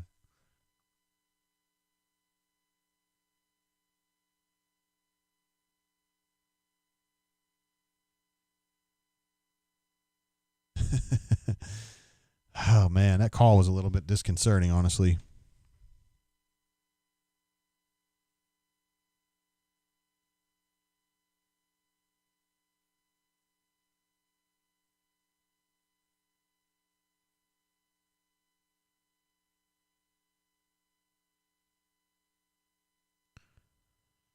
Let's see. Someone texted me earlier and says, someone on the 24/7 board posted that I had just said that Avalos had been hired. You guys have been here with me the whole day. Did I say that? No. I mean, he's definitely my odds-on favorite, but yeah, this is the kind of scoop I don't think you guys would want to hear, though, honestly. This would not be good news for Auburn if that call was true. He's going to call me back.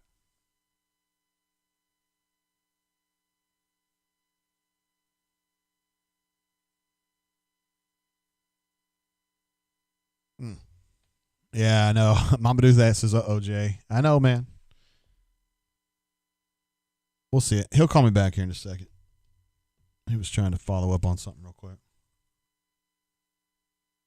I'm not telling you who that was, Spread Attack. Secret caller from a secret city in the United States.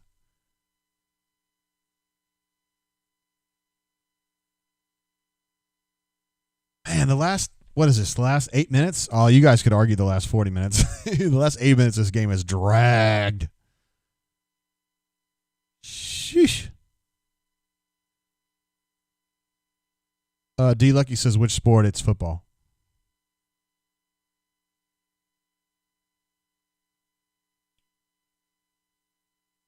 Looks like Coach Hankwitz is going to go out a winner. Good for him, man. It's a great way to go out. T. Roy Tigers is best MC among the Auburn beat writers. Who in the world would be as good as me among Auburn beat writers? I mean, Justin Lee knows his stuff. I just don't know if he's a good. I don't know if he would actually know that stuff, but he's good. He would know his stuff. I have a sneaky suspicion that Christian would know some stuff too.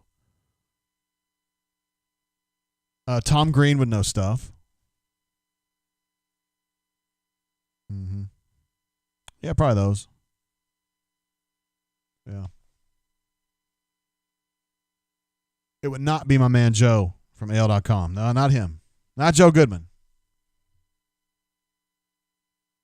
Hornation says it might be that Chad is staying on as offensive coordinator. Let's see. Renaissance Man 2008 says not tank related, is it? Maybe. I can't really comment on that one way or another. I need to hear the rest of that call.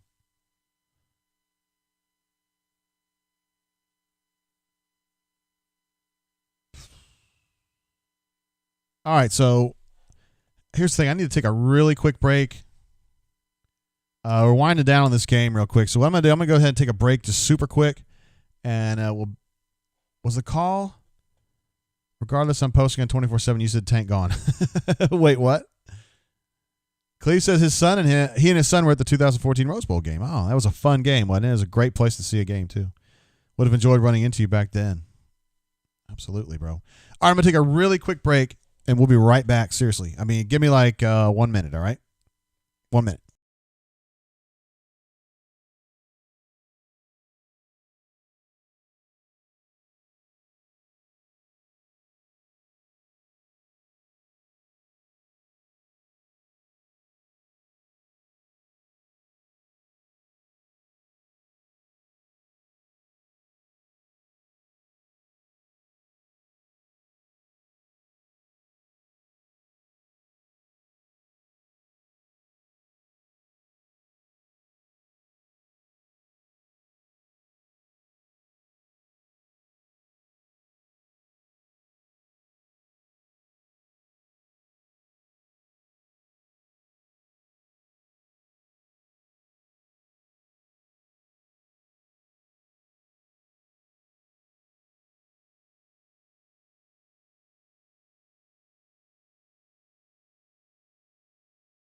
All right, guys, what up? I said 1 minute. It was like 53 seconds.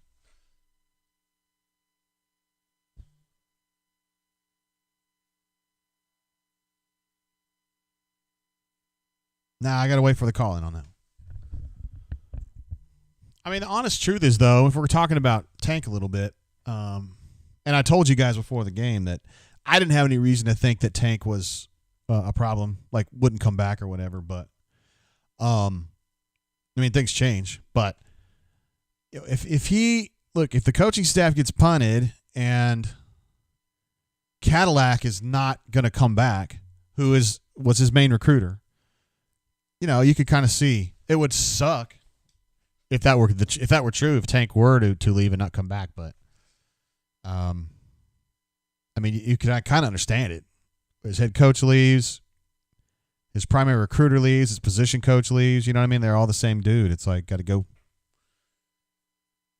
Damn, man. You guys freak out saying I'm trying to slam one. I've been on the air for 4.5 hours.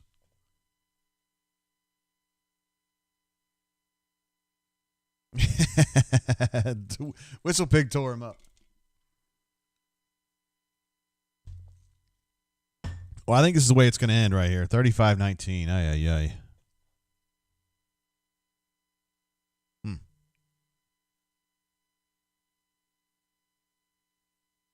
All right, so Coach Adams.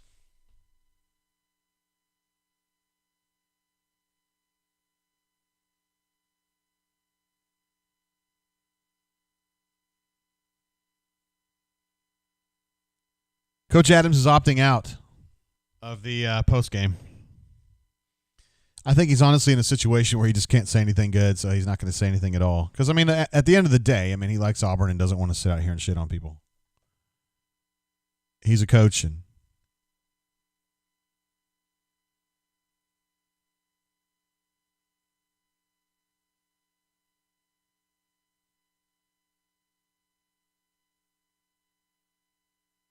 it would be tough, though, if Tank leaves, because you got Mark Anthony in the transfer portal. If Tank were to go, then you got Shivers, I think, is planning to go, too. So DJ would be your only guy back.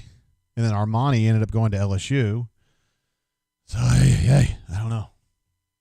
But, I mean, I'm not ready to say one way or another on Tank, though. I'm just saying that was a very trustworthy person, but that was one person's thought on that.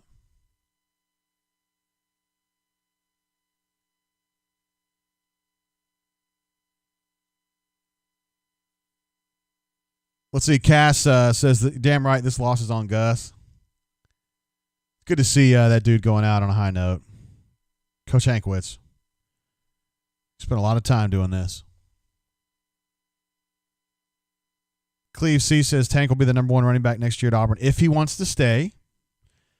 And he would also probably be the starter at most any school. That's absolutely true. So we're going to go ahead and rack that one up, guys. Auburn goes out with a dub, not an L, in this bowl game against the Northwestern Wildcats by a final score of 35-19 to drop to 6-5 on this COVID-ridden season. Could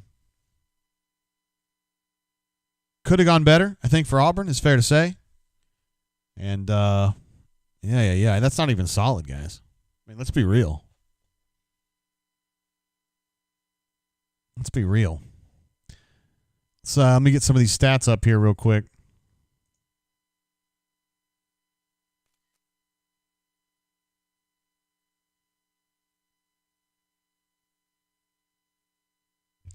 These are the basic team stats here. You can see Auburn 361 to 457. Yikes, man. 450 and 35 yards is tough, man. That's a lot to give up, honestly. I know they were missing some dudes, though. Third down, 7 of 17 for Northwestern. They really picked it up in the last 2 possessions because at one point they were 1 of 12, I think. 1 of 13. 7 of 17. Auburn goes 2 of 13 on offense. I mean, at this point, dude, now that we've got our full, set of games in for the whole year, you got to say Chad Morris was a huge disappointment. This offense wasn't what it should have been, and Bo Nix either stayed level or went backward. The run game without Tank was going backward. The offensive line was not very good, and Seth was too much of a drama queen, and or just too dramatic, and Anthony was too dramatic, and just very underperforming on that side of the ball. Defensively, I mean, it's kind of a mixed bag. There were times this season when Auburn played outstanding defense, and there were also long stretches, including this game today, where it just wasn't that great. I always felt like their run defense was solid, but the big thing was no pass rush. And I think that compromised their pass defense to a point where it's like you can't even really say, oh, well, the cornerbacks are bad or the safeties are bad. I mean, when other quarterbacks have 5 or 6 seconds to throw the ball to just kind of chill, I mean, come on, man. It puts just a ton of pressure on your defensive backs, and it's almost not fair to them. So honestly, this game just kind of looks like the Georgia game to me in a way. I mean, let's see, the Georgia game was approximately this separation, right? And it's very close to what Christian portrayed as well. Mama Dudette says Pat Fitzgerald is a class act. He really is. I was really impressed with him. Actually, did Auburn play this game in 2009, right? Yeah, that was back. And I asked Chiz, he met his wife. Well, Chiz grew up in Tampa, and he met his wife in Tampa. And so we were in Tampa for the Outback Bowl, and I asked him about it. I was like, tell me about meeting your wife here and all this stuff. And he was like, I don't want to talk about it. Bleh, being a dick like he usually is. And so I felt really weird and didn't know what to say. And Pat goes, hey, man, if you want to know, you're welcome to ask me about how I met my wife, which had nothing to do with Tampa, but it was just funny and showed you how he could kind of keep it going and get people out of the spotlight, like feel in the hot seat or whatever. So that was pretty funny. And then on the Zoom that we had 2 weeks ago or a week ago, whenever Auburn took this this invite or whatever, he was kind of bantering with his beat writers and just being an all-around, like, just pleasant dude. Damn, everybody's just giving up on Tank now. Mike Wise says, R.I.P. Tank, we hardly knew ye.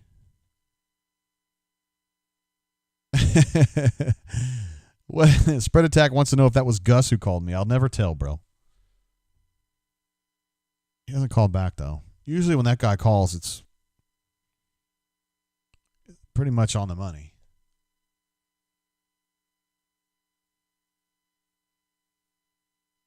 Wow. It's hard. I don't know, man. I'm usually not at a loss for words. I'm just sitting here thinking about this season, man.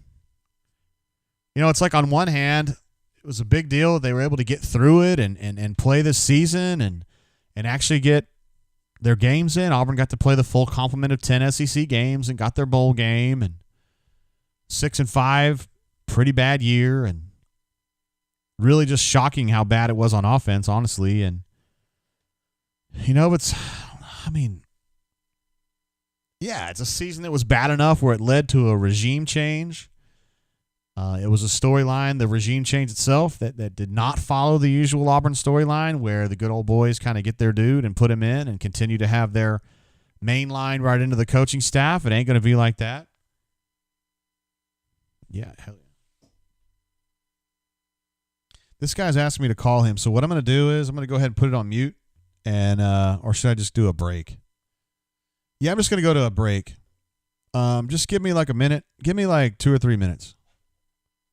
AU88, hold on, brother. I did not forget you. I was sitting there trying to get this call set up, but it's all good. AU88, you've been hugely supportive today, and it's very much appreciated, brother, man. He says, if Gus was not calling plays by phone, how could you tell? You're the man, AU88. You've been awesome today, bro. All right, let me go to a quick break. I'm going to make this call, and I'll come back and see what I have to report on that, okay? So just give me a minute or two. All right? And if you guys go away, it's fine. You hardcore people aren't going to go anyway, but I'll be back, and we'll continue our regular show here in just a second, all right? Just give me a few minutes.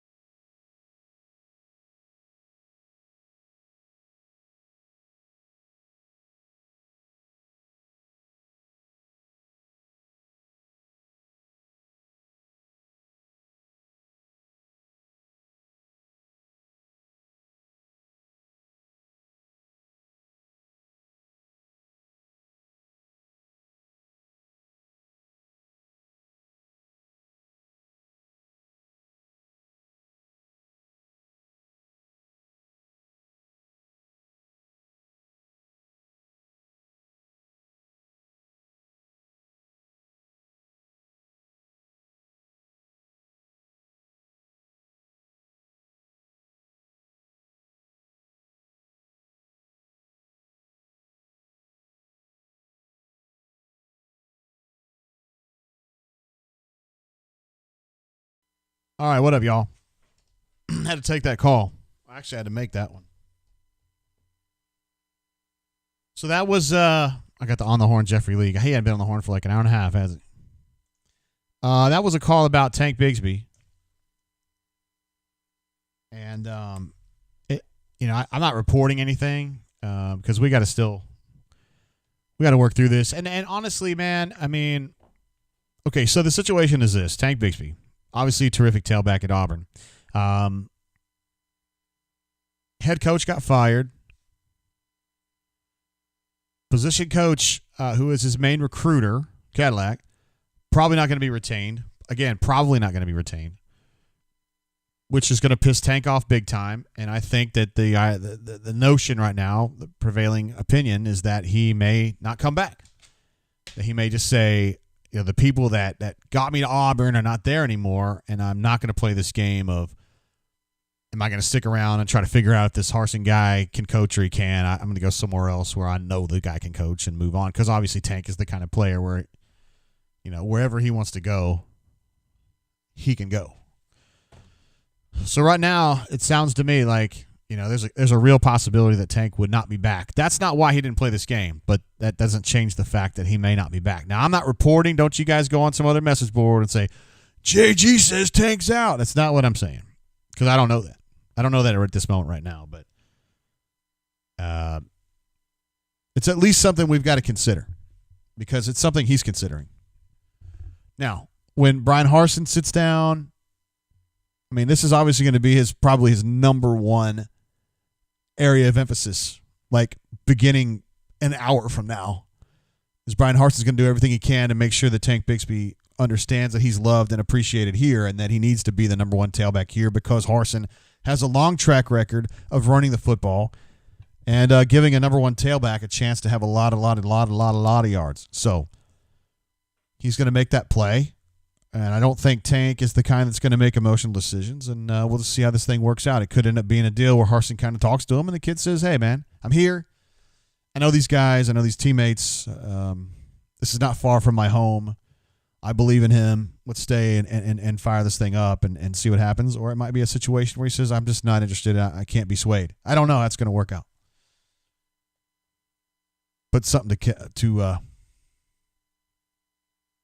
buy up. And, of course, Power Man, of course, doesn't buy the COVID protocol at all. Anything that I say, he thinks that I'm full of shit on it. So, not everything, just half.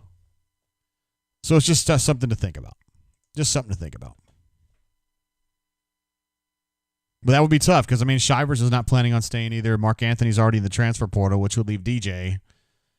But I just can't overstate this, that the transfer portal is going to be the likes we have never seen before in the next 6 weeks. There's going to be so much activity. A lot of kids leaving Auburn. A lot of kids leaving everywhere. And we're going to kind of get into an era now where if people are not starting, and Tank's not a great example of this because he would be starting, kids that are not starting are going to bounce. And there's a lot of really good players out there who don't start for whatever reason. Maybe they're just early on in their developmental curve.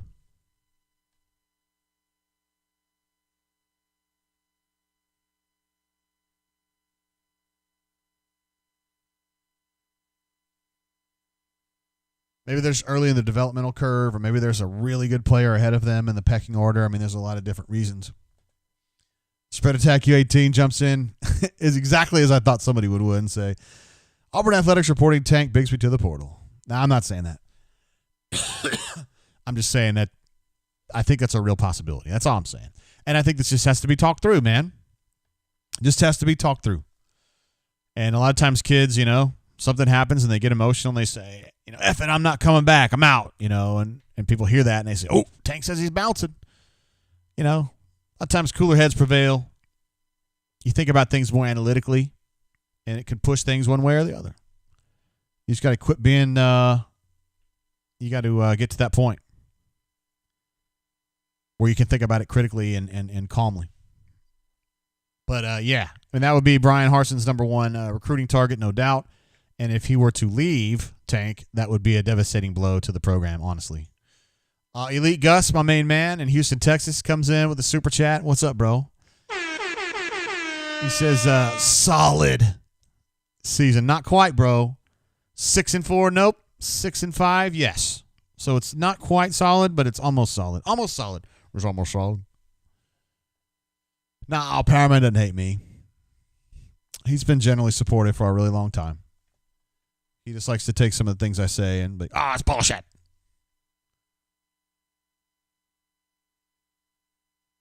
Keto says, I've looked at the transfer portal, and it is a lot of talent to be taken. And then, look, man, I think we're only like 10% of the way into it. It's going to be a lot of dudes. And it's going to take some, you're going to have to be quick on the trigger as far as you got to know. When you see a name come up, you've got to know really quickly, is that kid somebody that can help us or not? And if it is, you got to jump on him and get it done. You know what I mean?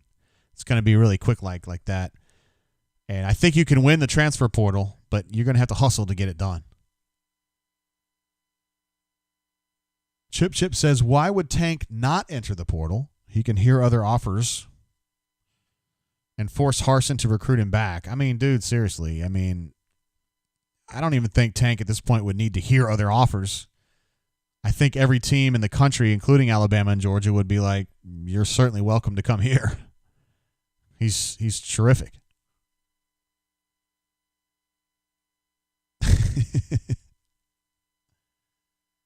John Smith says, does anyone know if it's legal for a coach to recruit a guy on another team? No, it is not legal to do that. If they are in the transfer portal at that point, it becomes like a derby. You can kind of do what you want.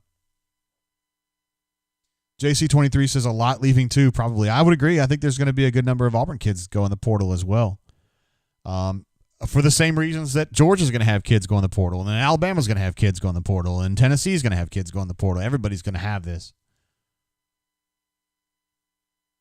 Everybody's going to have this phenomenon. It's going to be an off season, and I tell you what, you're going to see these national reporters. They're going to be split. They're going to have a hard time figuring out if they're on one side or the other. One side is these kids have no loyalty. They're pieces of shit. They don't keep to their word. And the other side is going to say these kids deserve to have the best opportunity available to them, whether it's at Auburn or Tennessee or Mississippi State or Transylvania University, and they should be able to go anywhere they want. I swear sometimes they just flip a coin and say, I'm going to shit on the NCAA today. And then they flip a coin the next day and they go, I'm going to protect the NCAA today. And it's just like, whatever. 715 W Mag says, I'm late to this, just logged on. All right, we're almost to 5 hours now. What WTF is going on with Tank? I just was talking earlier with someone who would know, saying that Tank is seriously considering not coming back to Auburn. That's all I've reported. I'm not saying he's gone. Just saying he's thinking about going. And it makes sense to me because Gus got fired, obviously, and I don't think Cornell is going to have an opportunity to stay at Auburn. So at that point, Tank is looking at his options and thinking the two guys who were instrumental in getting me here are not going to be here. So what's happening? Why would I stay here? If I can go to a program that I know is going to challenge for a national championship versus this program, which may in time challenge for a national championship, but probably isn't positioned to do that right now. I don't know. Oh, spread attack, man. Look, man, I'm as hard on Power Man as anybody, but I don't know if he's trying to cut me. I don't think that's fair. 715 West Magnolia says, thank you, JG, the man. Appreciate you, bro.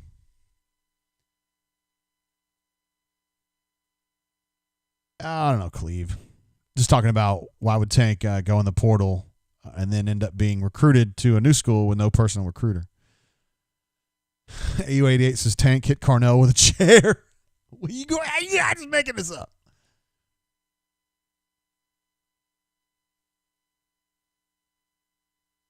It's going to be the craziest offseason you've ever seen, though. And not just Auburn. I mean, at Auburn, I think it will be, but everywhere. I mean, you're going to see some dudes at different schools that you would have never thought you'd think would be available.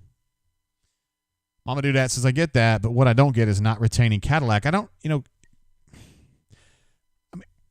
So Cornell kind of got this job, and a lot of people were scratching their heads thinking, okay, if he had played anywhere but Auburn, right, and he got this job at Auburn, we would all be like, what the hell? How did he get that job? Because he basically had been a high school coach. He'd been an IMG as a position coach, and then all of a sudden he's a position coach at Auburn. That was a big jump. Now, we know Cornell. We like Cornell. He's a good dude. He's from Atala. He played at Auburn. He's an Auburn graduate. He came back to get his degree. So, I mean, there's a lot of reasons why people at Auburn have a great affinity for Cadillac. And so Gus took a kind of a flyer on him to see if he could kind of work with some of the more established guys and get better. And I think he has. I think he's been a good recruiter. He was the main guy on Tank, and you could argue that was the best recruit they've signed lately. But I just think if you're not Gus, or if you're not an Auburn person, I think you would look at Cadillac and think, man, he moved up probably a little too fast, too quickly. I don't know if he's worth all that. I don't know if he's the kind of guy that I would trust to be, a major recruiter / major position coach for me. I'm not dragging on him. I like Harnell. And I understand why Gus did that. But if you're just Brian Harsin coming in and you're from Boise State and you don't know him and you don't have any reason to have a personal affinity for the guy, I think it might be a tough sell. Shane says he's been recruiting well. I mean, he did a great job to get Tank, but I don't know if he's always won any other major recruiting battles.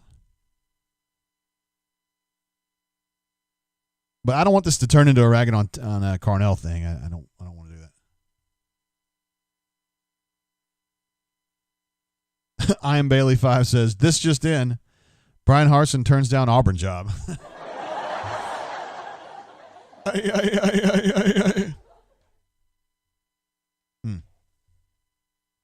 All right, well, I guess we don't really need to talk about the damn football game too much, do we? I mean, seriously, it was kind of an open and shut case, so to speak. I'm going to give Jay Lee a call and see what's up with him. See what he thinks about what we saw here. Michael B has an interesting point there, too. I want to talk about that. Remind me if I don't talk about it, Michael B. Hello? Yeah, is this Jay Lee? Hey, man. What up, bro? Are you still draining? Hell yeah, of course. Well, what's the verdict? The verdict is there was a football game today? Because I don't know. Well, let me tell you what happened. Yes, sir. We've got the Atlanta market over here in Woodland. So we spent the better half of the second half watching the damn tornado report out of South Central Georgia. Yeah, that was a recurring problem over here, too. Oh, for real? Well, I mean, not the weather, but the folks in the chat were kind of stuck. They weren't able to see the game. Yeah. But, man, I tell you, that was a good ass whipping. Yeah. I mean, the scoreboard doesn't look too bad. They lost by 16, but it sure's kind of like the Georgia game where, Georgia was clearly better that day. I think Northwestern was clearly better today, too. That's what we said, too. That's clearly the better team. I tell you, early third quarter, I thought Auburn's defense had really stepped up and had some big stops. Yeah. And let's see, what was it? 14-13, and I thought, well, man, Auburn's got a good chance here too. They just couldn't get anything going offensively, though. Yeah, no, that was the kind of like the theme the whole year, Jay Lee. You're exactly right. Defense make a couple of stops, and then the offense doesn't help. And then the other team today, obviously being Northwestern, goes down and punches it in. I think it was the drive was the 7-play all-run drive for Northwestern that put them up. Do you remember that drive? They ran it down Auburn's throat. Yeah, I remember that. Yeah, it was a 7-play drive, which were all runs, and stuck it in for, I think, a 1-yard touchdown run. That was kind of the ball. Are you on a speakerphone? It's just it's resonating a lot. That's all. No, man, I was taking a leak in the bathroom. Oh, word. Okay, that makes sense. Yeah, let me get out of here. I'm gonna shook the dew off my lily. Hey, we were talking on the show. I got some intel suggesting that Tank is thinking mighty seriously about leaving Auburn, and not coming back. Basically, not coming back from wherever he is right now. And I mean, I'm not reporting that as a fact, Jay Lee, but I'm saying to you, if Tank doesn't come back, how does that affect things moving forward? Drastically, significantly. Ooh, that would be bad. Because he's awesome, isn't he? Well, I mean, he's the best player on the team. Yeah, probably so. And I can't remember. Somebody had posted on the bunker the other day that he had posted about, some people are going to be mad about this, but I got to do what I got to do. Do you remember seeing that? No, I didn't see that. But, Auburn's definitely, even if that's not the case, Auburn's still got to go out and get a transfer or a JUCO running back. And, we've heard the name Christian Turner, dude out of signed with Michigan out of Georgia. He's working with Brad Lester, right? Well, What's that? He says he's working with. I think he's working with Brad Lester over in Atlanta, right? Yes. I've actually been in touch with Brad, just kind of filling him out on that, and I've kind of gotten the impression that he's certainly one to keep an eye on. Word. But even still, if you're losing Tank, Mark Anthony Richards, we've heard rumors of Shaw Shivers. You're talking about emptying the freaking running back room, sans DJ Williams. Didn't sign a running back in the early period. Amani Goodwin signed with Louisiana State. So Brian Harson's, and here's the thing. Even though I've been up in the mountains this past week, I've been doing a lot of calls. I've been looking into a lot of things. One thing that I've discovered in is he has honestly, besides Trevin Wallace, I did a story earlier in the week about him contacting the 4-star running linebacker, Trevin Wallace, but he hasn't really he's been very selective, Brian Harsin has, in whom he's contacting. He hasn't contacted Dante Balfour. I checked earlier in the week with Dylan Brooks. I heard he had reached out to Dylan Brooks. That was not the case. Of course, we later learned that Dylan Brooks had secretly signed with Tennessee already. But I got to thinking, man, imagine how difficult it is to be a one-man recruiting staff right now. Although Al Pogue is still contacting Dante Balfour, some of the position coaches I guess they've got to do what they've got to do in this meantime, but he's going to have to get this. And you heard him on television talk about first things first. He reached out to the players. But now he's got to put a staff together as quickly as possible. And he's had the past week, if not more, to start putting out some feelers on his staff. Yeah, he's going to have to get that. He's going to have to get that together extremely quick. Now that the game is over, it's Brian Harsin Day. It's time to build your staff, target recruits, get this class filled up, look in the transfer portal, find your needs, and fill them the best you can. Because up until this point in the past, since he was hired until today, he hasn't been doing a lot of recruiting, and that's just from me reaching out to recruits. I'm trying to figure out who he's reaching out to. Not a lot of people, JG. So that tells me recruiting at least in the past week has been maybe a second or third priority for him, which understandably so. Number one being you got to get the staff together. These kids need to know who they're playing for. They need to build these relationships as quickly as possible, even if they don't have prior or pre-existing relationships with the guys already. You go hire an assistant from an SEC school. I'm sure these kids probably have a relationship with him, which I think is going to be important for him in hiring his staff. Is how well these assistants are known throughout the Southeast and in recruiting, because we know Brian Harsin is not known. Definitely not known. And there's going to be a lot of questions about him, and he's got to be the one to go out there and answer them. You know what I mean? And they got to get out there and do it. No, I'm not saying, and I will say this. After his press conference last week, you wrote, I left his press conference after watching his press conference with two things. And I opened up your little quick notes on what your quick thoughts on him. And the first thing you wrote was exactly the first thing I was listening with Jessica, and I looked over, I said, this dude is an alpha. He is the exact opposite of what Gus Malzahn was or is. Yeah. And that was the first thing I think you noticed too. Like, this dude he's a man. He's here to take control of the situation. Yeah. That's right. I really noticed that. I love this. I know everybody's kind of made it a cliche now, but the 4th and 1 mentality. So I really have a lot of confidence in this guy. I really do. And that's just from that, I wish he'd shut up like myself. He gets to rambling. But I'm excited to see what staff he puts together, the type of kids he goes after, and how he's going to finish this 2021 class. And it may include some of the dudes that are already on the roster. I mean, he's got to do something for Tank. He's going to have to fight to keep Tank. That's for sure. If there's any type of doubt in Tank Bigsby's mind, whether he's returning to Auburn, he is number one on the recruit list for Brian Harsin. He needs to go to his house and just sit on the porch and be like, I'm not leaving until somebody says yes. Hey, take him down to Pensacola. I've known running backs to be taken down to the Gulf and come back signed. They come back changed men, Jeffrey. They come back, sign most of them with Alabama. Too soon, buddy. Too soon. Yeah, well, I guess so. All right. What is there anything else we need to talk about with this actual game, though? I mean, it was just kind of yucky, right? Hell no. Hey, put it behind you. The end of the Gus Malzahn era is over. Nothing that has happened up to this point matters with Brian Harsin. Now, let's turn all the focus on who is going to be his coaching staff. How is he going to fill out this staff? Are there going to be any retained from this previous staff? Is Travis Williams going to be here? Is Al Pogue going to stay? I think you've got to have one or two from the previous staff with a lot of Auburn ties and a lot of ties to this state or this area.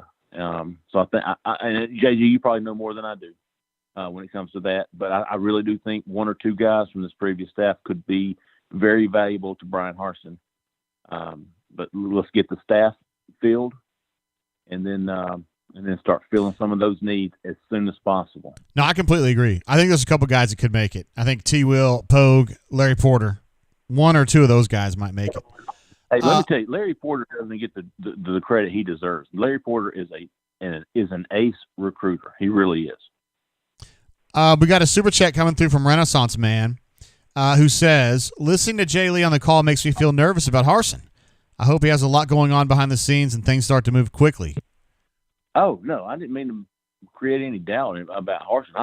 I'm very confident in the man. I am very confident in the man. I think maybe the doubt was coming from he hasn't been very vocal on the recruiting trail, and I really don't. After thinking about it, there's really nothing he can do by himself. He's reached out to Trevin Wallace, who is a tier 1 guy on Auburn's board. Got to have him. And I think some of these guys who already have a relationship with Trevin Wallace would be Travis Williams, Dante Balfour with Al Pogue. I think those are the guys that's going to be, you're going to have a better chance of getting those guys if Pogue, if Travis, both are retained. Yeah. But no doubts about this guy. I'm anxious to see how he does it, but I have very high confidence in him. Love the Cats also super chatted and said, "I don't listen to failed minor high school athletes. FYI, minors sucketh." Okay, all right. So, hey, tell him I apologize about his girlfriend. He's from Pleasant Grove, and those guys lost a lot of girls to minor guys, so it's just the way it goes. All right, Jay Lee, we're going to go ahead and bounce now, but a hell of a 2 calls for you today. So cool. We'll check you maybe on Tuesday. Sounds great, buddy. All right, bro. See you, man. All right, man. Bye. There he goes, Jeffrey Lee. Renaissance Man, I think I got an answer to your question, bro. And thank you for the super chat. I will go ahead and give you a DJ air horn for that one. Appreciate you very much. Nacho Hombre jumping in again. My man, that's 2 today for Nacho, my main man. So it's here for basketball. We draining tomorrow? Hell yeah, of course. If Auburn's playing, then we brain draining after the game, though. For basketball, we do after games. And I try to pick it up really soon after the game ends, within like 5 minutes. I just try to build out I try to update the schedule and make a couple graphics real quick, and then I'm ready to go. So absolutely. And that game, again, on your schedules, it probably says it tips at like 7:30 or something like that. It's going to be 2:30. So, we'll be going live at like, 4:30, 5 o'clock Central Time. Something like that, Nacho. We love basketball around here, bro. We don't take football season is interesting, and we love football season, but basketball season's a big deal too. Greene, one of our friends from Rebel Grove, says no offense, but I learned during the coaching search to just let things play out instead of believing speculation. That's great advice, Greene. Sometimes in our thirst, both on y'all's ends to ingest more information and our ends to put out more information, we put out speculative stuff that may or may not end up being true. And maybe I'm responsible for some of this talk about Tank. Obviously, I got a call from a very trusted source about that. And, I felt like I should share it with you guys because, it was in real time and it's an issue that we've talked about today. And I had assured you guys early in the day that I didn't think Tank was a threat to be leaving. And now it seems like that is a real possibility. And I feel like it was the right thing to do to tell you guys about that. I just don't want to see anybody anywhere saying that JG said the Tank is leaving, done deal. I did not say that. I haven't insinuated that. Not close. Not even close. I think he's just frustrated by the situation. I think a lot of people are frustrated by the situation. You guys, we can all sit here and say, dude, Gus lost too many big games, which he did. Gus wasn't an alpha on the recruiting trail, which he wasn't. All fair criticisms and all played into the why he's not the head coach at Auburn anymore. But for the players, man, it's a different set of circumstances. They don't think about it that way. They think, I got recruited here by Gus Malzahn. Gus Malzahn was the guy who came to my high school. He's the guy that sat down with me and my mom and had dinner and said laid out his plans for me. Carnell Williams is the guy who came to my high school basketball games. If those guys are gone, why am I here? Those are the guys who believed in me. Those are the guys who got me here. Why would I still be here? And those are questions that have to be answered by Brian Harsin and other people that are his representatives. Corny Mofo says, is Carnell your source? I can't say. I'll never say that. Kudu Man thinks that after the game is perfect for basketball. Thank you, sir. 400-page thread on the bunker already about Tank. I'd be curious to see how many pages it actually was, though. It's probably 3, right? It's 2. Well, we technically have 2 different threads going, so if you consolidate those, we would have 4. S. Lee was Cook W. started a thread. It says, is J.G. Tate saying on the brain drain that he thinks Tank is transferring? Or is he just providing a theory of why someone think he could? I feel like J.G. Tate should provide some clarity, which you guys who have been watching the show would agree that I have been giving you clarity like every freaking minute of the last 60 minutes. Anyway, maybe he doesn't watch. It's fine. S. Lee, my main man, jumps in and says he apparently got a call while on the show that said the Tank is seriously thinking about not coming back due to Gus and Caddy being gone. That's a fair assessment. Thank you, S. Lee. I've played Call of Duty with you, so I know you're a reasonable dude, so I thank you. And Lover of Pearl says, I hate the fucking brain drain for this reason.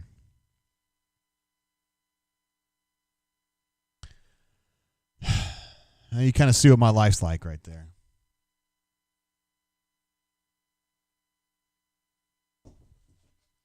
Now you see what my life's like. Professional life. We do a show. We talk about stuff in real time as it comes up, and then people get mad that we talk about stuff in real time. It's like, I don't want Jay doing it on a show.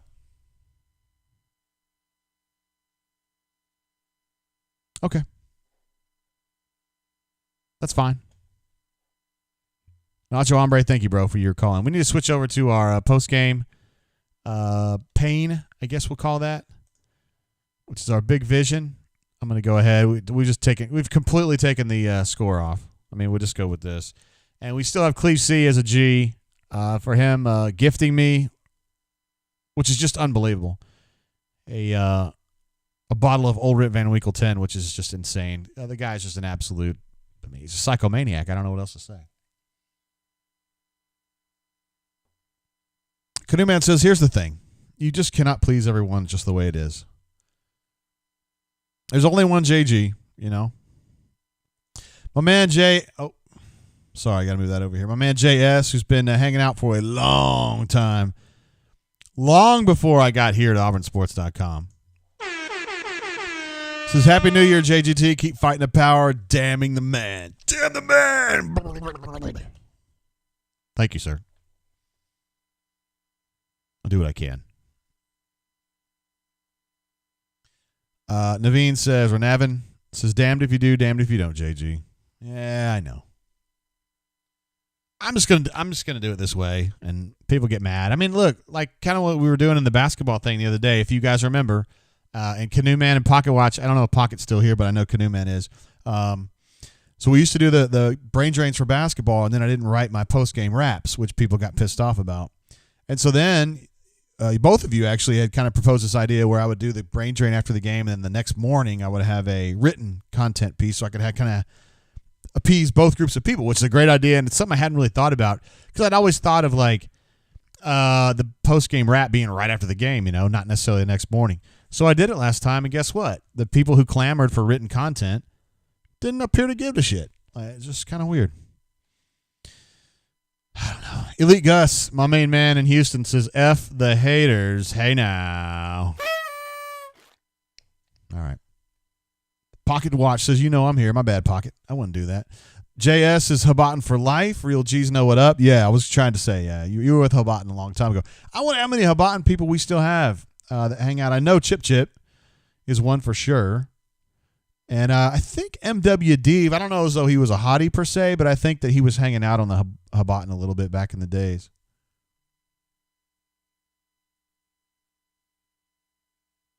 Kevin T says, I prefer the truth, and thank you, Jay, for sharing what you know. Appreciate you, bro. I don't know as though that's what Lover of Pearl was ragging on me for not being truthful. I think he just doesn't like the fact that, like, every word that I share about, every piece of intelligence that I share about Auburn isn't written on the bunker, I guess. But, I mean, we're doing this, and it's free. And he says, well, I don't have time to, all you got to do is listen for, like, 15 minutes. We keep talking about the same things over and over again. Dad of Three Girls is here. I didn't realize you were here. Sir, he has definitely been here a long time. He was part of our I have a picture with you, actually, from the game in Arizona. A bunch of us. I wouldn't necessarily call you an old, but you were definitely Hobotten, no doubt. Let's see. CTKIV Mega Tiger says, I'm Hobotten. Yes.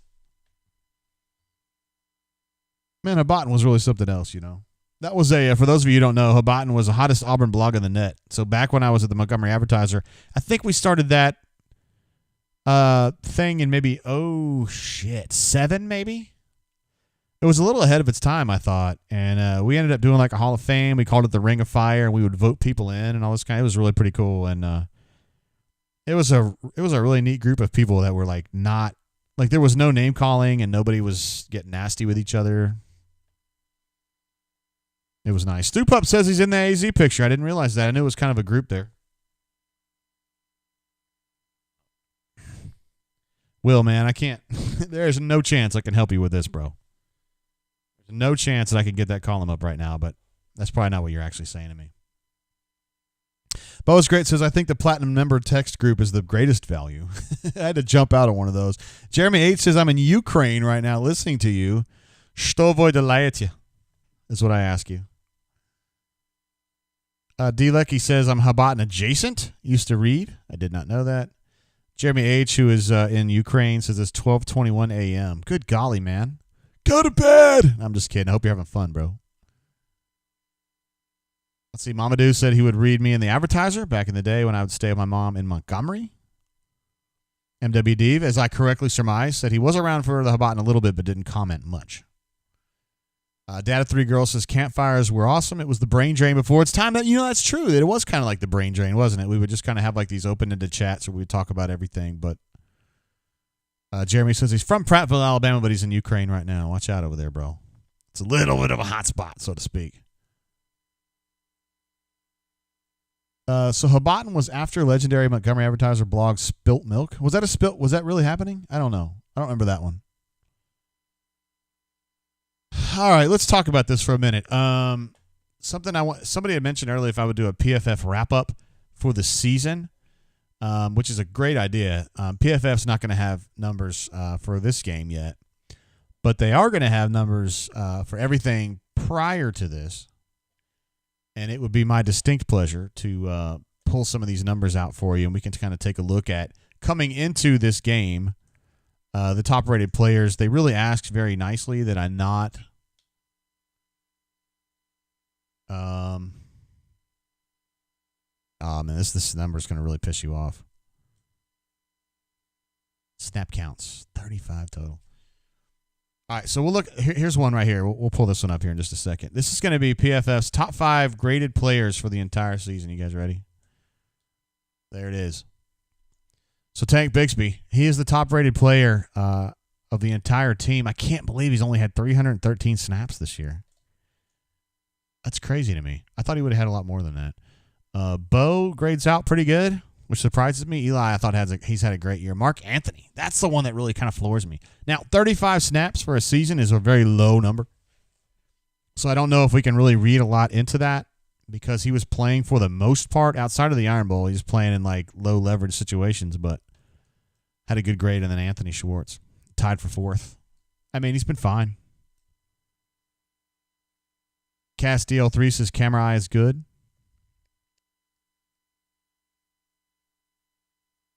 I don't remember spilt milk, bro. I just don't remember that one. Bagman says, Jay, can you imagine Neil in a text group with Ole Miss fans? No. That would definitely not be his thing. Speaking of Neil, man, he did like a 5-hour show last night on New Year's Eve for no real reason. Like, Ole Miss wasn't playing. Like, nothing was going on. It was just like, hey, man, we're just going to do a New Year's Eve show. And I jumped on there right as we were getting toward midnight. Just trying to, be me. Let's go ahead and pull some of these other numbers out, too. We'll go with top 10 on defense. If we've got any guesses, I'm open to them right now, but I guarantee you nobody's going to say Devin Geis, and you probably should have, because that guy was actually graded pretty high, believe it or not, although his snap count is low. Roger McCreary, the top-rated player coming into the bowl game. Cornerback Roger McCreary, who did not play today, opted out. Nehemiah Pritchett did play today. Second highest-rated player, played a bunch of snaps, had a great year. Smoke missed some tackles, but he generally was playing downhill and hitting people all year long, which is great. Devin Geis, 20 snaps. Not enough sample size, really. Jordan Peters, what's one of Brian Matthews' favorite players. Loves talking about his utility and versatility. That he could play some safety, he could play nickel, he could play dime, he could play either safety position, honestly. So he's a guy that was just kind of like the Swiss Army knife in the back there, and he graded out pretty well all year long.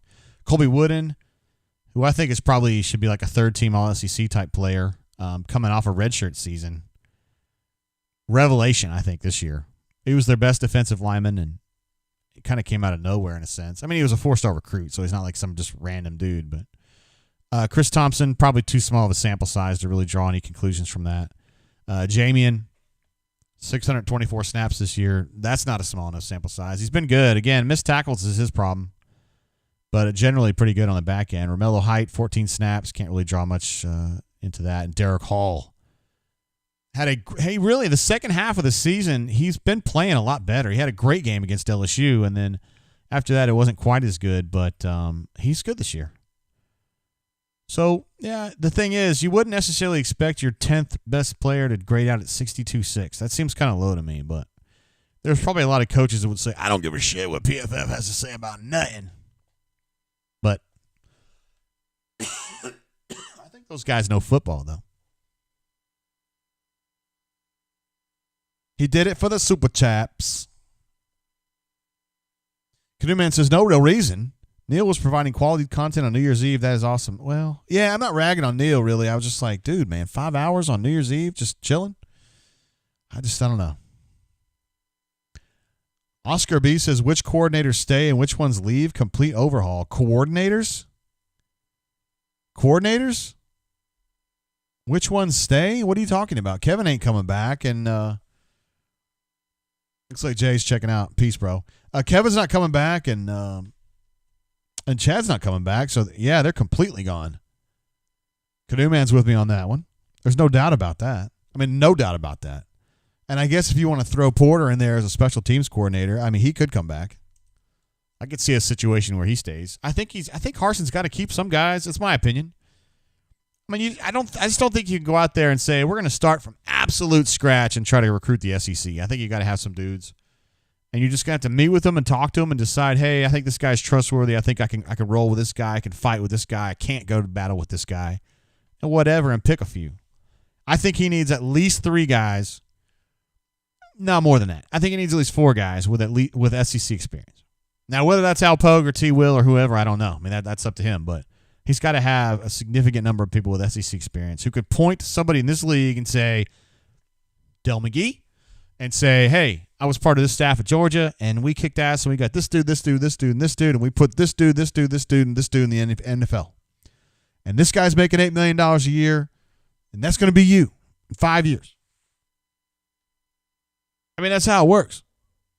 That's how they do it. There's no doubt. Jacob J says, coordinators, practice? We talking practice? Solid. He's pretty solid, yeah. Man, I just don't understand. Like some people really think there could be a situation where Kevin Steele comes back. There's no way. I like Kevin. I'm not ragging. I'm just saying there's no way. How could he come back? I don't know. Castiel3 said he would love to see T-Rob back. Wow, I'd like to see that too. That's an example of a guy you could bring back with SEC experience. Say, hey, I was a coordinator at South Carolina, and we put J.C. Horn in the league and whoever else. Yes, that's a guy. That's a guy. The way you got Auburn ties, you got a guy who's kind of worked his way up in this league, guy who's been a coordinator in this league, guy who's a good recruiter. Maybe he's a really good fit for what Brian Harsin wants to do. I don't know. Grind says Trent Smallwood just tweeted that he expects a big name in the SEC to hit the portal. I can almost guarantee you that Trent Smallwood is talking about Tank Bigsby.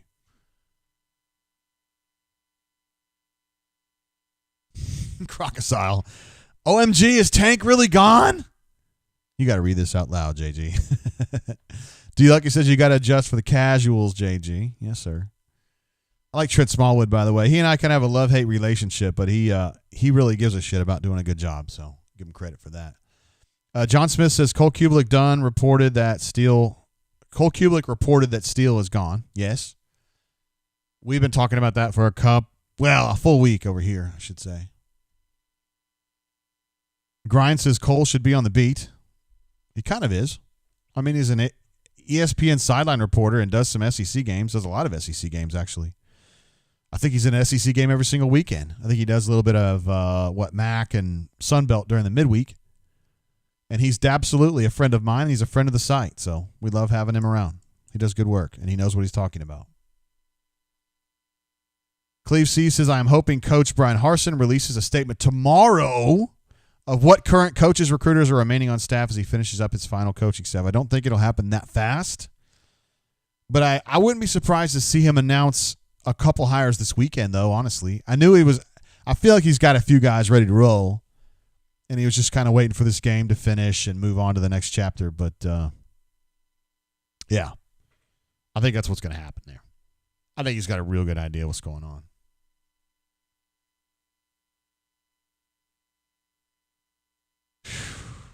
Man, this is what I want to say about Tank. I mean, like looking forward. Let's say he does hit the transfer portal, and let's say he ends up somewhere else, which would suck. Because he, as we've seen already on the PFF's grades, he's the highest graded offensive player on the team.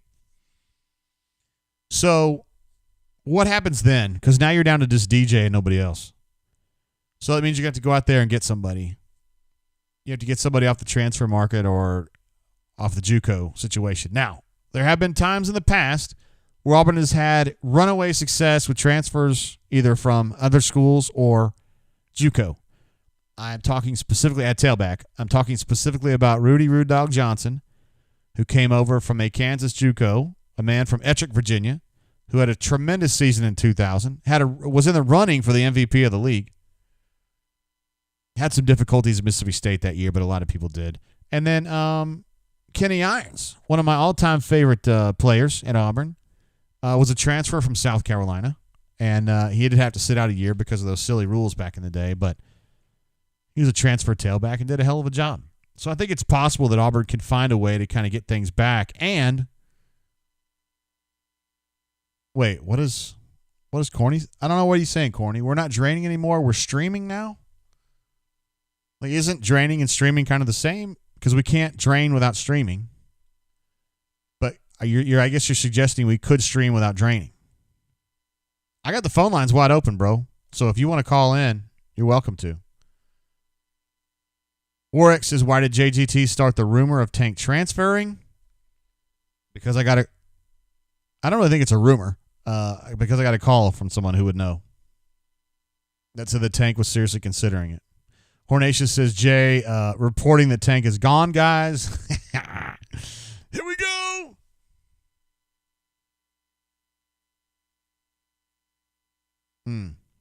John Smith said JGT didn't start it. It's been percolating for days elsewhere. How about that? Maybe we had to get Brian Matthews on the horn to see what he thinks about this. I think those Zooms are over, so we can probably... Cameron Otis Payne, great call, Renaissance man. Got him from a California JUCO. My bad on that one. Got him from a California JUCO, and he ended up being a tremendous player, honestly. All right, getting B-Matt on the horn here. Let's see what happens.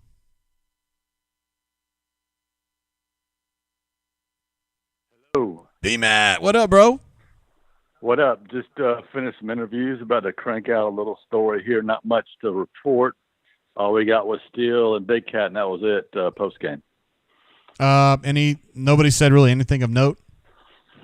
Not really. I kind of expected Steele to say that was it for him, but he said, no final decisions are made. Although I think we both feel like he definitely will not be back. But he did not confirm that, and that was news-wise. That was the main thing. Steele said, there were some issues, but we're a no-excuse program, and if you lose a starter or starters out, the next man's got to step up. And he did say he felt like this was a great game for some of the young players that got a lot more snaps than they have all season. Elijah Kenyon, of course, was the guy we saw, but guys like Dre Butler and Zykevious Walker, Darius Tennyson, Marco Domio. I know he's not young, but he's a JUCO transfer. Defensively played a whole bunch of snaps. So did Cam Riley on defense, a linebacker freshman. Yeah. And then offensively, you saw what Kenyon did. That was a heck of a play by him, not just to catch, but for him to use that stiff arm to get in the end zone. That was big and he's a big boy too. You can see that. And then who else on offense? I think there's Brandon Frazier caught a pass. I thought that was good. And Kobe Hudson and Capers caught one pass, but I thought Kobe Hudson caught 2 or 3 passes. Looked pretty good too. Had a nice little catch and run there early in the game. Yeah, so some good things going on, but defensively, man, some collapses there. And honestly, it just kind of looks like maybe not going the Kevin Steele direction is probably the right choice at this point. Yeah, he felt like forget the exact word, but he just felt like they sort of lost their edge, I think is what he said. When Northwestern sort of stuck at Auburn got it to 14-13, and then Northwestern scored, 2 or 3 straight touchdowns, and he felt defensively they lost their edge. Big Cat, is pretty disappointed by that. He did say, Big Cat, that he has not made a decision as far as if he'll return. He can return for another senior season if he wants to. So we'll have to wait and see on that one. Yeah, true on that. And we've been talking a lot about Tank Bigsby. I got a call earlier from someone you and I both know. I'll talk to you about it later. That insists that Tank is seriously considering leaving. So that's something else that's kind of hanging like a specter over the next couple of weeks, I reckon. Very much so. He is. I'm trying to think of a better offensive player, a better NFL prospect that Auburn's had since Cam Newton, other than Tank Bigsby. I know Auburn's had some good players offensively, but I'm trying to think of a better NFL prospect on offense since Cam. Greg Robinson, number 3 overall pick. I guess that would be it. But still, I think Tank's the guy that can have a lot longer career than Greg Robinson did. Yeah, for sure. That would be tough. So I think Harsin knows what he's up against here, and I think he's going to have to go out there, and if he's indeed an alpha, he's going to have to go out there and take what's his and get Tank locked back in and make sure he's going to stay here for the next year. So. Yeah, he's going to have to do some recruiting on this year's team in the transfer market and out there in the high school and JUCO market. He's got a lot of recruiting to do, and the coaching market too. So, and I'm sure he's been busy, and I have a feeling that he's probably been waiting until this game was over to make some announcements. So we'll probably be hearing some stuff here in the next couple of days, I would think. Yeah, I would think so. I'm thinking by the weekend they're going to have a couple hires lined up is what I was thinking. Yeah, that makes a lot of sense. But this is not a good way to go into the off season if you're Auburn. It's just been sort of a crappy ending. Really, if you look back on this whole season, there hasn't been a whole lot of things you grab to and say, man, that was great.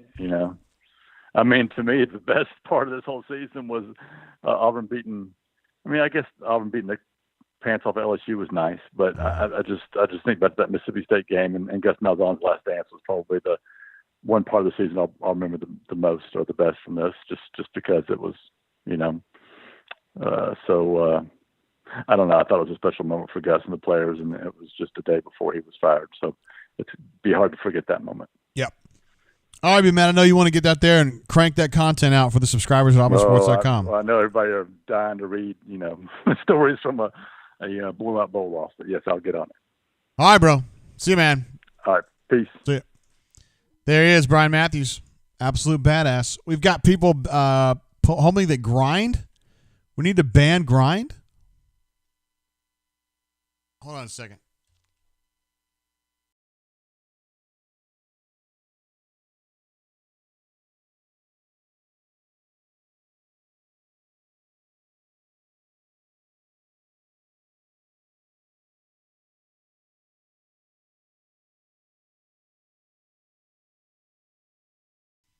What up, y'all?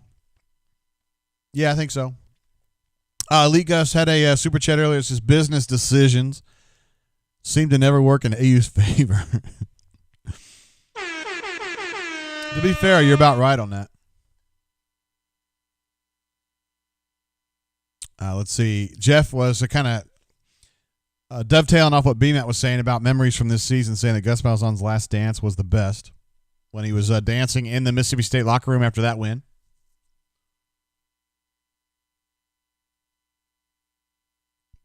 Yeah, I was kind of looking back to see what Grind had been saying because I didn't really see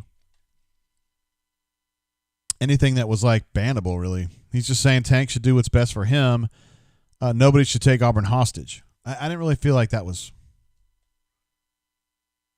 I don't know. It didn't seem crazy to me. Marbrand says late to the party, is Tank gone? No, I wouldn't say that. No, I wasn't reporting that or anything. I was just saying that he's thinking about going. I think he's frustrated by the regime change, and I think it could be a situation where he just needs to sit down with Harsin and talk about, plans for the future. Or it could be a situation where he's like, hey, man, no Gus and no Cadillac, I'm out. I mean, I don't know. I don't know where he is on that spectrum.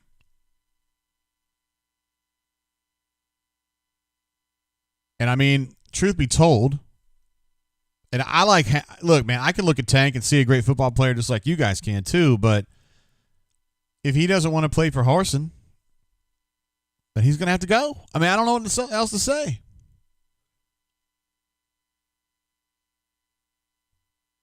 You got to have the buy-in, man.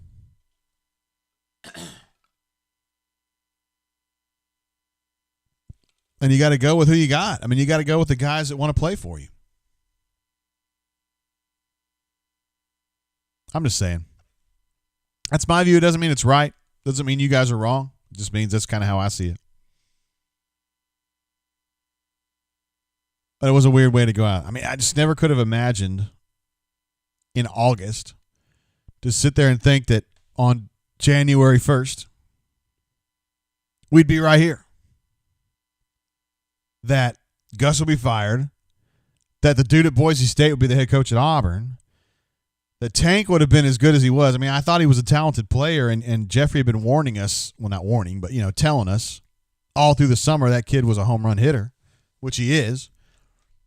And then we end up in a situation where it's like, was Tank going to stay here after a great freshman year?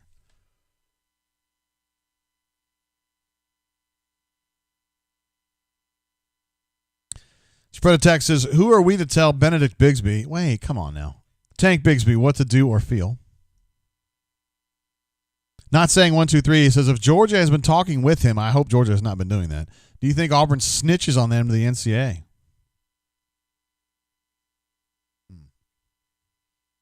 I doubt Georgia's been doing that. I'm not trying to say that, Kirby Smart's super clean, but that would be too easy. That would be too easy to see.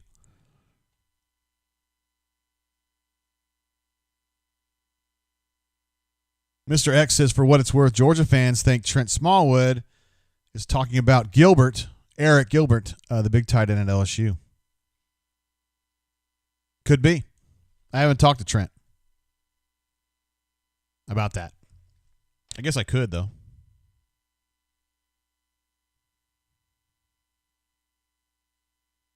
Let me see if I got anything over here. Trying to figure out what Brian was. Connis Miller is going to Jackson State to play for Deion Sanders. Wow.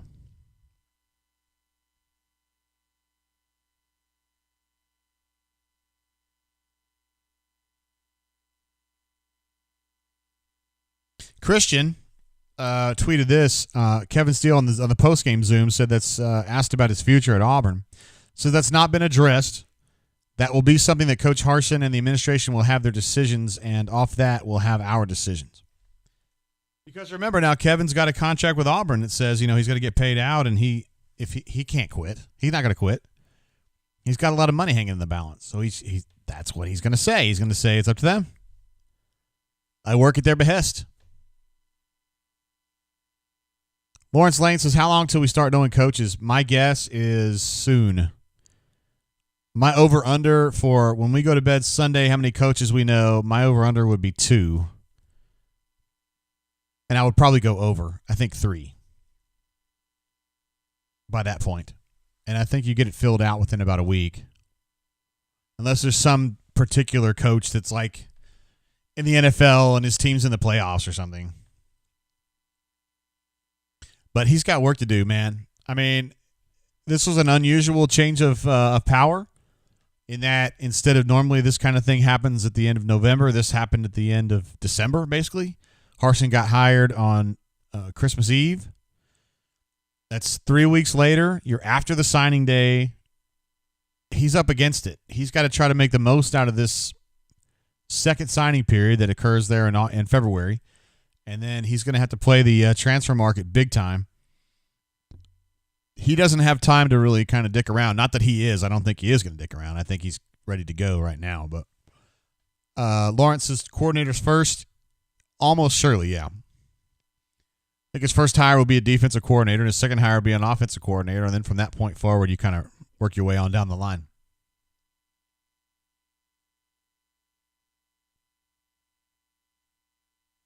But, I mean, the thing about Tank is, and I'm not reporting one way or another. I mean, it's up to him and his family. But if he doesn't want to play for Harsin, you got to let him go. I mean, I don't know what else to tell you. And I sincerely hope that the people who are pissed about this, if it comes down to that, are not the same people that said that you got to fire Gus. Because when you fire Gus, some shit goes down. It's going to happen. You had to know that. You had to know that. There's going to be fallout. And you just have to take the fallout. I think we can almost all of us in this chat right now, almost all of us can agree that Gus needed to go for whatever reason. That he's a beta. He doesn't win enough ball games. His recruiting isn't good enough. For the life of him, he can't develop a quarterback. For the life of him, he can't successfully sign an offensive tackle. It's a lot of things. But if we all agree he's got to go, then you can't be mad about the fallout. And so we knew that when he left, some dudes are going to be leaving.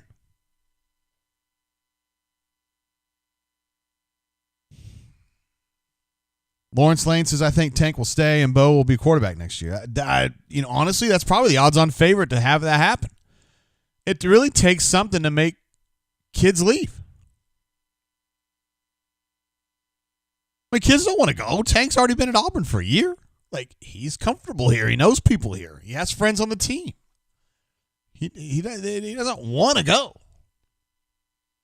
He may just feel like, an opportunity here or there or the other place is worth the drama of changing schools. Infinity and 9 says, Gus is a beta. What? Gus is a beta. Oh, no way, right? No way. Jacob J says this is going to take time. Harsin needs 3 or 4 years to turn this around. First string, then from there build depth. See, I don't think that is. I don't think it's that hard. I don't think Auburn's that far away. Auburn's a million miles away in its current state. But I think with the roster they have, if you come in with some new ideas, I don't think it's going to take a long time to turn it around. I really don't. I think they have players, man. I mean, let's pull up this depth chart, seriously. I mean, let's just take a look at it. I mean, Derek Hall, I love his upside. TD, I don't know. Caleb Johnson, I still think he's going to be a backup, but he's getting better. He's on the ascension. I love Romello Height. Not sure what to think about Truesdale. Love Zeke Walker. Marquise Burks is like a backup like Jamarcus Ricks from 15 years ago. Newkirk's solid. Dre Butler, he didn't even play today that I saw. I don't know what's going on with him. Jeremiah Wright, I don't know where he ends up. Jay Hardy, I love that kid. He didn't have really, I don't think he played much today, if at all. Colby Wooden's a tremendous player. Big Cat sounded like he was thinking about coming back. Jaron Handy, good player. Daniel Foster Allen, I don't think he played at all this year, but we'll see what happens with him. Papo, still got to unlock more potential out of him, but he's a good player. Cam Riley, I like him. He's physical in general. Tisdale didn't play too much this year. Zacoby McClain's, I think, a really fun player. He's not a middle linebacker, but he's a good player. Wesley Steiner, I do think he's a future middle linebacker, and I really like him. Cam Brown, I don't know what to say about him. Ladarius Tennyson, I love him. Jalen Simpson, I love him. Nehemiah Pritchett, I love him. On the horn, we've got Mama Doodat. What up, Mama Doo? Word, bro. How you been? Well, I thought I'd call in with some moderate opinions as usual. Well, I would love for you to do that. Oh man, no, it was a tough one today, but yeah, it sort of kills me. I think there's a lot of overreaction, and I remain cautiously optimistic. Just like when we fired Gus, just like when we hired Coach Harsin. But it's not going to be easy. I mean, the people that think we're going to bring in a brand new coach, fire almost all the staff, and everything's going to just go great next year. Nah, I don't know. Well, it happened in 2013, right? It did with an alpha coach, I might add. Fair enough. I mean, it's possible. I think Auburn has a lot of players. They're just missing players in some really critical spots. That's why Gus got fired. Harsin can fix that, but I think he's got to have Tank. He's pretty damn good, Tank is. Completely agree. That'd be a huge loss. Honestly, the fact that we could not recruit offensive tackles, I think, almost single-handedly was the issue. If we had stuck with mobile quarterbacks and recruited offensive linemen, the alternate history there would have been interesting for sure. Yeah, and he just couldn't figure out what he wanted to do with dual threats, right? Like he couldn't decide if he could go all in on them or not. And it's interesting. You know, the people that have speculated that the NFL and Cleveland Browns thing caused him to sort of want to prove that he could do it with more of a pass-first quarterback. I don't know if that's true or not, but if so, and if that's what steered us away from Lamar Jackson, oh boy, that's an interesting one for sure. I think that's part of it. I mean, because I watched Lamar at the same camp where Gus was watching him at Auburn, and he didn't throw the ball very well. And I thought, I mean, I'm going to admit to it right now. I didn't think he was too much of anything either. But I think at that point, Gus was already kind of heading down that road of, I got to have a guy who is an established passer. And that's not what Lamar was at the time. Now, Lamar got a lot better over time, and you've got to account for that. But I wonder if Gus just being reticent about running the football at the quarterback position is what led him away from Lamar Jackson. It may have been, but no, it'll be interesting to see how things play out. As you said, the transfer portal is just going to be a complete sweepstakes for the next month. I don't even know. I don't know what the NCAA is, what we're going to do from going from here, because I think it's just going to be a dizzying array of activity of guys just jumping ship. So I don't know. I thoughts and prayers to Jeffrey Lee, who try to follow everything going on. It's going to be a whirlwind. Fortunately, but, I'm anxious to see. At Rivals, I was just going to say, man, we've got some full-time people that are just – we have some guys at Rivals, Woody Womack, who's like on the transfer portal full-time. So we'll be able to get some information on that pretty quick. But it is going to be busy. Yeah. Well, thoughts and prayers to Woody then as well. I'm anxious to see kind of how the staff shapes up. The note about Cadillac, I mean, obviously that was the reason I thought you considered keeping him, was just his I think he's demonstrated the ability to recruit. I know we have the sort of the black swan of Del McGee that always comes up, but I'm not sure how realistic that is. And last I checked, Cadillac went toe to toe with Del for Tank. So believe me, I'd love to see Del come back. But all things considered, hope T. Will stays, like Alpogue, like Cadillac, I think the rest everyone's pretty much fine with moving on at this point. All right. Porter's the only one I would argue with you about on that one, but we'll see how that works out. I don't know which one's going to stay. Yeah, that's a good call. That's a good call. Porter's solid. Like everybody in the world, love to see T-Rob come back too. Not sure how realistic that is, but boy, that would be fantastic. That would be clutch. T-Rob's good people, no doubt. So, is T-Rob rumored to go to Michigan with Will? Do we know? Well, I mean, I thought that Will thing was going to go down before now, and it hasn't gone down. So I wonder if there's something going on there. I don't know. Interesting. I mean, if Will's going to go be the defensive coordinator, that means that T-Rob would have to be like defensive backs coach, and I don't know if he'd want to go backward like that under Will. I don't know. No, that's a good call. That's a good call. Well, I appreciate you, JG. Thanks for doing this. Not sure how much longer we'll last today, but yeah, I know, because we got playoff football tonight.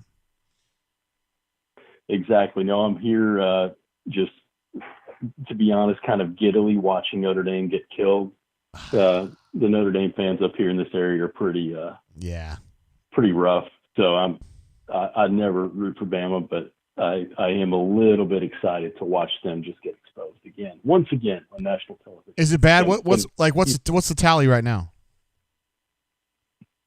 Last I saw, they jumped out to a 14-0 lead. Not sure where it's at now. Okay, cool. But the tradition, unlike any other, Notre Dame getting obliterated in the playoffs. You love to see it. I know. I'm a Catholic myself, but I get it, man. I totally get it. I understand why Notre Dame is so reviled. I get it. Yes. Well, we'll all be Mormons here come next year. So, all right, my man, Mamadou, the king of Indiana. You behave yourself, bro. All right, appreciate it. Happy New Year. Happy New Year, bro. See ya. All right, bye. There he is, Mamadou, that our man in Indiana, and he loves watching the Irish get their ass beat. He's Kenny says it's 21-7 right now. D Lucky comes in and says 21-7 bams. Bam, bam, bam, bam, bam, bam, bam. Oh, yes. Maybe, I don't know, is it not a good night to do a drain? Because we got playoff football going on. We got this game, and everybody's interested in this stuff. I am too.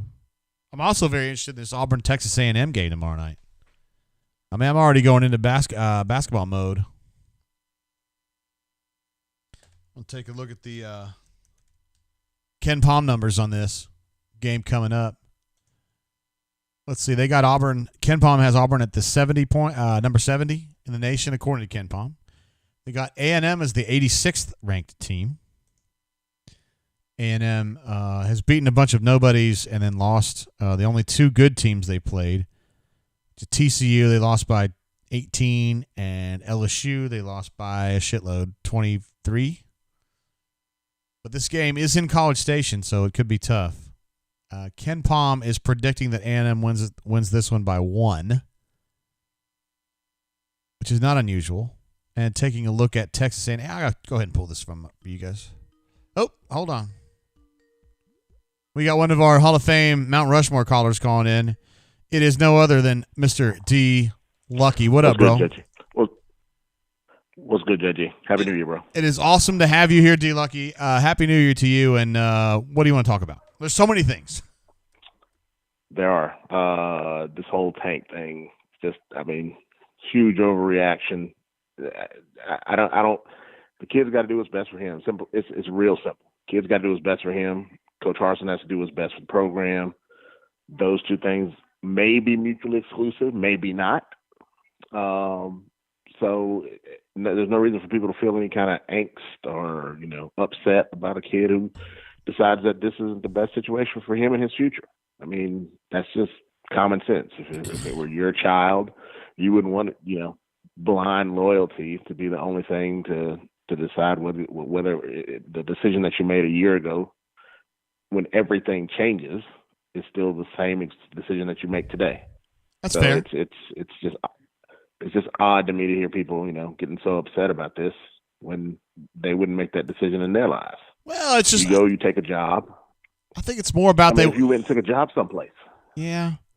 You went out and you went into Georgia and you got a 5-star tailback who ended up being an absolute stud, and then you'd end up losing him. Like, that's frustrating as heck.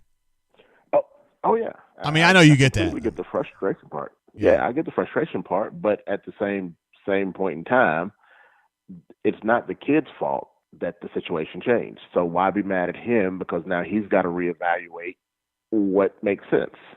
Fair. I mean, if an adult went someplace and took a job and worked at a job for a year and they were killing it at that job and then everything about the job changed, they'd have to reevaluate whether it still made sense for them to stay in that job. That you wouldn't argue with someone about that. You'd be like, yeah, it was great for the year, but now someplace else is a better situation for me, so I'm going to go there. That's fair. So, I think that's fair.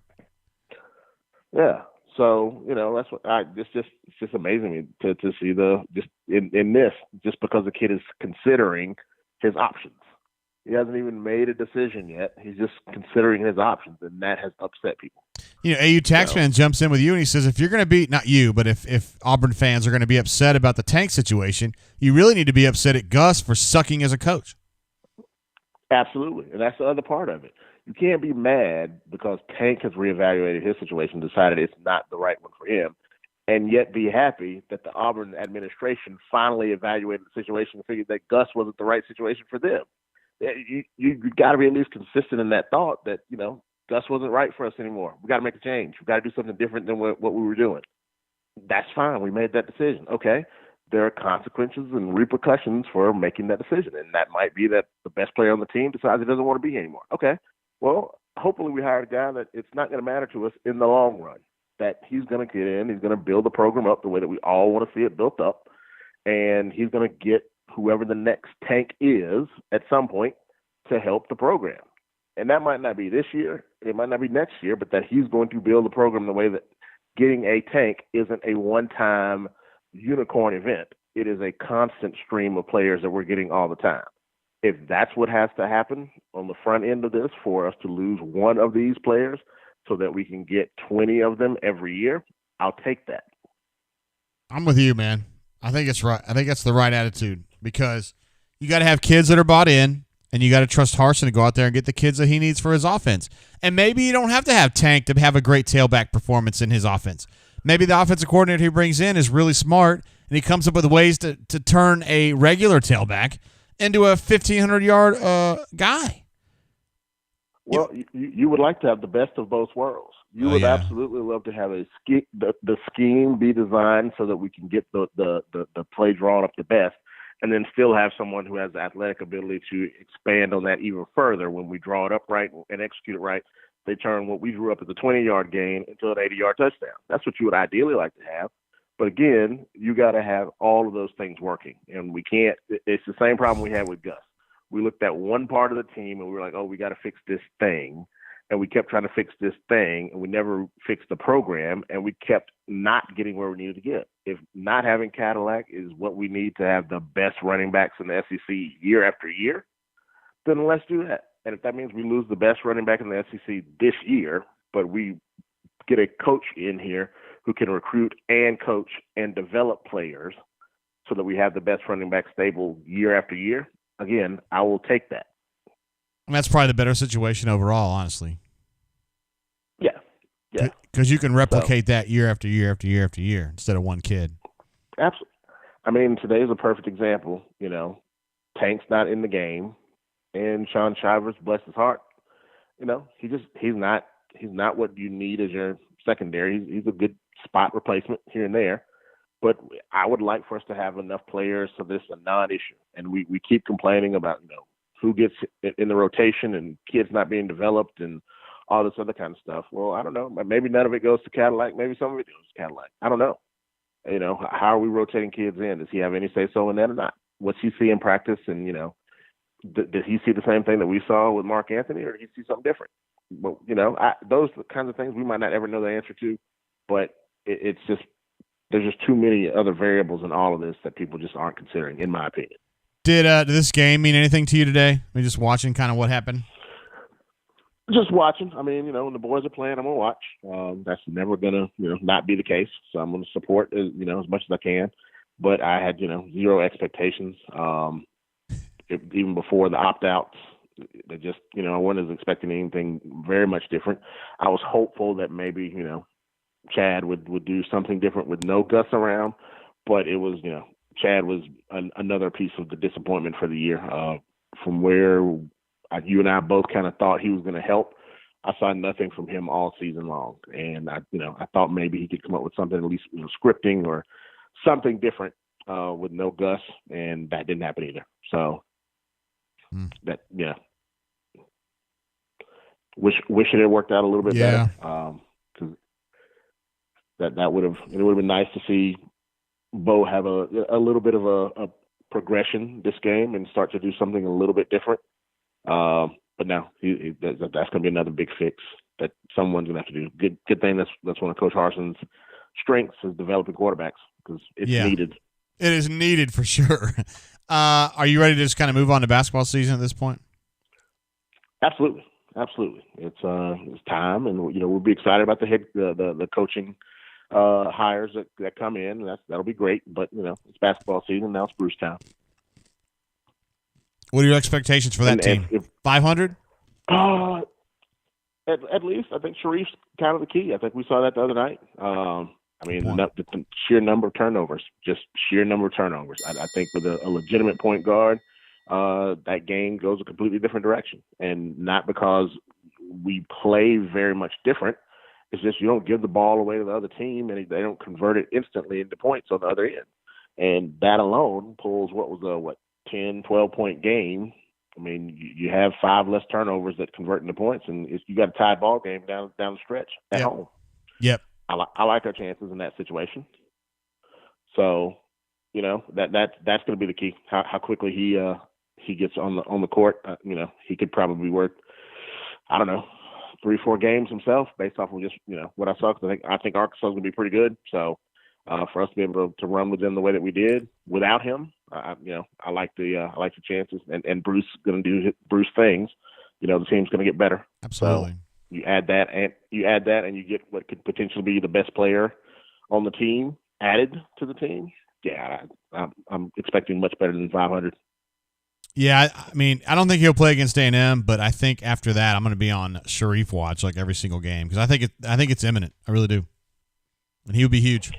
Well, that's good to hear. Yeah, I'm like I said, that's going to be a big piece, and can change the fortune of the team. Too bad we don't have a lot to play for in the end, but it's a developmental year, and getting all those guys to play well together just bodes well for the future. Word. Anything else you'd like to discuss that I haven't thought to ask you about, sir? Just again, another vote for the DLC as the best lyricist in the whole NWA crew. He's from the work that he did with the early stuff that he wrote with NWA, and then what he wrote with Dre and Snoop on the Chronic. He was nuts. I mean, and I was a fan of his before the accident. He had his first album out. Really good stuff on that too. So I'm trying to remember, what was the big hit on his first album? On the big album in 1990, what was the hit on that? Oh, good gracious! Should have looked this up before you. No, this is bad. I can't remember either. I was paying attention to him at the time. Yes. I don't remember. I mean, dude, even Snoop Dogg was. I'll put it in the chat. Snoop Dogg was name checking him on Doggy Style. So I mean that tells you something right there. Oh yeah, like I said, he wrote. There's percentages vary depending on who you ask, but there are rumors that he might have written upwards of 75% of the Chronic. Wow, and that's a classic. Yeah. I mean that's like top 10 of all time. Yeah, exactly. So as good as he was before, kind of once the accidents happened, he focused even more on the writing part, since he couldn't, vocally couldn't do anything anymore. He focused even more on the writing, so he got even better at it. So, do you think that do you think I overvalue Eazy-E? No, I mean, as the kind of the lead of the group, I mean, the personality was different. I think without him, the group doesn't exist without him. So no, I don't think he's overvalued. I think you put him in a good place in history. Sad that it ended as early as it did, but I mean, he was the first one. He was the first one out. So You heard him first, and then he brought the rest of them along with him. He just happened to have the money. And I don't want to talk about how he got the money, D-Lucky. It doesn't matter. He had it. It doesn't matter where your capital comes from. It's what you do and invest in it. I mean, we're all entrepreneurs in our own way. So, That's right. Rest his soul. All right, D-Lucky, another great call from somebody who's an absolute Hall of Famer and on the Mount Rushmore of the brain drain, D-Lucky. We love you, bro. Appreciate you calling in. Man, appreciate you, man. Happy New Year, everybody in the chat. Y'all stay safe. Peace. See ya. There he is, D-Lucky. An absolute badass. Cran just jumped in with a super chat a while back because we had D-Lucky on a minute. We love having D-Lucky on the show.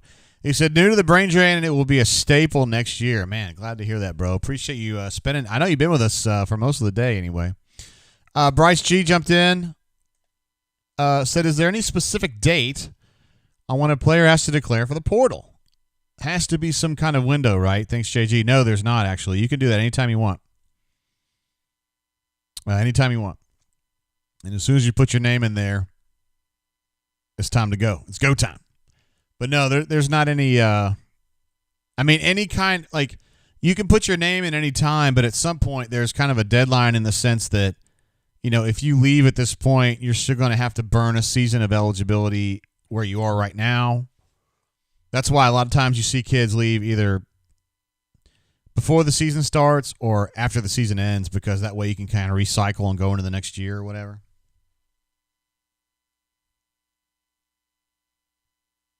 Stefan said, thank God I was working during this game. Yeah, you missed a lot of dumbness. Mega Tiger jumps in and says, enjoying the drain as always. JJ, honest opinion, do you think any of the assistants remain on the new staff? If I had to guess, my answer would be yes. My guess is that 2 assistants remain. Out of this group, Larry Porter, Al Pogue, Travis Williams. I think 2 of those guys stay. I think all 3 of them are badasses. I think you can make a case for all 3 of those deserving to be on the next staff.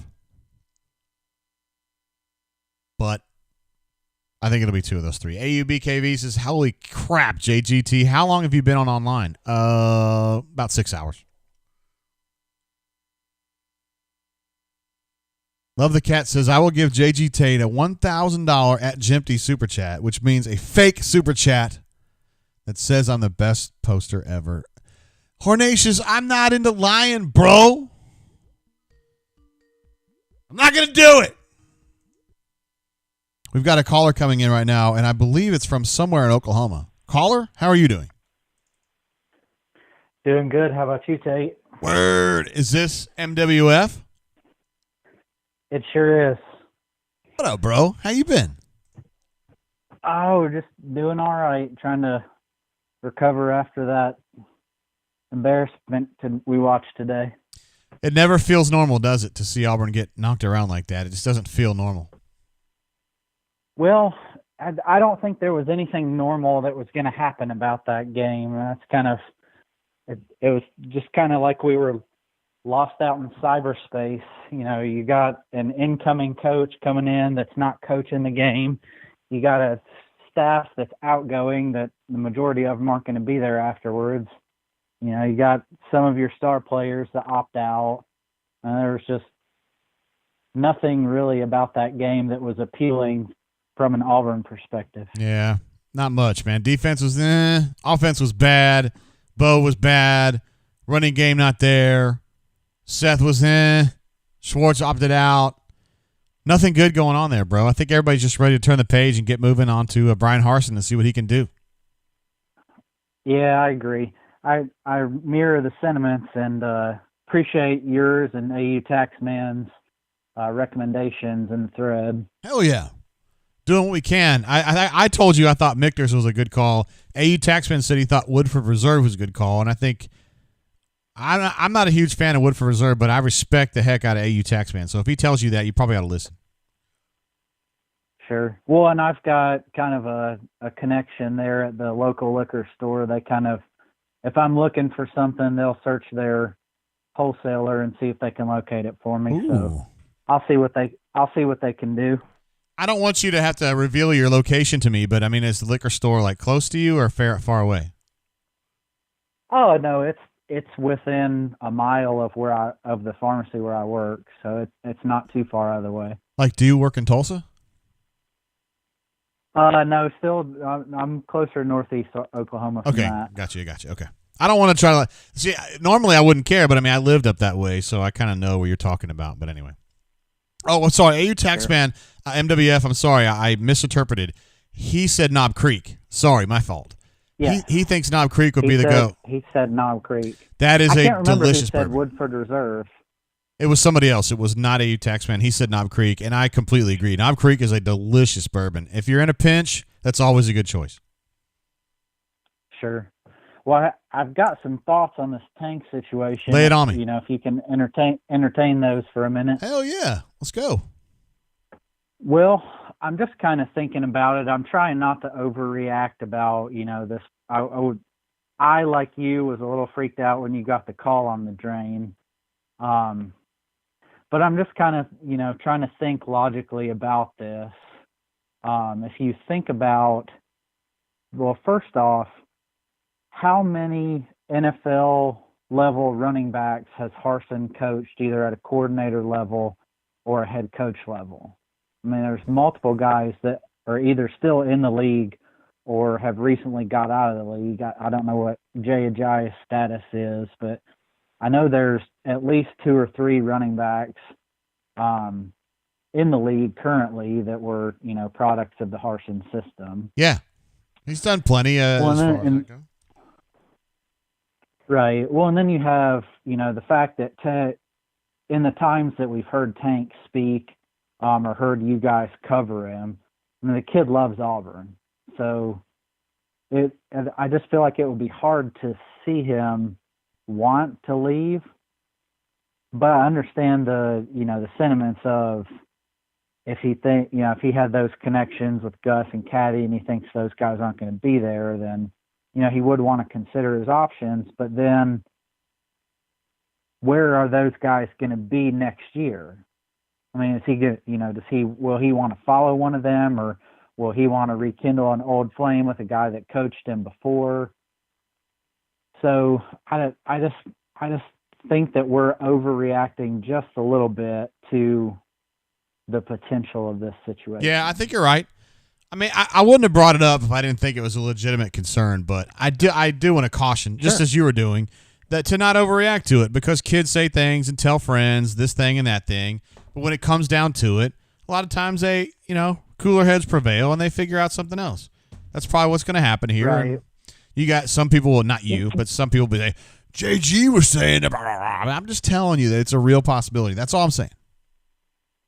Right. Well, and when you think about these transfer situations too, normally it's the guys that are like second or third on the depth chart that haven't gotten their fair shake or whatever the case may be. But hell, I mean, we're all aware that, Tank was the focal point of the running or of the offense this year and will continue to be that way. And he now, if he stays, would be playing for a coach and in a system that's going to even better prepare him for a future in the NFL. So it just doesn't seem quite right that, he would want to leave that situation for a situation at another top flight school where, he may or may not be. I mean, he's obviously going to be competing for first reps at whatever school he's at. Oh yeah. I don't know. I just don't see it. I think once that he has a chance to speak fully with Harsin and have this conversation and Harsin lay out the plan for him, which I don't know if that's happened yet or not. Kind of seems like maybe it hasn't, but no, it hadn't. Seems like once those conversations are had, it'll be hard to see him actually making the decision to leave Auburn. Yeah, I agree with you. I mean, if I had to guess, I think he would end up staying because I think Harsin uses tailbacks. He's going to give that whoever the tailback is, RB1 at Auburn, he's going to get a lot of carries, and that's all you got to know. So right. we'll see how it plays out. like D. Lucky was saying on the call before, if this is part of the fallout of making the move away from Gus to a new coach, then it's just something as Auburn fans that we're going to have to accept. As otherwise, the alternative would have been we keep Gus and we continue to be a 4-loss team every year with players like a Tank Bigsby. Yeah. That's part of the conundrum. That's the tough part of being the head coach, man. You gotta play that roster game very carefully. That's true. I think we'll see it all shake out here in the next week or so once some of the hires are made and the conversations that need to happen. Word. I like that. You're a calm, level-headed person. I like that about you, MWF. Appreciate that. Well, thanks for taking my call, Tate. I'll let someone else get on the horn. I'm not basketball savvy enough to talk about the basketball team, so you're good. I'll let someone else pick up that end of the conversation. All right, brother. You be good out there. Appreciate it. War Eagle. War Eagle, brother. There he is, MWF. Getting some good bourbon recommendations from the peoples, which, by the way, we have some great bourbon heads here in the group here. Ravine says Harsin sounds like he's a competitor. Tank is a competitor. Sounds like it could be a good combination. I'd like to see how this thing all works out. Trying to find out a little something to see if anything's happened with Sharif. Got another great caller calling in. We've got Stu Pup on the line. Stu Pup, what up, bro? Hey, man. How's it going, JG? Happy New Year. Happy New Year to you, Stu Pup. Thanks for calling in. Second consecutive show you've called in, I believe. Well, it's the new year. New me, I guess, doing something different. I don't know. As much as D. Lucky is a legend, I can only wish to be him when I grow up. I'm going to go the complete opposite direction. If Tank transfers, it's a disaster. It's a flat disaster, and it is the worst case scenario for Auburn. And I know, look, I'm not even mad as a kid. Let me say that right now. You do what you got to do. He has talent.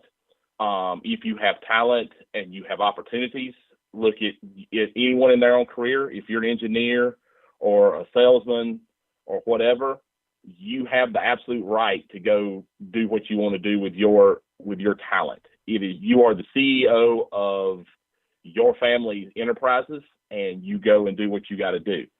And I know the last caller, MD, he's a great guy. I'm not trying to call him out or anything, but I'm going to tell you exactly what Tank Bigsby is doing right now. If he's home with COVID, he's watching Alabama, and he just saw Najee Harris jump over a Notre Dame guy, almost score a touchdown, have 80 yards on 3 carries. He's seeing a line that's blowing people off the ball. He's going to watch Clemson and Ohio State today run offenses that actually can complete a forward pass against good teams. And that's all. And I'm look, I want to get us out of there. I'm fine with it. If Harson's got to do what he's got to do. But what honestly this starts to look like if he goes, and then you have Brian Harsin, who got hired in by the AD partly because he had a $250,000 buyout. It's not Alan Greene's fault. It's not Harson's fault. It's the dysfunction of Auburn University's fault. And this is the worst case scenario. This is how you start to become Tennessee, what we're afraid of. And that's just how I feel about it right now. I hate to put that on one person, but on one kid, and it's not his fault. Let me say that right off the bat. And in 2 years, he's going to be in the NFL, no matter where he goes, because he's that good. But this would be a disaster for Auburn to lose that entire running back room. It would be a disaster. And then the next thing is, okay, what happens if you lose the whole running back room and then you jettison Gus in a pandemic for $21.5 million and you go 4-8 next year? That's going to be a disaster, Jay. I mean, am I wrong in thinking that? Yeah, 4-8 is probably a little bit tough, but I think this team's pretty good. I think it's good in spots. They're not great. I mean, there's not a lineman that played on that field today that would start for Alabama, Georgia, Florida, probably LSU to be at least offensive linemen. I think we got a couple of good defensive linemen, and there are guys that have a little bit of potential, but we are so far behind people, our competition at the two lines. It's ridiculous. And again, you're looking at another class, quite frankly, where Alabama, it was another. I'm not going to name the site. They on some ranking at some site that I don't really care about. They're not rivals. They're not AuburnSports.com. But the stat I heard, they had 6 of the top 26, or 6 of the top 20, or that's 6 of the 26 5-stars. Yeah, we're getting killed. Yeah. And the one weapon that we have, if he wants to transfer to Clemson or Ohio, and that's where he's going, because if you remember back in his recruitment, he said, I want to run in a system where I share carries. I don't want to be a guy that runs it 30 times. I mean, he didn't want to get used up at the college level to where he couldn't get that second contract in NFL. And that's what he wants. And he's an incredible talent. He has the right to do what he wants to do. But if it's going to be a real hard sell to him to come back. If he's sitting there and watching the college football playoff and one of those 3, I'm not going to say Notre Dame because they're probably getting killed. I don't know the score. But one of those 3 schools start calling him and say, hey, if he's in the portal, hey, come, Travis Etienne's graduating. Ohio State needs a running back.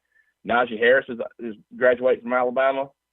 One of them 3, you can get on a whiteboard and tell how your system's going to work and all that sort of stuff, or you can sit there and watch a guy go off in a championship game. That's the greatest recruiting that Alabama has right now, or Georgia has, or Clemson has. And that, well, maybe not Georgia because they almost got word today, but that's not good, and this is not a good development in the Harsin era. But maybe I'm wrong. I want to be wrong on this so bad, and I want the bunker to rub my face in it every year if I'm wrong, and he goes and Harsin is the greatest thing ever. I will happily take that because I am pulling for Auburn all the way, 100%. I hope I'm wrong on this, but if Tank goes, it's a disaster, and that's going to be bad, Jay. Well, Sarvey Hector says you need to calm down, Stoop Up. and AU Taxman says, "Yikes, Stoop Up, it's going to be okay." It's going to be fine. I took my blood pressure medicine's fine. I've got on my Peloton today, so I'm not going to stroke out over it or anything. But I think it's and I'm also kind of just going from having a little fun with it because you have to. But I mean that is honestly the worst case scenario here is your weapons that you have come in and they do decide to leave, and you have to start with the cupboard bare. And you have a guy that has coached outside, has not been in the footprint of the conference, and I think he's a talented guy. And if he can land the defense coordinator at Oregon, that will lessen my fear greatly of where this is headed. But we got to be prepared. This is not going to be a 20. I think there are people, and I wasn't one of them, there are people that think Gus was the ultimate impediment. You get Gus out of the way, then things are going to start to flow better. I don't think that was the case. I think there's some dysfunction. There's dysfunction in the money people and the boosters. I think there's been some dysfunction in the athletic department. And I don't think that Gus was the only impediment.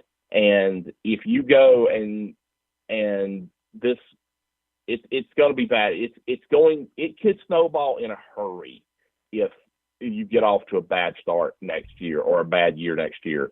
And there will people that will want to jump on that because there are people, and just like in the opposite way, because he's had 2 years at Texas, if somehow or another we have one of those magical AU years, it's coming the other way. He's going to be linked to every time Texas sneezes wrong, he's going to be linked to the Texas job because there's media in Alabama that have it out for Auburn. Yeah. But I mean, this is not good. And today was not good. That was ugly. It was but it was what it was. I got to wear a new Auburn shirt, watched the game, had fun, ready for basketball. Good grief, I'm ready for basketball. I really hoping we can go into Texas and get that win tomorrow, get on that good tip, get to that 10-8, 11-7 type record that I think this team is capable of in the conference. So that's what I'm looking forward to for the rest of the year, and let it shake out. So, but again, I just want to say thank you again, Jay. I've enjoyed calling in. I appreciate it, man. You do a hell of a job, Stoop Up. Appreciate you, brother, man.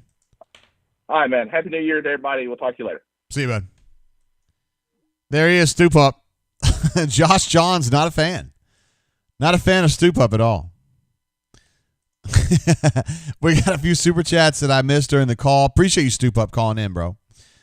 Let's see. Cranges said today we finally got the Gus flush. Bye-bye nugget.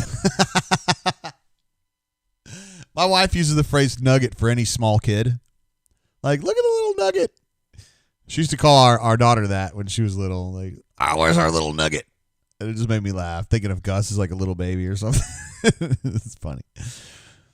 And you guys had some funny reactions to Stoop Up being on the horn, too. Stoop Up's usually very rational. I mean, I don't think he was out of control today at all either. AUBKV says, I got to put some ribeyes on the grill. No problem with the lamp right there. Good God. Sorry I didn't stay longer. Have a great evening, everyone, and Happy New Year to you all. I love that, man. Thanks, bro. You're loving the community. You're showing the community love. Hoping everybody has a great year. Sarvi Hector says, are we talking to Stoop Up or Stump? I'm with Jonathan F, though. He says it's not the new staff coaching today has no bearing on next year. I think that's fair. AU Taxman says, can we get Cooked W on the phone to air his grievances? I'm guessing this has something to do with the bunker because Cook W, I don't know as though he's ever been on the brain drain. I bet you he's on the bunker like mad because he's talking. Let's see what's going on here. I'm sorry, I got to read through this.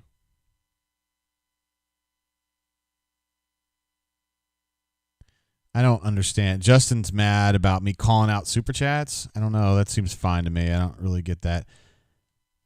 So that thread I talked about earlier is JG Tate saying on the brain drain that he thinks Tank is transferring. We're on 5 pages now. And it's hard for me to kind of wade through. Let's see.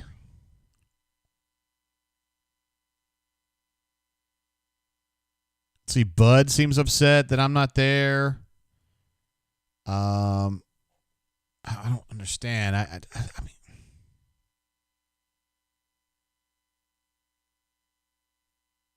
yeah, man, there's some people that are really mad. Warwick, I appreciate you having my back a little bit out there, bro. On this thread, man. People are giving me hell, man. I don't understand. It seemed like there's some people mad about the brain drain. Golly, I had no idea. Corinth Tiger says, I'd personally rather read an article in a few minutes than sort through hours of a brain drain. I mean, that's not a terrible take. That's why I try to write stuff, afterwards. AU Boss says, you have to pay to get questions answered? Guys, there's been a ton of people ask questions today that didn't make a super chat. I try to answer as many questions as I can see. That's what it's become. JGT's Come Fest for who will make the biggest super chat? I mean, look, man, for real. We've had a lot of people super chatting. Just today, we probably had 70 super chats. I'm just guessing. They're all appreciated. Love you guys. But I don't ask you guys for that, and I don't demand that. Like, it's awesome that you guys do it, but I'll answer questions all day long. I've answered questions all day long. We're 6 hours and 20 minutes into the show, and I'll answer questions right now just as I did 6 hours ago. I mean, I think this format speaks to certain people. Me, you talking about JG? This is what I do. Like when I'm on my free time, my passion when I'm not working is FIFA. I love FIFA. So when I'm chilling on a Friday night, I love FIFA. I'm watching FIFA streamers, which for me is Wayback. So I watch Wayback, and he's on Twitter. Or he's on Twitch, rather. And he's doing something very similar to this, although he's playing, where all this stuff here, where I've got Jay Jacobs and Brian Harson in the chat. Like, he's got FIFA there. But it's the same thing. I mean, this is how I get my information. I guess some people in the bunker don't get it that way, which is cool. I know that. I know going in, people are mad. They just don't get it. I can't reach everybody at the same way at the same time. Ravine jumps in, says football-only facility from the renderings I saw will help reload this team quickly. We know Ravine might have a little bit of intel on that for reals. He was right on the money about where that bad boy is going to be placed. So we'll see if he's right on the money about this. I tend to think Allen, I know he's aiming for the stars on this bad boy, and I think he's enlisted the help of Tim Cook on this. I don't know that for sure, though. But if you're trying to make a technological terror, I think that would be the guy to make it. $1 to Darth Vader. Also, Brad E., we just call him E., jumped in and said gas money for the Huntsville bunker meetup. I haven't made it up to Huntsville yet, bro. I have not forgotten my friends up there that way in Madison or Huntsville, which would include you and also another badass, D. Lucky, who's up that way. Mobilian by birth, but he is up in Huntsville. Caddy Wumpus jumped in again. I never even ask questions or stay sober. Appreciate it, brother man. And then Josh J jumps in. Josh J had some interesting things to say earlier during Stu Pup's call. He said, I'm as angry as a wet cat that my grocery store charges 10 cents for a plastic bag. That sounds like something that Coach Sonny would say, you know? He was angry as a wet cat that my grocery store charges 10 cents for a plastic bag. Thoughts. That is kind of BS, man. My grocery store does not charge me for that.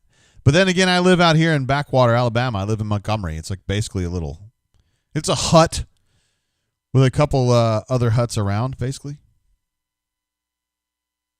Sig Biddy says, shake it off, JG. Can't please everyone all the time. Brain drain is a nice feature. Appreciate you, bro. Sig. I know that you're not necessarily you're not a JG Tate white knighter at all, but I appreciate so I appreciate your opinion on that.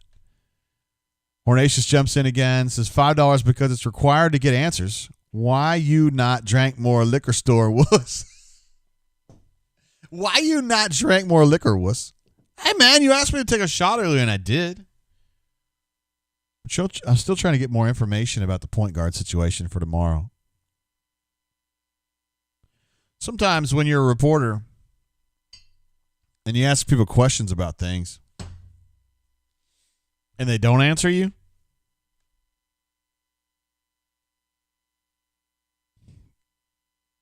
it's kind of the same thing as a yes. I don't know. I give it a little more time, though. I have to give this one a couple hours. Blount County Bigfoot Research Organization says, hello, bro. Much love from North Alabama. Love the show. Hey, thanks for checking in, bro. I know you've been with us on and off throughout the season, so it's appreciated, bro, man. Corny Mofo says, I use them for trash bags, Josh. They aren't waste. He's asking about Corny feels like they're a good investment for whatever the 10 cents that you're charged for those. Cassidy P says a non-answer is an answer. Very good. Brad E says he's looking for the 1 a.m. beaches at Love the Cats. I wonder how much Hornatius is regretting that title now, right? Love the Cats?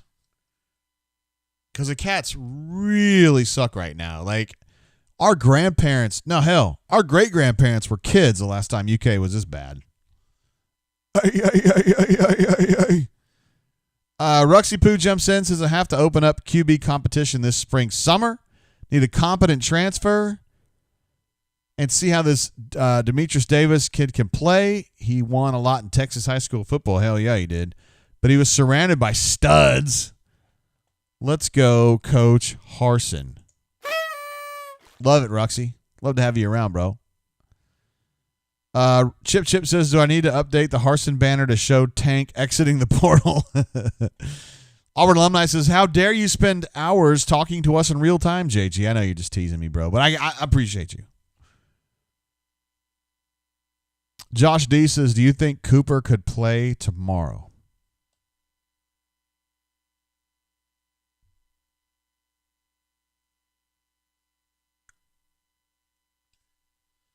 If I had to guess, I would say no. But once we get past this game, I'm going to be on Sharif watch.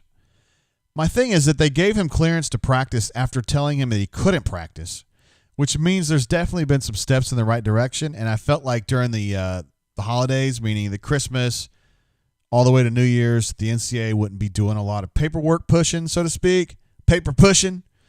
I thought they were just kind of giving him a chance to practice because they had a feeling that he was probably going to be cleared, but they weren't able to actually crank it out during that vacation window when everybody goes home.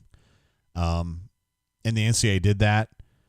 So I think they were kind of anticipating that he would be eligible at some point in January or early January when they were able to crank through all the paperwork and stuff. So I don't think, since it's just the second when they play, it's the first today, I don't think that he'll be available for the A&M game. But I think that Ole Miss game, which is the next one, which is going to be midweek coming up, I think it's a real possibility. And the fact that he's back practicing, he's going to be back in game shape. He's probably had 2 weeks now to get back into it. And he kept in shape even when he wasn't in practice, but still. At this point, I think it's very likely he's going to play for Auburn this season, and I think that's a huge plus. I do think it changes his timetable a little bit. I think Sharif's going to end up coming back next year. He's not going to have enough time to play this year and show what he can do, and I think he's going to have a tough first handful of games. I don't know if it's 4, if it's 5, if it's 6, if it's 10. I don't know. It's going to be tough because college moves at a much different speed than high school. Even when he was playing at a good high school, he played on a great AAU team. I still think it's going to take some acclimation. Cassidy pieces on Jamel Martinez's ghost. I can't believe how bad UK is now. Jamel Martinez, one of the players of my youth, number 44 from Miami, Florida. Played on those teams in the mid-'90s, early in the mid-'90s. Was kind of a backup center, but, he's good.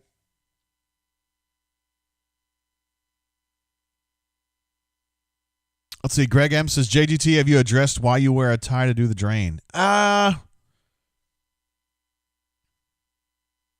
answer on that is probably just because nobody else does it, so I thought I would do it. It's kind of my thing. And I also take it pretty seriously. I joke around with you guys, and we have fun on here, but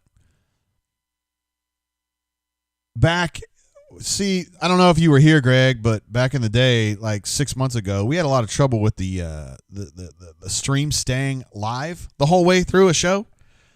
In fact, some of you guys were on shows when we failed 5 or 6 times. The show would go dead, and it was humiliating to me. I think you guys cared, but you weren't like, Jay sucks, but I did. I felt that. So pissed about it, and I spent several days trying to figure out a solution for that. And we eventually got there. I got a new computer thanks to the brain drain. Appreciate you guys. Love you guys. We got a new platform to put the show out. Appreciate you guys. Love you guys. Couldn't do it without you. And now everything's pretty much stable and good, and it works. And I don't know. I just take it seriously. I want to be here for you guys. There's people in the bunker that think that me doing this show means that I'm forsaking them. And I don't look at it that way. I feel like this is a supplement. And I'm trying to do the right thing for everybody. I feel like this kind of streaming is important. I think particularly for the younger set, although I'm 48, I'm not young. This is how I would get my information. This is how I get my information. Just feel like we should do it. Ruxy Poo says he has not given up completely on Bo, but he needs to have fundamentals fixed and push. Yes, he needs to stop throwing off his back foot and stop doing jump passes for no reason. It's weird. Bill Miner says Seth Williams stays or go. My guess is that he goes, but I don't know that for sure. He has immense talent, and season didn't beg for him to. I never fault a player for doing what's best for him. I like that attitude. Good job, Bill. Way to be. Hornatius says that the tie is anti-Pam. I bet I've seen Philip in a tie before, but it ain't been many times. Although, to be fair, I'm not really a tie wearer either, like in real life. If you catch me most of the time out in Montgomery, I'm probably wearing a T-shirt, my Eazy-E T-shirt or my NWA T-shirt or my anti-racism T-shirt. You probably see me in something like that. Probably what I see. I'm pretty much anti-racist. I'm very anti-racist, in fact, in my personal life. Let's see. Kyle S. is Connis Miller transferring to Jackson State. I did have a chance to mention that in passing earlier, but that's interesting. Going to play for Coach Prime over at Jackson State in Mississippi. which is generally a very good SWAC program. I should say a good SWAC program. Probably going to be better. Blount County Bigfoot Research Organization, says the tie is very professional and says a lot. Thank you. I do have a question, though. I mean, this is kind of weird, but it's not really that weird. But do we have any female viewers? I always assume that like everybody on the show's a guy. On the bunker, obviously, it's not everybody's a guy. I mean, I don't want to out anybody, but I mean, Gonig Buck is a girl. We know that, and I mean, we got other folks that are gals. You know, I don't know. I'd be curious if we have any female viewers. It would be interesting to me. Cranges says he subbed up. Thank you, bro. Or gal, depending. I'm sitting here having this conversation right now. Josh D says, thanks for the great info, JG. Nobody else does it on their drain? Do they do a drain? I don't think anybody else does one. I mean, like Jake does a lot of podcasts, though, which is kind of like half a drain. I mean, it's similar. He does so many podcasts that it's almost like having a drain. Corny Mofo says, Jay is all business up top, but it's a party down below. Yeah, I think somebody asked, do I actually get any subscriptions off of this show? And the answer is yes, I do. Spread Attack U18 jokes and says, yeah, I'm a female, Jay. Yeah. Canoe Man says, Amanda. Wow, Amanda, you're going back on that one, bro. Amanda was this summer. I miss Amanda so much. Hey, let's take this call from the 850. Hey, caller, how you doing? Welcome to the show. What's up, JG? Word, who I got? This is FC Fighter. FC Fighter? Yeah, from the bunker, man. FC Fighter 88. What up, bro? Not too much, man. Just hanging out, man. I got to get to the bottom of something you said earlier. Lay it on me. And I'm just trying to understand. You really think next year we're going to be a pretty good team? Like, no Seth, no Schwartz, Tank's gone. You know, we're missing, I don't remember what the list was. We're missing 2 or 3 guys leaving early on defense. Make me understand where the improvement's going to go. Are you really, we've got no word yet on any incoming offensive lineman. Are you just thinking the line is going to take a step forward and Harson's going to fix Bo and we're going to figure the running back room out? Like, are you just projecting, or do you really look at this team and say, hey, changing coaches, the losses aren't that big a deal that we're losing, and we can make a run next year? What are you seeing? Yeah, I don't make a run is tough. I mean, I don't think the Pasadena's run from 2013 is, I don't know as though that's going to happen, but I think they're going to be fine. I think he's going to find a way to get out there in the transfer portal and get 5 or 6 difference makers. I mean, I'm not talking about Heisman Trophy winners, but you don't have to have that at offensive tackle. They just got to have some competent bodies. Just get some dudes in there. Maybe get 1 3 technique to come in there. Maybe get 1 pass rusher to come in there. I think there's 5 dudes you could come up with, and if you put those in there, you'd be okay. I like Elijah Canyon. I like Brandon Frazier. I like Xavier Gapers.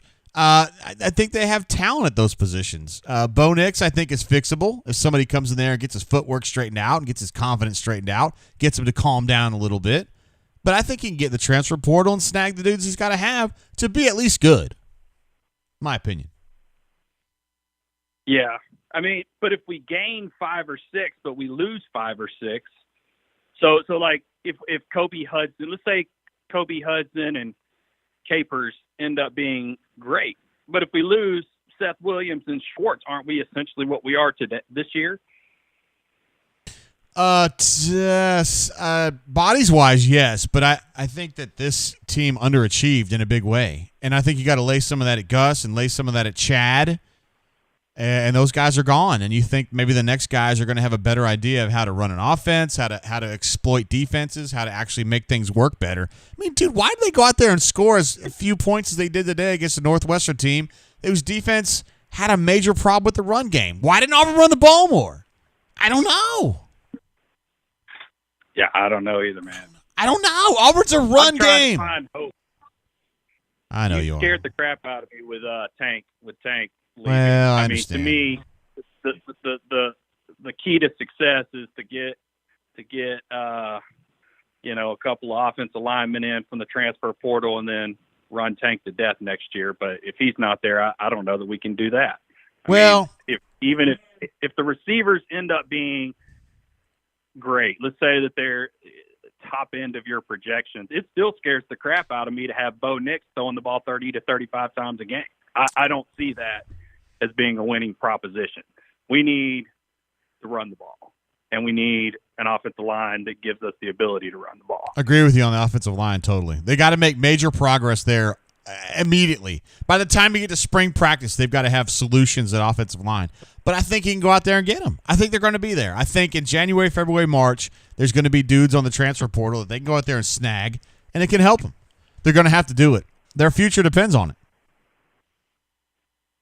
Absolutely. And if we can add two to three pieces on the line, I think that helps the running game and it'll help Bo. But I I need to see it first. Last year I thought the same thing.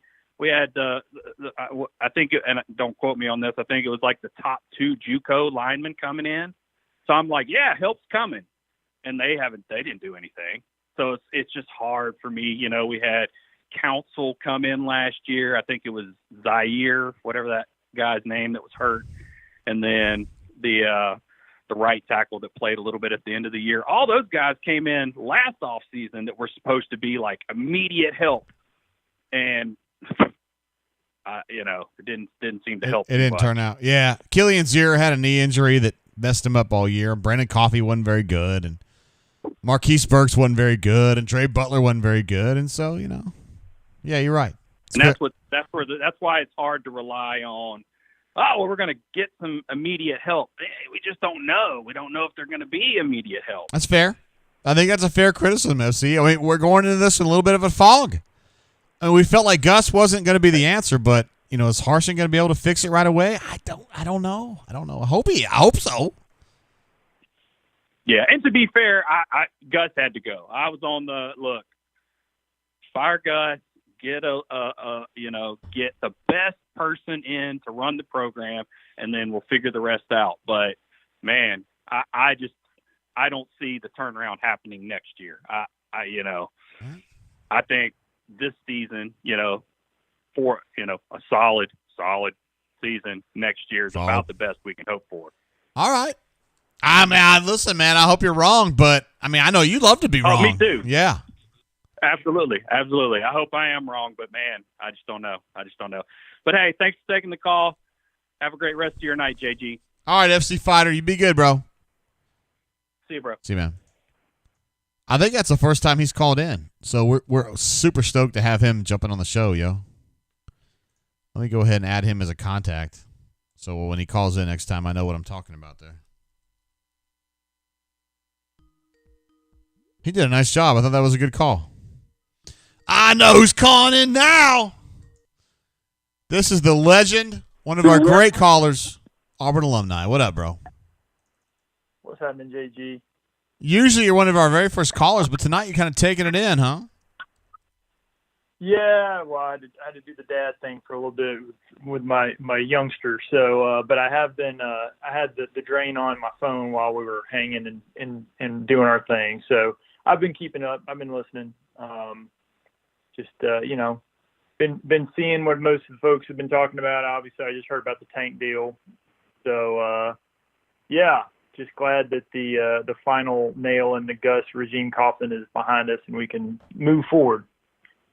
Yeah, that's definitely happening. This was it today. That's the end. That's the end of the Gus era. Yeah, and it went about the way the rest of the Gus era has seemed to have gone lately. A lot of question marks on why we were doing what we were doing, and a lot of familiar strings. The Bo Nix rollout, scramble around like you're Johnny Manziel, and then throw 10 yards over the head of the guy going downfield. So yeah, a lot of overthrows. Golly, man. Yeah. So many. I don't know. I'm ready for new blood. I'm ready for a fresh regime. In regards to the Tank situation, first of all, he hadn't done anything yet, but obviously I know you've got good sources and there's a legitimate chance he could go. Just from a perspective of football, and I understand he needs to do what's best for him, but I don't understand why he would go, considering if it's about playing time, he's going to obviously get that. I'm more concerned about this situation in that we had Tank this year, and look what the offense was. You had Schwartz, you had Seth, you had Bo, you had all that, and you saw what we had offensively, which wasn't much, and we didn't perform in the big game. So Deca with some other folks have said it's far more important for us to get a new coaching staff and get the program fixed than it is for any one player to be kept or secured. So I would love for Tank to stay, but if Cadillac's not the right fit, or if it meant that Gus can be gone, and we can bring in a guy that has done nothing but win through his entire coaching career, I'll take that. And then he can bring his own guys in. But the other thing too is we don't even know what we're going to have next year because of the basically free agency you're going to have in a few weeks. Yes. More so than any time ever before. I mean, my God, it's literally, you're going to have a lot of teams, I suspect, their starting lineups are going to look completely different from this year, just based on the amount of transfers coming in. Like you said, it's not just us. There's other guys, they're not Tanks, but I guarantee you we can find some good running backs in the portal. Absolutely. No doubt. But I'm more excited than I am worried about Tank. I'm excited about Harsin getting ready to do his own thing, a complete, total reset. I'm ready for the death of the sugar huddle. I'm ready for the death of the, run up the middle every first down or good quarterback play. I mean, like we said, the big areas where we've been complaining again and again on, this is what Harsin's known for as far as him being on point. Physical offensive line, physical defensive line, and great quarterback play. And that is far, far more important than any running back is, regardless of how great. And he's a great talent, but it's far more important to us long term. Interesting points there, Lawman. I was seeing something on the Twitter there. It said Auburn, Big Cat Bryant asked about Brian Harsin and the future of the program. He said, I ain't going to lie, the only thing you've got to do around here is recruit. Damn, son, that's some real honest being candid right there, bro. Well, let's just look at our history. I mean, for the youngsters out there, going back to Dye, every single coach at Auburn has had either an undefeated season or played for a national championship. Every single one. So, I know that some people are like, well, how can we possibly be good next year? Did anyone think at the end of 2009, this team's going to the national championship next year? Or did anyone think in 2003, after that season, we're going to run the table in 2004? No. Did anyone think in 2012, after getting annihilated by Alabama, was like, yep, we're going to absolutely destroy everybody next year and go to, be within a play of winning another national championship? Nope. You have no clue. And again, you've got more variables this year than you've ever had. You have a brand new coaching staff, but you also have essentially free agency across the entire college football landscape. It's going to be pretty fascinating, really, how that occurs, not just at Auburn, but everywhere. But yeah, I mean, absolutely. If the coaching is correct and the staff's right and the schemes are right and we put our players in position for success, man, I was super impressed with Canyon. I thought he looked really good. He's a pretty big kid too for a receiver. Yeah, he was great today, man. Yeah. I love Capers. That's my guy. It's been my guy. I mean, there's good talent on this team. Now there's areas that we are absolutely deft of, have no talent or a very serious lack of talent. We all talked about it ad nauseum, but again, I'm sure Harsin knows this and I'm sure Harsin has a plan. I mean, I'm sure he's been watching film on the current players. I'm sure he watched that game today. The dude knows what he's doing. It's not like this is his first, second year of head coaching job. He's been a very, very successful head coach. and he's learned from one of the masters too, in Peterson. So I fully expect him to have a good game plan, and I expect for him to, to put together a good staff. I hope Tank stays, but at the end of the day, I'm much more concerned about having quality football and not pulling my hair out watching our team play than I am worried about Tank staying or not. That's my view on it. That's fair. That's fair. And the pulling your hair out watching the team play. I mean, you've called in for every game, and we appreciate it. I know you've had to pull your hair out a bunch. It's been that kind of year, man. Dude, it's just I'm ready. I'm glad for it to be over. Yeah. It's a new day. It's a new day. Yeah. But, all right, brother. Man. But hey, I appreciate your draining. I appreciate you providing hours and hours of pure enjoyment to us for free. And please keep doing that. And by the way, I'm expecting us to hopefully have a good win tomorrow. That'd be awesome. Arkansas is good, man. I fully expect them. I don't know about you, but they look to me like they're going to finish top 3 in the league. Yes. If they keep playing like that. Hell yeah, they're pretty good, man. Basketball team. They're good. So. They're good. All right, man. All right, bro. Appreciate you. Ward M. Harson, and let's move on to spring ball. And hey, Tank, I'd like for you to stick around, but if not, I have no doubt that Brian will get us some studs, and we'll get this thing fixed. All right, bro. There we go. Appreciate you, man. All right. That's it. There he goes, Auburn alumni. He's on the face. He's on the Mount Rushmore of the brain train.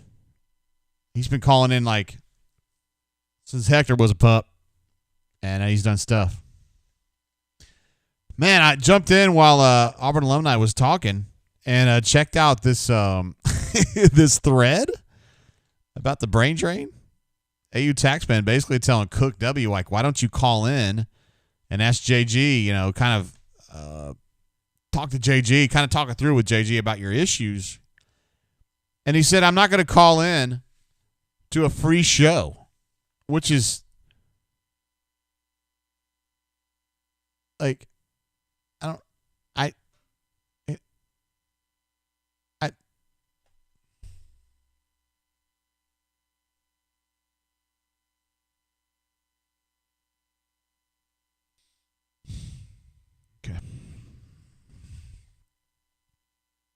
Like, here's the truth of the matter. Like, every single person that calls in this show, I mean, I'm talking like 100% of the calls, has been AuburnSports.com subscribers.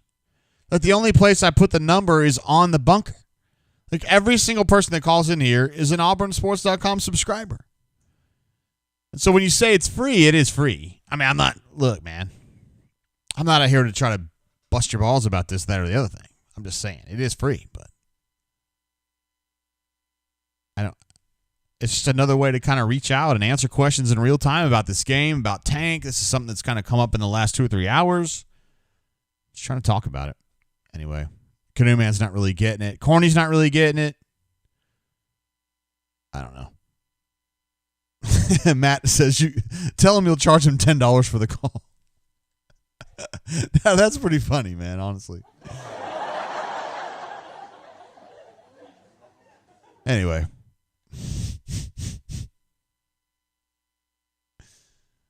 I don't know.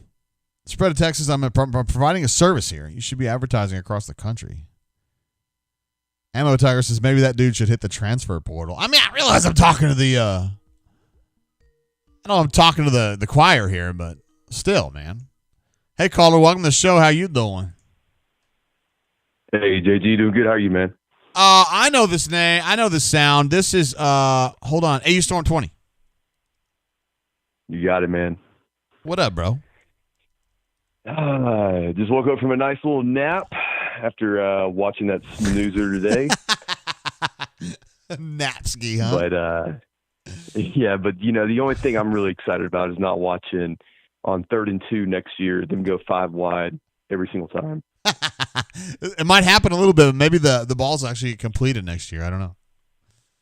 I mean, it happened on the first drive, and that's when I was like, man, I just can't wait to not see this next year when they split Shivers out wide on like 3rd and 2, and then Bo tried to throw it to him, and Shivers was like trying to go block, and it's so much miscommunication. And I just got tired of it because it just seemed like the only time that worked was when they ran a Seth Williams slant, and everybody can see that on film. So I'm just looking forward to hopefully some different type of philosophy that, when you're playing a team that doesn't have a good run defense per se, you run the ball on 3rd and 2. But whatever. It's a new day. New day. No doubt.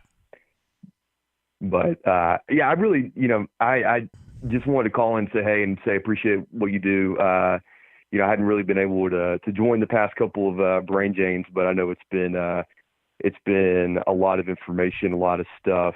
I don't think I have really anything to say that can, provide any more information or anything groundbreaking other than the fact that, it's something. It's like a breath of fresh air that just came in with Harsin coming in, and today's apathetic and just lackadaisical offense per se was just something that I was so tired of seeing again, and was the only thing I was excited about was watching maybe some guys that had never saw the field, like Canyon and Kobe Hudson, really those type of guys that you could at least maybe get them some work and start getting some playing experience to go into next year. Things like that could provide maybe some excitement or some growth. But we weren't really going to see anything out of that game that was, groundbreaking. And it was the same old. And I thought, and I don't know what you might have thought about this, but I was hoping to see a little more, the coaches are on their way out. Gus really didn't run anything. You got Chad running the offense, Kevin running the defense. And, I thought we might see some things out of the ordinary, just them having fun. It didn't really look that way to me. It just looked same old. And I don't know if you know the guys better than we do, but, they have a job to do and they want to do their job well. But, when you have nothing to lose, you figured you go out there and do some things different, maybe run some trick plays. There wasn't any of that at all. No, none of that. They were just trying to pass the ball around as best they could. And Bo was throwing off his back foot and overthrowing people all day long. I don't know what to tell you. Well, yeah, I mean, look, Bo getting and as someone who's never played quarterback, and maybe I played intramural flag football a couple of times, but when you got guys running at you 24/7, and even when you're in the pocket and your feet are set and you're overthrowing balls, you just can't get it just doesn't seem like you ever got a rhythm in any game at all, maybe besides LSU, just because he was always so scared of people breaking through that line. I heard the guy before Auburn alumni saying about the offensive line. I mean, he was spot on about it, and that's the key. And a guy that can come in and actually work and develop a quarterback, which we really haven't had, be the difference maker in him. If not, then, he's a junior next year. Jason Campbell kind of went through some things in his first couple of years. Maybe this could be kind of like that. If not, then, next guy up. But, I guess it all depends on what type of offense we're going to run, who's going to come in for that. It's going to be a lot of different things thrown at him, and it all really starts with the offensive line. I mean, 100%. Yeah, That's going to be telling. We had a caller earlier that said that he thought, I think it might have been MWF, that said he thought the offensive line was the only thing that separated Gus from being okay this season, that he would have been fine if he had just had a decent offensive line. But there's probably some truth to that, honestly. And Harsin better figure that out in a hurry because he's got to get that fixed. It's going to be the craziest thing when this free agency period, if you will, opens up here, and you just got people flying all over the country, going to one school or another, because they want playing time or they want a shot at a championship or whatever. It's going to be crazy. I feel like, and maybe it won't be, I don't know, but I hope we hit that and we hit that hard. And we get people who can block. I mean, good gosh, especially on pass. Oh, yeah. That seems to be the separator from good teams and great teams, especially now when you're trying to have a pass heavy offense like Alabama and LSU the past couple of years, if you're wanting to sustain that and give your guys time in the pocket, that's the reason why I feel like Mac Jones is so good is he's never touched back there. Mm-hmm. Never. He has all the time in the world. And if Bo wants to be at that level, I feel like that's gonna have to be the number one key for that. Agreed. But they got to get some better blocking. Harsin knows that. He knows that. He's going to go out there and do it. You watch. You heard it here first on the Brain Train. But don't tell anybody you heard it here because they'll get mad. Yeah, I won't post anything about that. I don't want people jumping down. Thank you. My back on that. But I've been super impressed with Harsin. I saw him at the game, the Arkansas game, and I know he's fired up, and I think he feels like he has a lot to prove. Coming from Boise, and I don't expect this to be a complete turnaround or first year glory like Gus had. I really don't think that's going to be the case, but I think he wants to come in and try to build something from the ground up and make it sustainable throughout the years. And, who knows what's going to happen over the next couple of years, but I feel like it's people who think that we're going to come out next year and be great. There's a lot of work for that to happen. A lot of work. He knows that. Yeah. But anyways, well, I appreciate the call, man. I'm looking forward to the game tomorrow, and looking forward to hopefully seeing the baby Tigers grow another game and get better another game, and continue working on that 2-year project. All right, Storm. The Bruce project. Appreciate you calling in, brother, man. All right, man. Take care. Thanks. Appreciate you. There he is, AU Storm 20. Badass himself. We're talking over here in the chat about Drew Barrymore. Josh Johns says, is Drew Barrymore the most overrated female of all time? Yes or yes?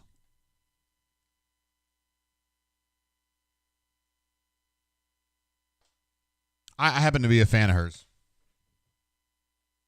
But I don't think she's like the hottest girl ever. I don't know anybody who thinks that except John Sickles, the former minor league baseball writer. All right, we got somebody we want to call. Sir Doc Dumpsta has indicated that he is ready to jump on the line. Okay, I believe you. So let's see if we can get Doc on the horn.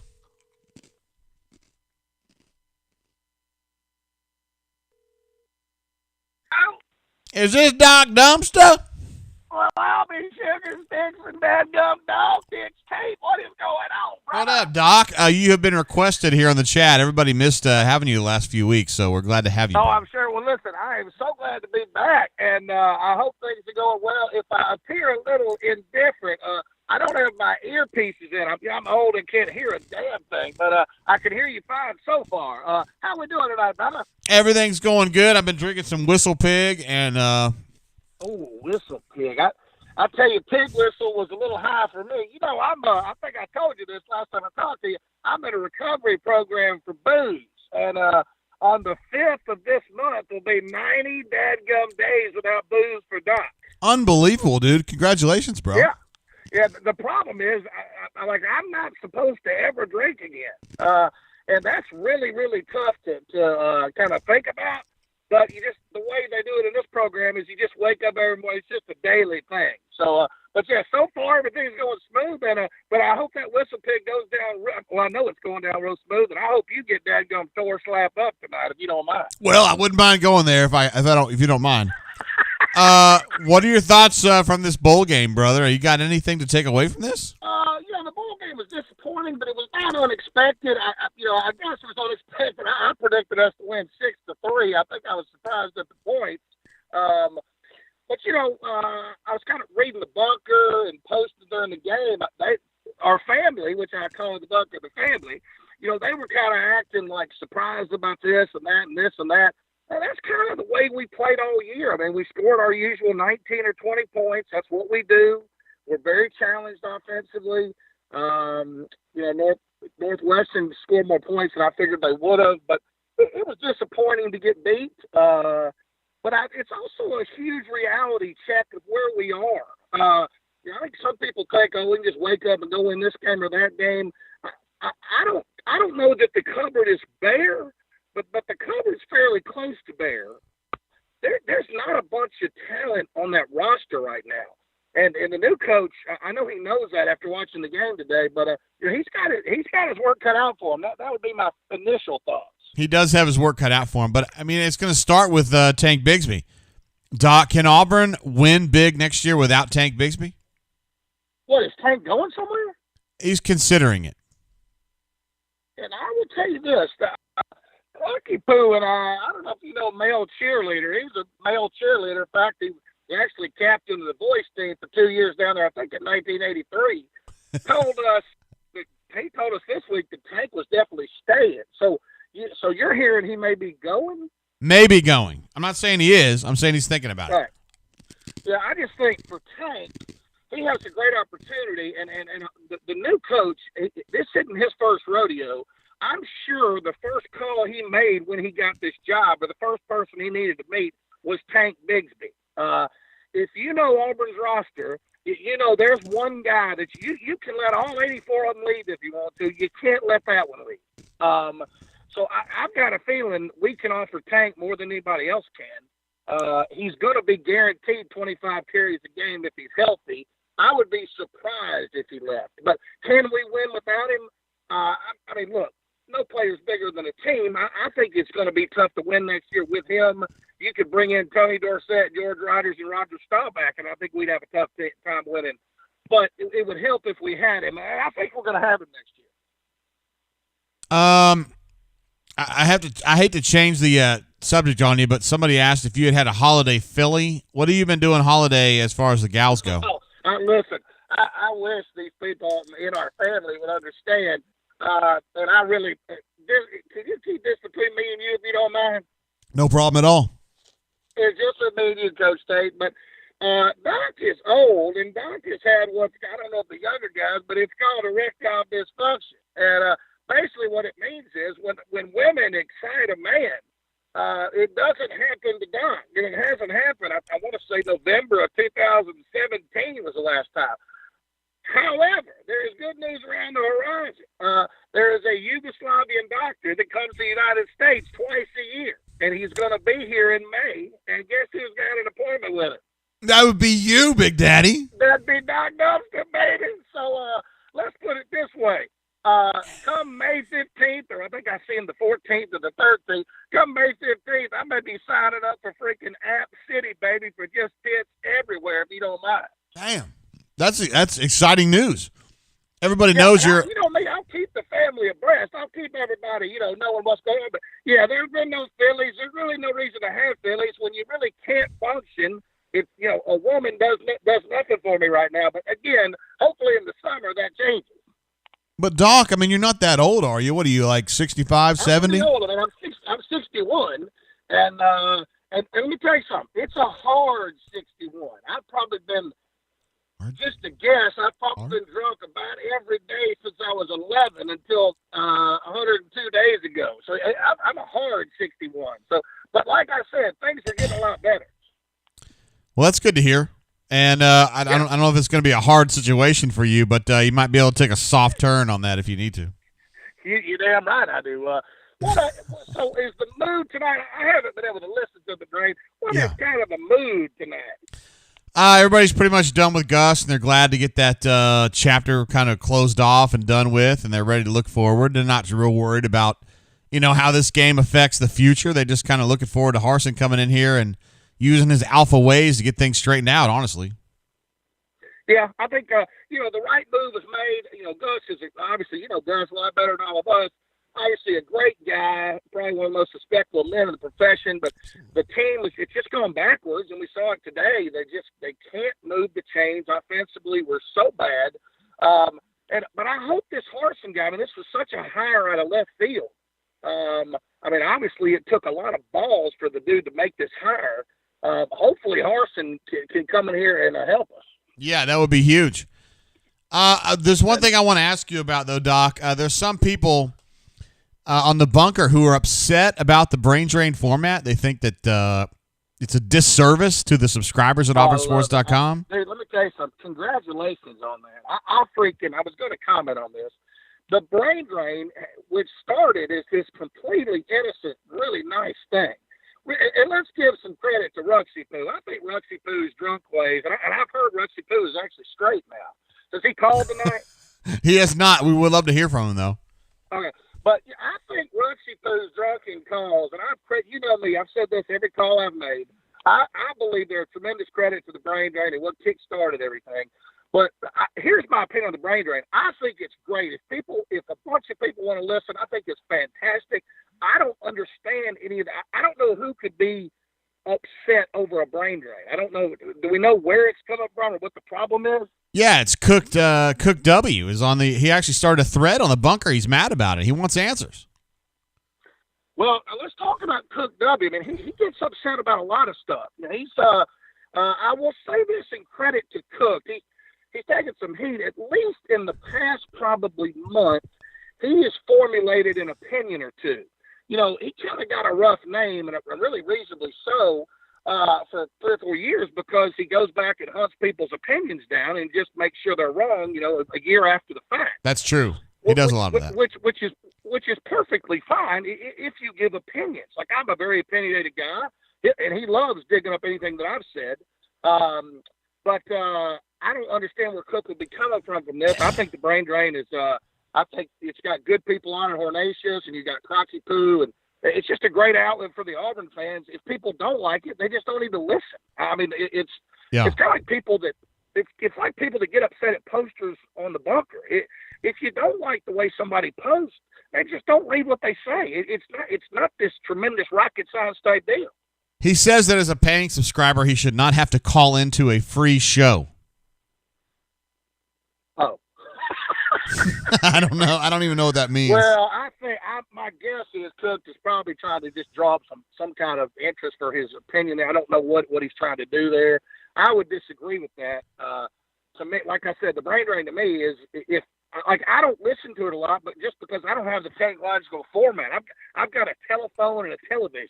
I don't have like a radio. But but as far as people like this, people worship the brain drain. And I think and that's great. If somebody doesn't want to listen, no big deal. Yeah, that's how I feel about it. Is he saying there's information on the brain drain that you don't get on the bunker? Yes. Somebody saying? Yeah, he's mad about it because we were talking about Tank earlier, the possibility that Tank may put his name in the portal. Maybe he will, maybe he won't. I don't know. He's going to have to meet with Harsin and figure that out. But he thinks that's a disservice to the subscribers for me to even be talking about it on this show because he doesn't have the time to kind of wade through this, although he does have the time to be on the bunker 18 hours a day. Yeah, I think probably what Cook could be doing, he probably knows there's a section of people that maybe don't like J.G. Tate or something, which is very rare to me, which I don't understand. But he's probably trying to kind of play to that group and try to get some feedback. That's just my guess. To me, the brain drain is just about as innocent a thing as anybody could ever have, and it is it is incredible for the fan base. If they want to use it. I just don't understand how anybody could be negative towards it because if you don't want to listen to it, then just don't. It's not that big a deal. Right. Doc, first of all, thank you for giving us 10 minutes of your life, and I think everybody on the chat is just... Can we go just 11 to talk about one thing? Yeah, hell yeah, let's go. Well, can we go just...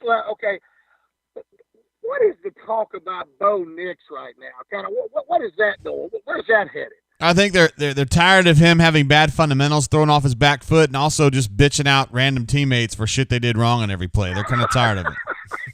I don't ever see the bitching out, but I do think the new coach is going to bring in somebody, and I think what they're going to do is let the freshman from Texas and whoever else is on the roster, and I think he'll have an open competition at quarterback. And if Nix wins it, that's fine, but I don't know that Nix will win it.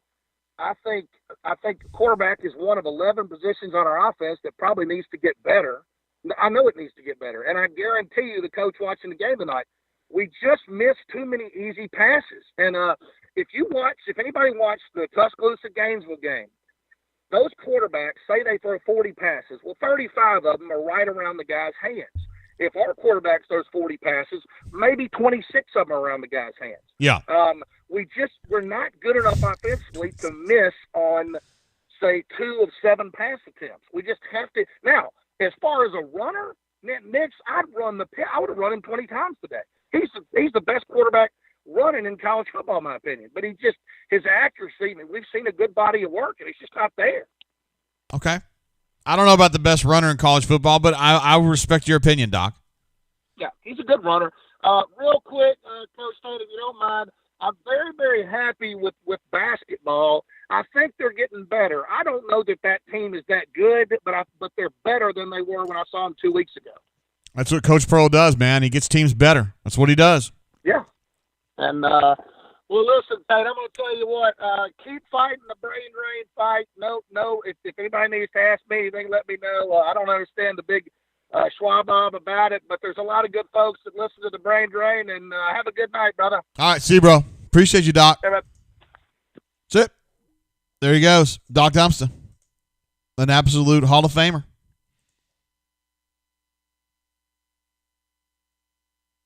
A lot of support in the chat, backing up Ruxy Poo for not drinking. See, Justin O says, hope you're drinking something good after that game today. Glasses up to hoping to turn around. You know what I got, bro? I broke out the Whistle Pig. I know you like it because you've had it, and you have some yourself.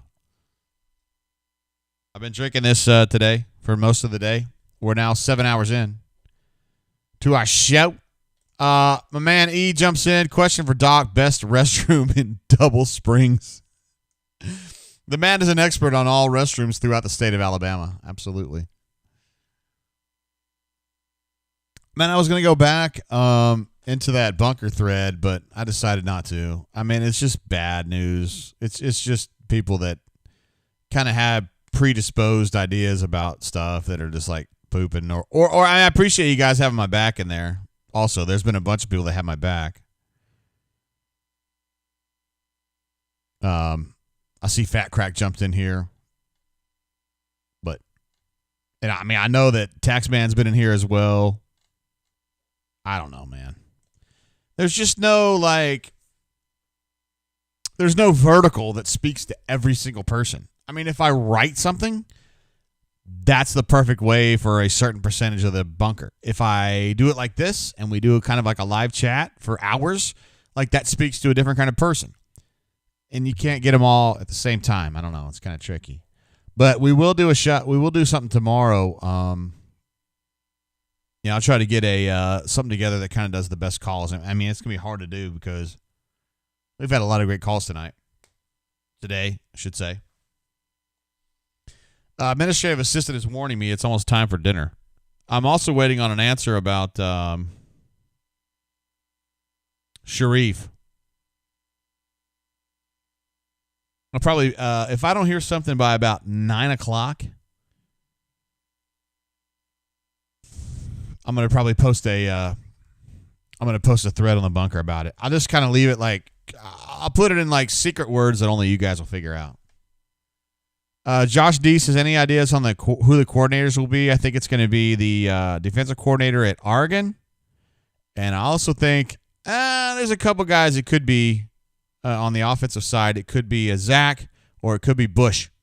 One of those two guys, I believe. Hold on, Reginald. I'm interested in what you had to say. Reginald says, I did security at the fraternity houses in the late 90s. Velvet Hammer, Security Solutions, Enterprise Security, and owned Absolute Security. As a black man, I saw Mad Crazy Prejudice, but love AU and you too. War Damn Eagle. I don't know where you're going with that, but I love you, brother. Thanks for jumping on our show. Spread Attack U18, who's actually had my back a little bit on the bunker, said, does the bunk hurt your feelings, revolutionist? I would say early on in my time at the bunker, it did. It bothers me less. I think, honestly, once Slip and Jimmy came in on me about my sister dying of a drug overdose, and it was just so ridiculously over the top. At that point, I was like, you know what? I think there are some people that just say anything to try to get me upset. You know, who just try. They're willing to go to any length to try to say something to piss me off.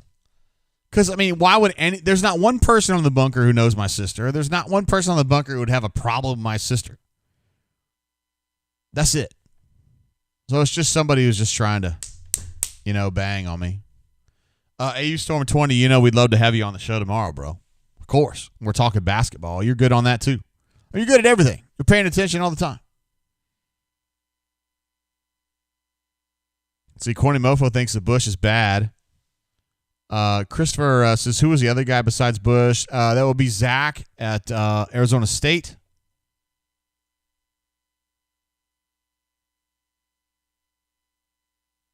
Zach Hill, who had worked with Harsin for a while at Boise State. And I don't know if you guys have been paying attention to the Pac-12, and I would not doubt you if you did. They were pretty good. Just to know, says Jay, keep doing what you're doing. Keep drinking good whiskey. You rock. Appreciate you, bro. You're the man, bro. Craig McDaniel thinks that Zach Hill ought to be the guy. That's the guy from Arizona State, who also was Boise State before. Reginald says he's been lurking forever.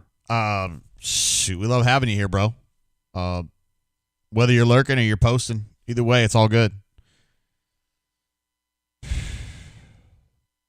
I don't know. I'm thinking about wrapping it up, yo.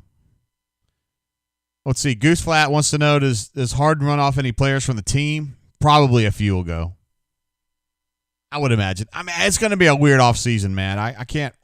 Those of you who haven't really anticipated it, it's going to be crazy. There's going to be 15 players from Auburn leave. And I think that Alabama's going to have dudes leave, and Georgia's going to have dudes leave, and Tennessee's going to have dudes leave, and everybody's going to have dudes leave. LSU too. LSU's already had guys leave. This is going to be a crazy offseason. It's something that we haven't seen before. Real quick, before we get anywhere where I can't say anything else, I want to give a shout-out to all of our callers. Jeffrey Lee, B-Matt, Mama Dudat, our man in Indiana, who is big about recruiting offensive tackles and dual-threat quarterbacks. D-Lucky, MWF, Stoop Up, FC Fighter, Auburn alumni, AU Storm 20, Doc Dumpster for giving us some of his time. Unbelievable. And let's see how many of these people are subscribers. Mama Dudat, yes. D-Lucky, yes. MWF, yes. Stoop Up, yes. FC Fighter 88, yes. Auburn alumni, yes. Auburn Storm 20, yes. Doc Dumpster, yes.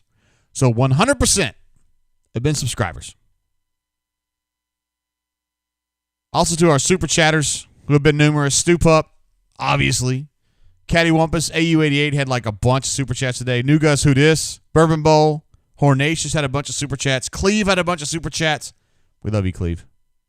Seriously. SSim008, Ryan S, Warek, Fat Crack, Ammo Tiger. God, unbelievable. You guys have been insane. Sam H, who's been gone for a little while, but we still love you, bro. Crocodile, RLN 2011 in the house. BMAC 34420. Nacho Hombre had a few as well. Ben B, my main man. Trey F. Nathan R. James Taylor Studios. Let's see. JS, one of my main man from the Habatten. Elite Gus, my main man in Houston. Cranges. Bryce G. Mega Tiger. Man, Ammo Tiger. I didn't know you went double. Awesome. AUBKV. Ravine. E. Josh J. Spread Attack jumping in there as well. Man, Spread Attack, appreciate you, bro. Adam Smith says, hurt people, hurt people. Spread Attack says, one day Jay's stream will have thousands of concurrent viewers, and we are the ones who are here first. We are brain drain ground zero. You said something very similar to that in the bunker, and I appreciate you, Spread Attack. Appreciate you having the faith, bro. All right. We'll probably wrap it up there. We did a solid 7 hours. 7 hours and 20 minutes. We are going. You need hot chicks? I don't know, man. I'm not doing it. Wait, hold on. Am I doing it today? You son of a bitch. Justin O., how dare you send that picture to me, bro? He just sent me a picture of some single barrel Old Forester. Looks delicious. Mama Dudak says, we got your back, JGT. Appreciate you, bro. Hot chicks. I would like to see Lisa Booth because I saw her on Outnumbered the other day, and I was like, I'd like to see that picture. On Gals We Adore, Jenna Fisher there, of course. Where is the picture of... Hold on, I got to work my way through. Oh, yeah, she's hot, too. Oh, yeah, she was hot, too. Yeah, she was hot, too. Mm-hmm. Oh, yeah, she was hot, too. For those of you who are kind of uninitiated, oh, there we go. There's Lisa Booth right there on the right in the black bikini. During the summertime, we did a lot of when we did COVID shows. We weren't sure if we had like a sports. We had sports going on. We just kind of did Gals We Adore late, and I think Alpha Tiger was the one that hooked me up with these pictures of Lisa Booth, who are super hot. And also, like I've talked about this one. Let me get Jenna Fisher knocked out. Hold on. This group right here, like. And I say this every show, but like I'm willing to take the ugliest one of this four. I mean, whatever you guys want to take as the hot, whatever the number 1, number 2, number 3 pick is, do what you got to do. I'm taking the 4th one, whoever that is, because there's no ugly girls here. My number 1 pick myself would probably be the girl in the black, but you guys can have whatever you want, and we can work that out. Because I'm open to pretty much anything at this point. Of course, Jill Arrington on the left, she's the best. She's the hottest girl I ever saw in my life, face-to-face. Probably the hottest girl you guys would have ever seen face-to-face. Spread of text is poke hard. Is that an Oklahoma State thing? So you're pulling for Oklahoma State. I got you. Canoe Man says Alpha was the one that turned us on to Lisa Booth. Absolutely. He was the one that got me going on this. Oh, Adam Smith says on Twitter he saw that the SEC is having a conference call with Mississippi State on Tuesday. The SEC and Mississippi State president are upset with Mike Leach and their AD over the scrum at the end of their bowl game against Tulsa. The Golden Hurricane got into a little bit of a rumble with Mississippi State in their bowl game. Ammo Tiger says I'd be a solid wingman because I take one for the team. Guys, you just pick whatever 3 you want. I'll take the 4th. I don't care. But if you're asking me my opinion, I would take the girl in the black dress. But I think everybody would be fine with everybody there. That's a great situation. One man's opinion.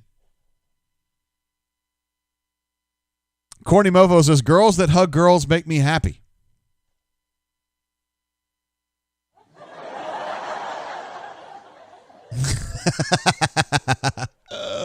You're my man, Horny. I love you, bro. Single TW says, alert, Nick is back on the headphones. What? We're not talking about anything crazy. What? Solo Tiger says JGT is like Bruno Mars. I'd take a grenade for you. Yeah, yeah.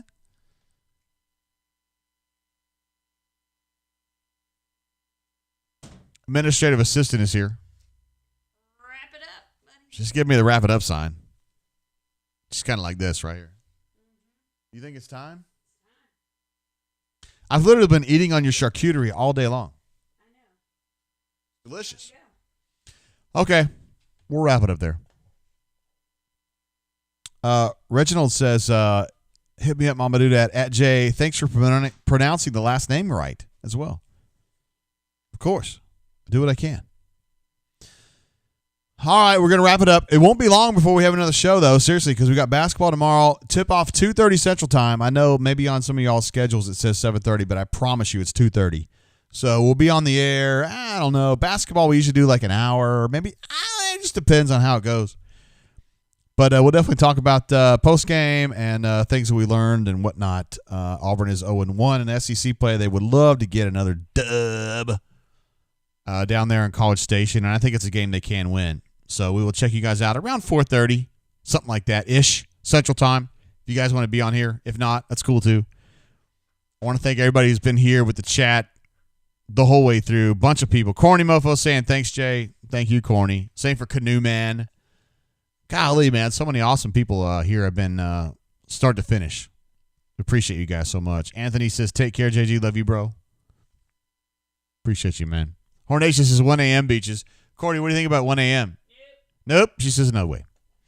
All right, guys, we'll wrap it up there. We'll see you guys tomorrow after the game at Texas A&M.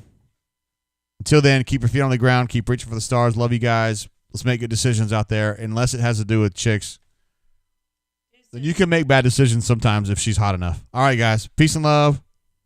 Love you guys.